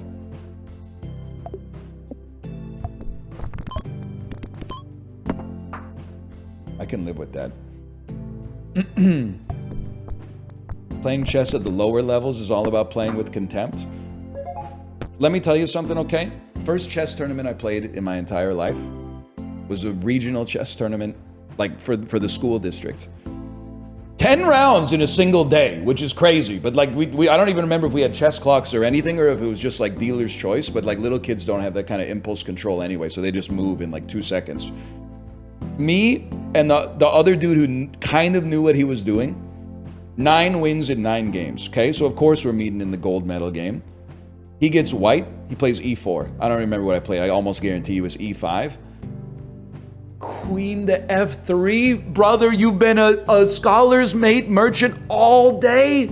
You got at least 4 or 5 wins consecutively with Scholar's Mate. I say, okay, buddy. Knight to f6. I swear to you, he looked at the board for like 5 minutes, which is an eternity at that age. He was like, oh shit. Move 3, I have like no fucking idea what to do anymore. And it was already over. And he knew it was over, and I knew it was over. Because knight to f6 is not just a move that counters Scholar's Mate, it's a move that develops a piece, it threatens the pawn at fucking e4. He didn't know what he was doing. He got blown the fuck out. Plus his queen is out there like in no man's land on f3, blocking literally the best position for his kingside knight to go to as white when you're supposed to have some impetus. So I won. This is a sad story. It gets sad. Next year, not at the school district level, but at the county level, he's still in my age demographic because his birth year hadn't changed. I played him at the county level in like round 3 of 6 or something like that. He was a shell of the child that I had played a year before. I actually think like it had shattered his confidence. Like he had the yips, he had nothing. It was like a 9-move game. Now, this is back before, like, the average kid was like a 1700 on chess.com, but still. First peg popped.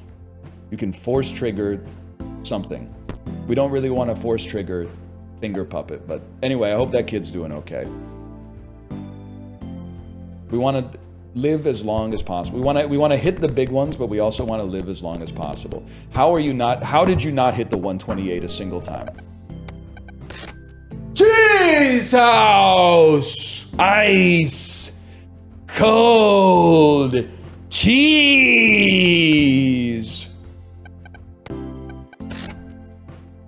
I love that. Okay, so what do?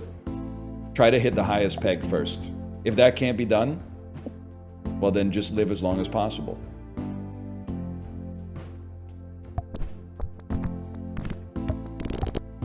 And Cheese House carries. Cheese House is free gold. But if you can hit the highest peg first, it's even more free gold. Oh my god, did I really not hit it first? You fucking with broccolini? Every goddamn day that I can, absolutely.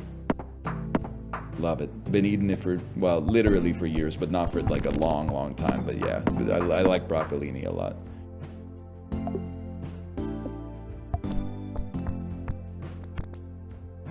What? Oh, because we don't have the re-triggers on it. That makes sense. We still have to get points.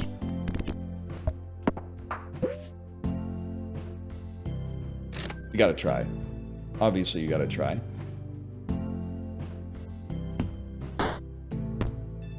Fuck you.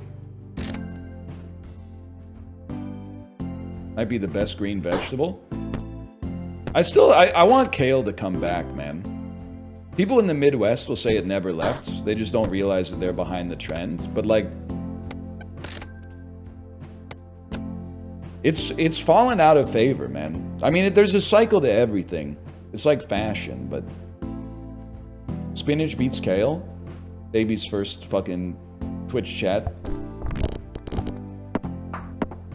Moderator of r/vegetables ass take. You don't understand what's happening? Okay. When we pop the first peg, uranium rod shoots out a bunch of uranium, okay? And if it's the highest peg, then it shoots out the uranium 2 extra times. Actually, we need you to be in there too. That's the heart and soul of the build right now. We want to hit the highest peg first to get maximum points via cheese and uranium. And it's very simple. We just want this to be pregnancy test. You're off the turbo team.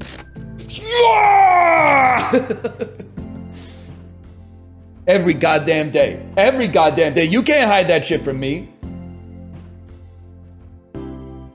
I can smell the clear blue when I walk into the fucking room. It's over. It's over. Farm me. You're done. Look, I already got you. I even got you with a 2x. 3x. I even got you with a 3x. X pegs popped. We got none of those. Nubby dies if you pass the round goal. Force trigger the item in slot 5 twice. Oh! Is haggling for a car real or fake? Unfortunately, real. It sucks, but it's real. It's an antiquated business model that preys on the demure.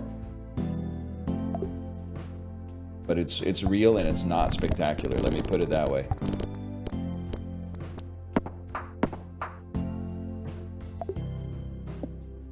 Okay, next step in the shop, and it's a given.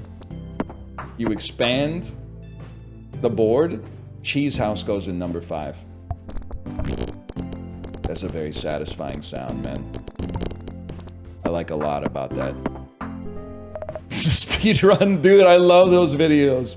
The speedrun lowballing on Facebook Marketplace, where it's just like 5 messages a second, offering people like 50% lower than they've listed the shit for. Those are great videos. Have they stuck around? That was like a big 2020 thing. Flamethrower. Disguise glasses. Looks like crap. I got 20 bucks. Yeah. Take it or leave it. Oh, we fucking missed. I do feel like I would kind of like Facebook Marketplace, but I'm not willing to go back to Facebook to use it.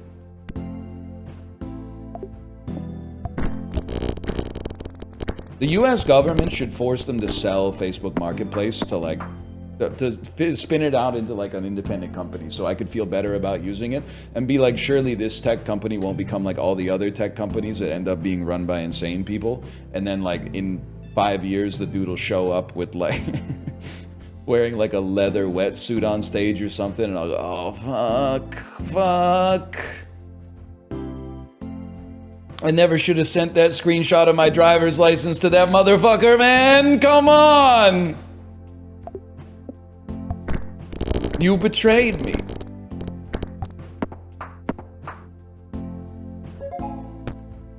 Your references are on point. I guess it is a reference to like the earth that we live on, in a manner of speaking. Okay, this is big, man. Expands. If we're being real, we could do better with our items. Wait, no, highest peg is actually, there's some value to that. I feel like finger puppet is not that critical.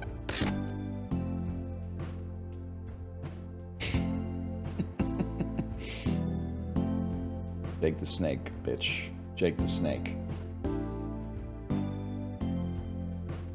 We want to force trigger Jake the snake twice by putting it in slot 1 or 2. Cheese House stays in slot number 5, and then we're good to go. Can you walk me through what I'm seeing here? Yes, but you're not gonna fully understand it. But it's not like the very fine-grained stuff is difficult to understand without playing it yourself, I think. But in the broad way, it's basically just it's Ballionaire Balatro, essentially. It's Ballionaire, but you know how like in Ballionaire you build the board. This is the reason it's Ballionaire plus Balatro is because the gameplay loop of shooting the ball is like Ballionaire, but you build your jokers like in Balatro. I think it's a better way to describe it. Ad break? Not for me. Huge. We're gold farming, man.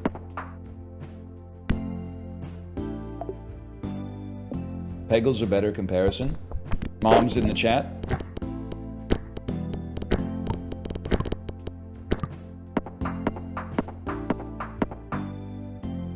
Again, this is just one man's opinion. I'm not trying to say it should stand for everybody. I never really got Peggle.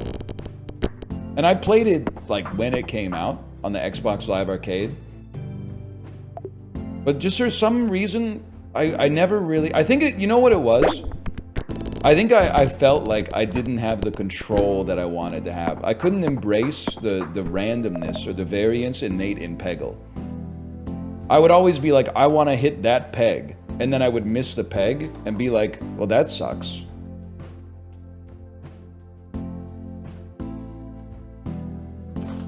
I think I felt like I was more frustrated by it than enjoying it. But I might have been missing something. I'm not saying I'm the only dude saying this. I'm just saying I might have been missing something. Tree. Tree to me is a cell. Sea cucumber. When we die, every empty peg space will give points equal to the total number of pegs that have been popped. I could see that being something. Flamethrower is like not that bad, but I think we could do better. All peg spaces will give points equal to the total number of pegs that have been popped this round. And Jack, pass round goal, summon a sharp shot that will pop a random peg 10 times. I think that's pretty good, man. Because we pop the round goal like immediately. It's all about, we're farming up gold and then we go straight up cafe maxing. I'm straight up cafe maxing. Like Chibli on his bike rides. Which, by the way, I hope you don't take it as an insult, because I mean it as a huge compliment.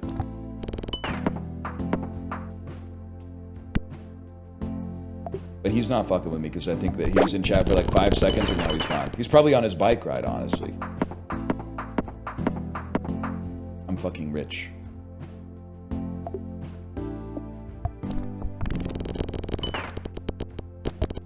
Huge, huge, huge, huge, huge. Okay.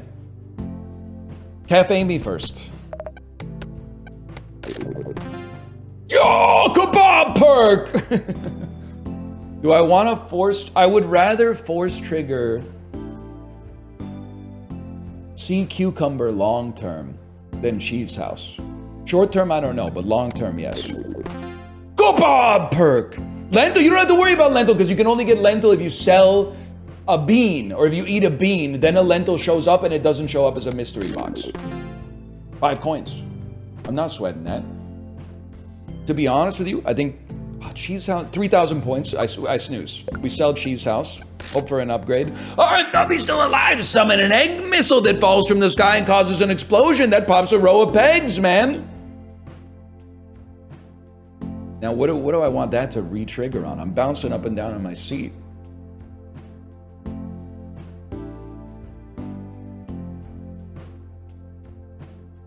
I mean, we gotta force... Well, you know what? We don't really have to force the rubber chicken. It goes every half second anyway. I think I could just leave you in spot number 5.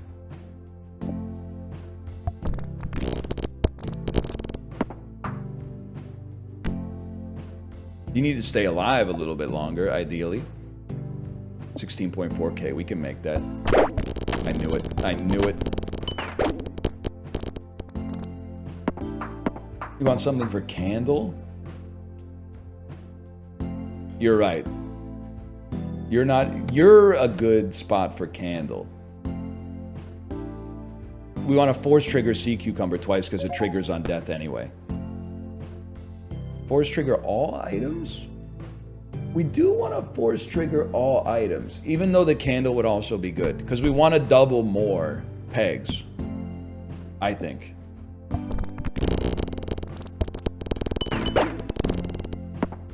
Yeah, we own you severely.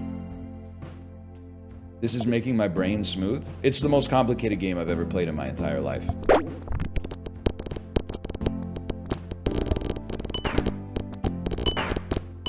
It's pure math.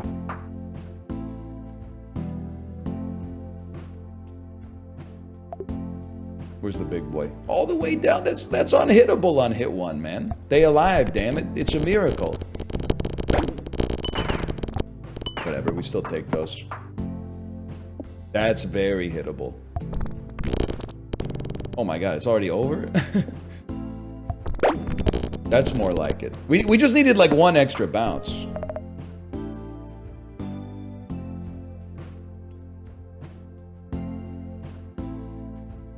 Making this game caused me to lose almost all my brain cells. If you think watching it for 3 hours is bad, I spent 700 hours making it. That's real, man. That's, you know that's real. Gain 0, and then you had the audacity to put this challenge in the game where I spend 6 coins to get 0. And then what about this one? If this says gain 1 coin, back to the cubicle or like the cafe or whatever. You got off easy for that one, okay? Kebab, but I don't want the fucking kebabs because we gotta have something better in the right spot, man.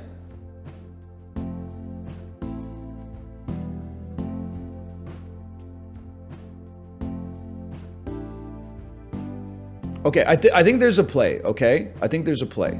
The play is, and maybe I might need devs' help, honestly. I might need the devs' help on this. I want to first double as many pegs as I can with Jake the Snake, and then I want the jacks to go after that. Oh, but jacks only go when... Oh, no, okay, hang on. So it's like... Do they... If 2 things trigger at the same time, verbiagely wise, do they resolve left to right? So what I'm thinking is like...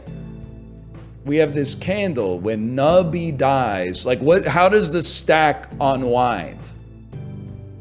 Like I'm assuming the way that it works is when Nubby dies, all the dies triggers on the items go, and then the perks go, and they trigger left to right on the relevant items.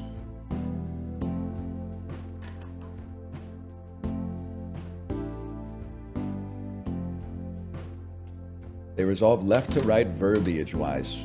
All right, I gotta think about this shit for a second. Thank you for that, by the way. So, like, when Nubby's died, so sad. The first thing we want is fucking this. We want the candle perk to force trigger Jake the Snake. Then we want the maximum chance for Jax to hit the shit that got doubled. This makes sense. And I would... The first peg popped, force trigger this. I don't want you to be force triggered. Rather, let's force trigger the disguise glasses. Okay. I think I got it, man. This should be probably 1,000,000 points.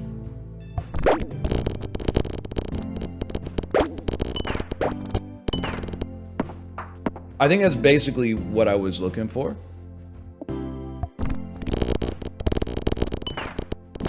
Not 1,000,000 points, obviously, but that's kind of the idea that I was going for. Maybe there's some optimization yet to be done. Where's my 32K? We tried. Huge, huge, huge! Okay, now at this point, we always want to hit the highest one first, if we can. But we also want to live as long as possible to get maximum amounts of doublings from the cheesy perk. Now, reconciling those two things is kind of difficult. The brainless way to do it is to just create more nubbies via a duplicated pregnancy test or something. Another cheesy is even better. Another cheesy goes crazy. Let's try a survival build, because we got a nice little divot here that we could spend some time in.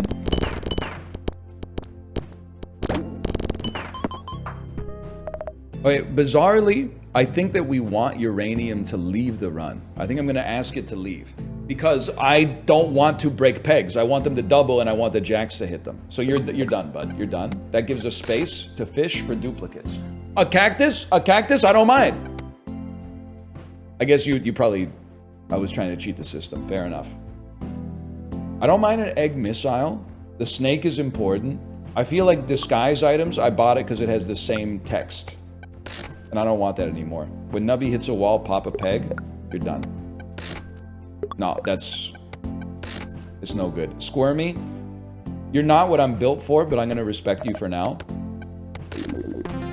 +1 life restored. Useless. Useless. Useless. Useless. Stupid, stupid, stupid. My 32K is down at the bottom. Yeah, okay, so we go survival mode here. Heinous. A heinous drop.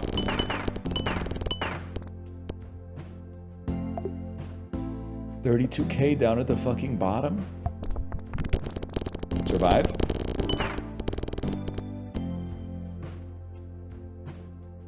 It's a disaster. Are you telling me that the uranium rod was holding this shit together?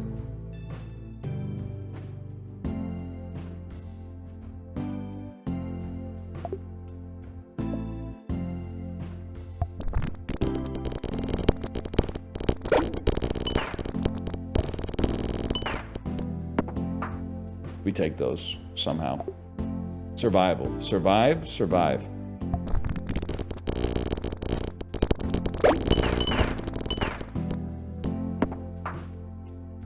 Booger. When popped, 2 snot shots will pop any pegs they pass through. That's a really good roll. Cactus pops your shit before it can grow. Get thee to a nunnery, bro. That means rubber chicken can go up here. Yo, we got Floody, man!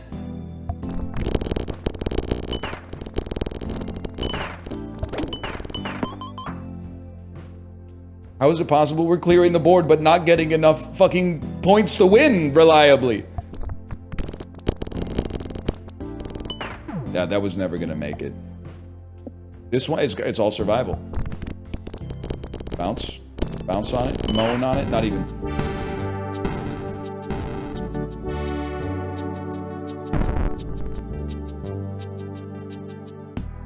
Well, we got a slash marker that one. We'll go play some Bandle to end out the stream today. The challenge is too hard, man! That's my feedback. I'm loving the game. It's a positive review without a doubt. But the challenge to unlock the second operator is too hard. You play the Binding of Isaac, it's like, oh, you beat the first boss. They're like, guess what, buddy? You got Maggie. And then you play as Maggie, and you're like, why would I ever play as any other character than Maggie? She's just like Isaac, but with less HP. And then like 8 years later, they reveal the stats, and you're like, oh, she actually starts with lower speed? I never knew, man.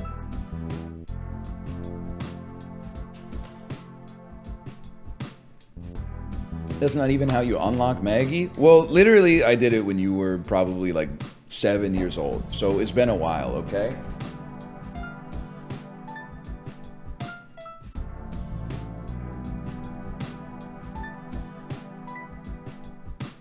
I was actually 5.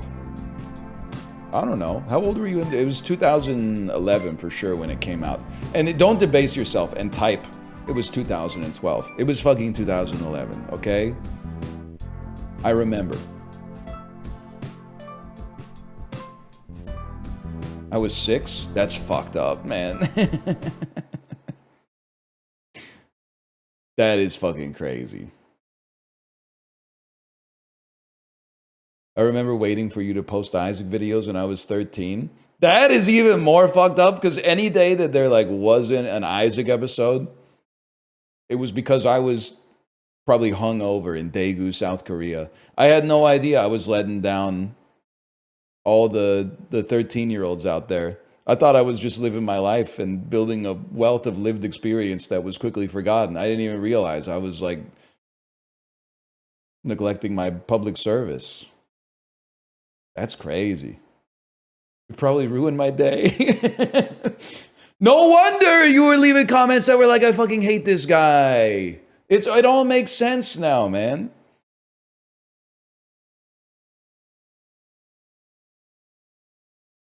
$1996, 654 million views.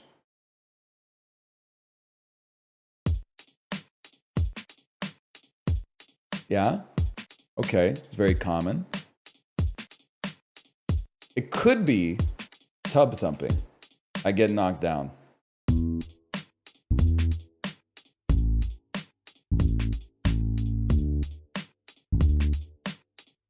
Give me a minute on this one.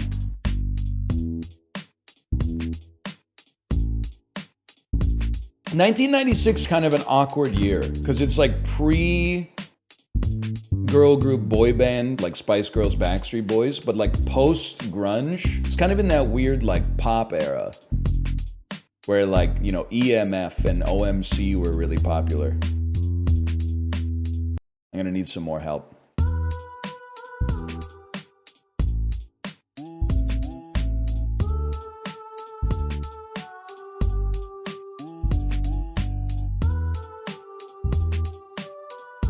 Is it possible that this is, it definitely is, It's Killing Me Softly by, why does my brain say Depeche Mode?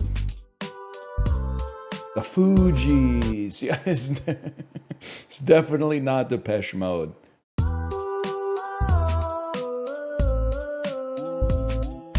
Slaying me gently with his words. That's it? One time. Yeah. Two time.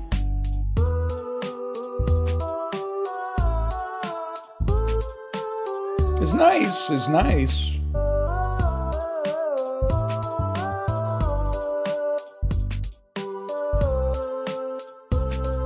Stroking my cockly with his balls. Yeah. Yeah, if this was by Bob Dylan. Lauryn Hill doesn't get enough respect for being the best in her era. I mean, when I was 12, the Miseducation of Lauryn Hill won like 17 Grammys in 1 year. Maybe she'd get more respect if she showed up like on time for like a concert for once in her life or whatever.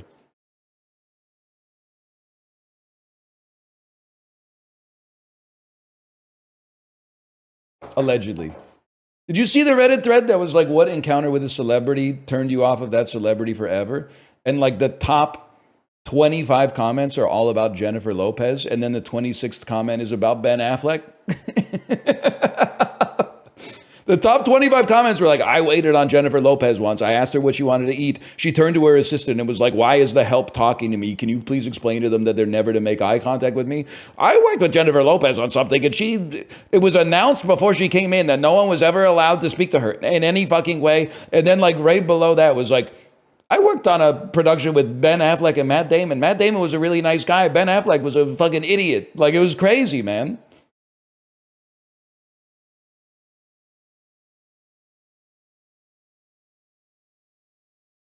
Number 27 was I saw NL, gave me $5. Yeah, 100%. Fucking cold in here, man.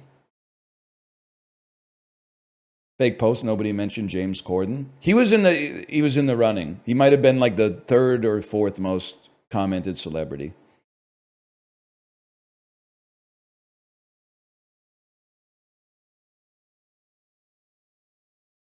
But like, I know I've said this before sometimes. Like, here's the example. We were talking about Japandroids once, and someone was like, I was at a bar once and Japandroids were there. And I was trying to have a conversation with them, and they were like, why are you talking to us? We're Japandroids. And I think they expected me to be like, that's not cool. And that's obviously not cool, but they came out with post nothing.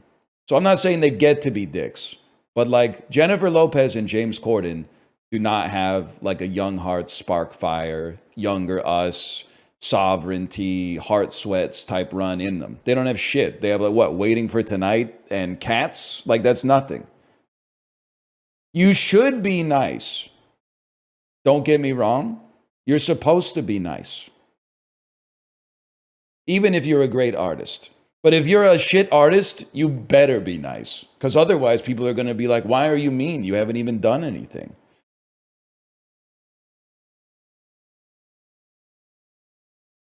It's fucking cold down here. Is it? Did we get hit by an iceberg or something? I had to turn the heat back on. Then guess what? I'm gonna fucking come down here and ride the bike tomorrow morning, and I'm gonna be like, why is my skin itchy? I'm gonna be clipped in. I'm gonna look over at my thermostat. It's gonna say 78 degrees Fahrenheit, and I'm gonna be like, oh fuck.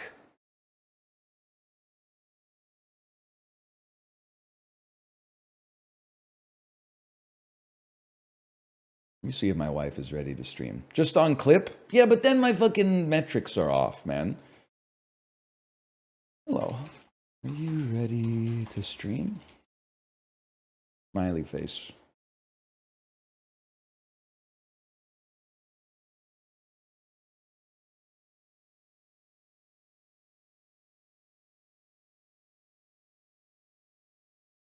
There's a smiley face.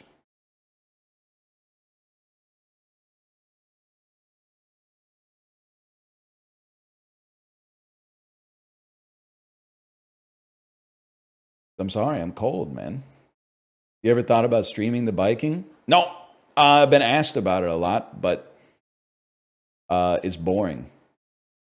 It's boring to watch. Self-indulgent.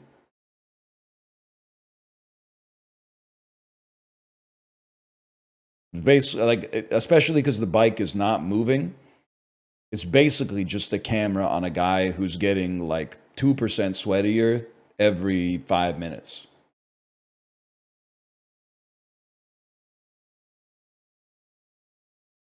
Ghibli knows. Peak content.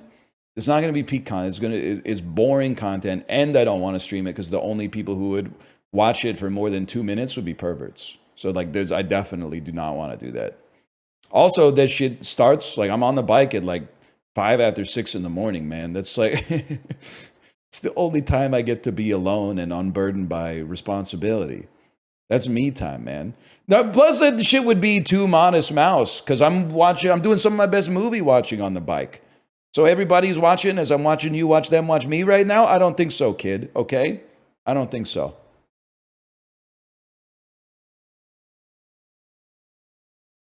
Ghibli, I watched Companion. I got three for Companion, huh? Little harsh, don't you think? You hate women or something? I give it a 3.5 because I'm a feminist or whatever, or not a misogynist. I don't know. You might be a misogynist, feminist. Eminem under the floorboards with Harrison Ford, with the Ford Explorer. It sucks. It doesn't suck. It's fun. I don't think that Companion thinks it's smarter than it is. I think that idiots who watch Companion are like, this movie's not as smart as it thinks it is. I think it's just fun. I don't think it's trying to be scholarly or literary or say anything like that bold about the heterosexual relationship. I think it's mostly just a comedy that has thriller elements and is very watchable.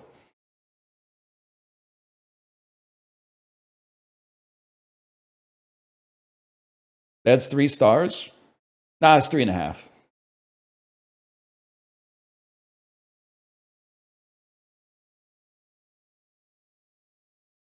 I'll defend it till my die. I almost gave it a 4, too.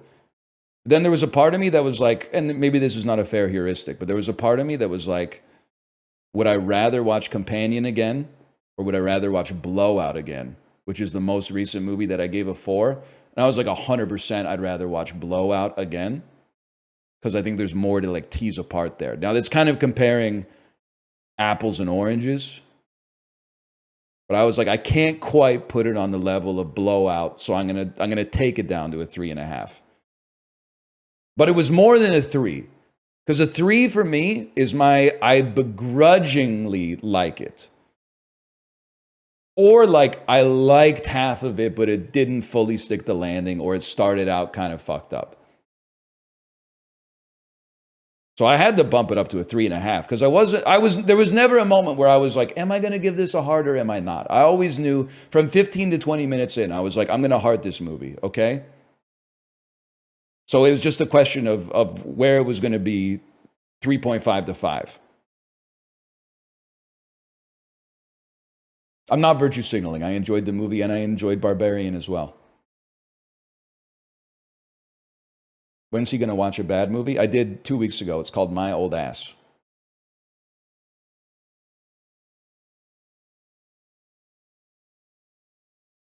That was a 2.5 from me. I'm afraid to say. That's mid? Well, I'm not going to watch Slop just because it's just to slopify my letterbox, okay? Tried to watch Conclave last night, got tired. Sorry, first 5 minutes seemed chill though. Okay, I can't blame. You didn't say the movie put you to sleep. Conclave, probably the second best John Lithgow movie I've seen in 2024. I'm going to send you over to my wife's stream. I will be back tomorrow. I don't know why I looked at my watch. That was virtue signaling.